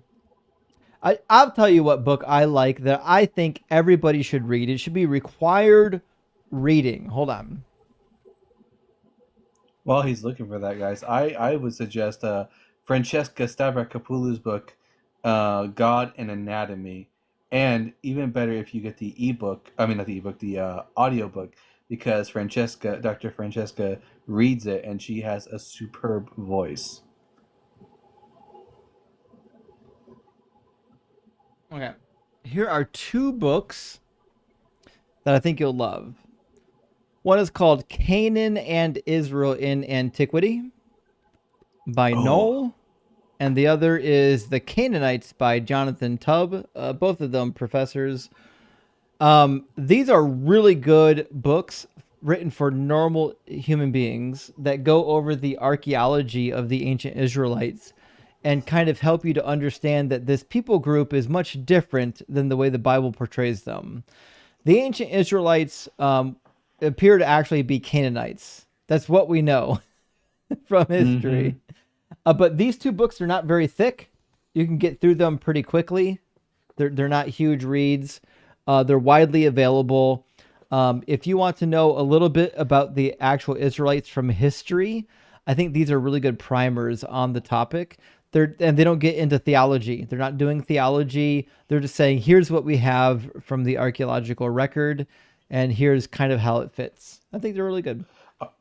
A really good intro book that's really accessible, and it's brand new on the market.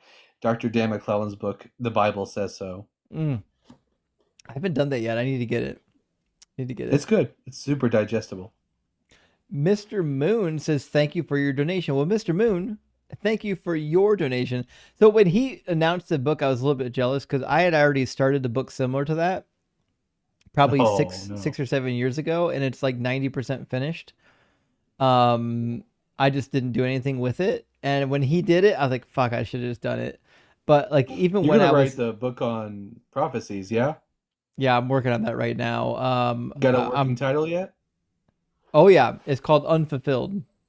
I like one-word that's titles.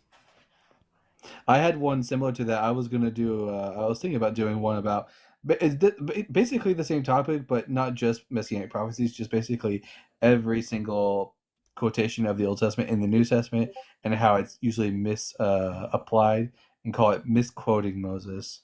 Yeah. So that's volume 2. So volume 1 are all the prophecies of Jesus that show up in the Gospels. Volume 2 are all of the prophecies of Jesus that show up outside of the Gospels. So I'm not addressing every Old Testament quotation, just the ones that are pertaining to the prophecies concerning Jesus. So it's going to be a lot of fun. I am the cheese. Thank you for the $19.99 super chat. Says, reply, future topic suggestion. It was argument against Christian claims that 10 commandments or teachings of Jesus introduce morals that didn't already exist. Debating Christian historical revisionism and implicit bigotry. This is a good point. And this does come up from time to time when we do the God is not good topic, because they'll want to talk about the 10 commandments. But the reality is those commands exist elsewhere. I can show you in the laws of Lapitishtar, the laws of Hammurabi, the laws of Ur-Nammu, the Middle Assyrian law codes. Everything that we find in the law of Moses that we really like, it was already in existence. In fact, I've got it on a spreadsheet. I didn't put it in the cheat sheet yet, but I've got it on a spreadsheet where the book of Exodus literally copies in the exact order from the law code of Hammurabi. Like, it just, they're just robbing shit. One thing I've never actually looked into was, are there anything even remotely similar to Sabbath laws outside of ancient Israel? Yes, there is actually. Ooh. Okay, so I actually just did one. Hold on. I love learning new shit. Okay, so I think that was the latest video that I recorded. Yep. Let me thank you for the super chat, cheese. The last video I did on the Ancient Near East channel was in fact titled The Babylonian Sabbath. Oh hell, I can't wait to watch it now. Unfortunately, it's pretty short and fragmented, so there's not a lot of stuff there to work with, but it seems to definitely tap into the idea that there is a notion in the ancient world where you need some kind of a time period of rest. I haven't looked at the Akkadian language, so I couldn't tell you. But I do have the Akkadian dictionary if you need it. I can make. I think there's a PDF copy of the hard copy I've got. I can send to you. Nice, yeah. People are asking what channel. The channel is just called The Ancient Near East. It's at The Ancient Near East. Don't ask me how I got it before everybody else. Nobody took it for some reason, and I'm running with it. I'll be putting more stuff up on there. Yeah, that is wild. Cheese says a topic. Jesus didn't make the world a better place. Actually, I think both Thinker and also Christina Carroll have been running this topic. It's a really good topic. They do a great job with it, actually.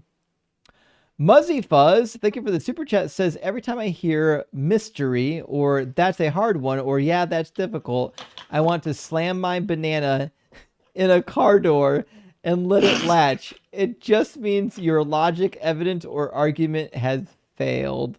Couldn't agree more. That's exactly what it means.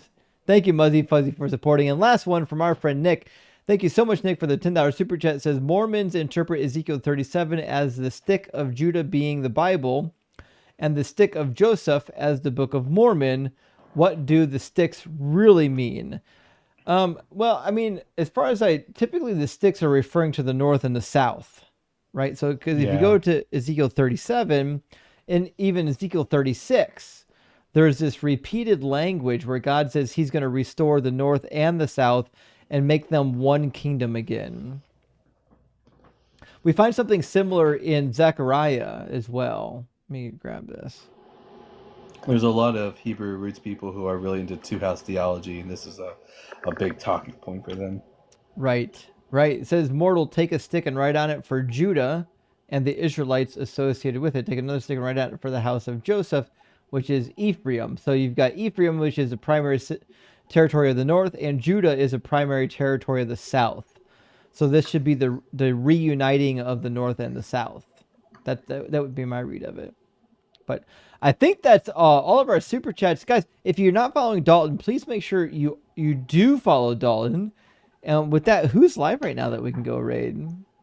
And if anyone isn't following Justin, I just go ahead and do it. You're here. Save yourself the time. It's a growing channel. We need to support him. I really appreciate that. I believe Mezzo's live right now on TikTok and on YouTube. We'll put him on the screen. On YouTube, he's live at the Deconstruction Junction. It's at Deconstruction Junction. You know and love Joel and Mezzo. Let's go over raid Joel and Mezzo's place. If you are on TikTok, it's Mezzo_WS or Sphere. But look at Mezzo for TikTok. You'll find it just with the word Mezzo. I know it pops up. If you're watching on YouTube, go to Deconstruction Junction. It'll pop up. And big W for everyone being here. Really love and appreciate this community. Thank you so much for all you do. I wouldn't be here without you, friends. So thank you for all you do. And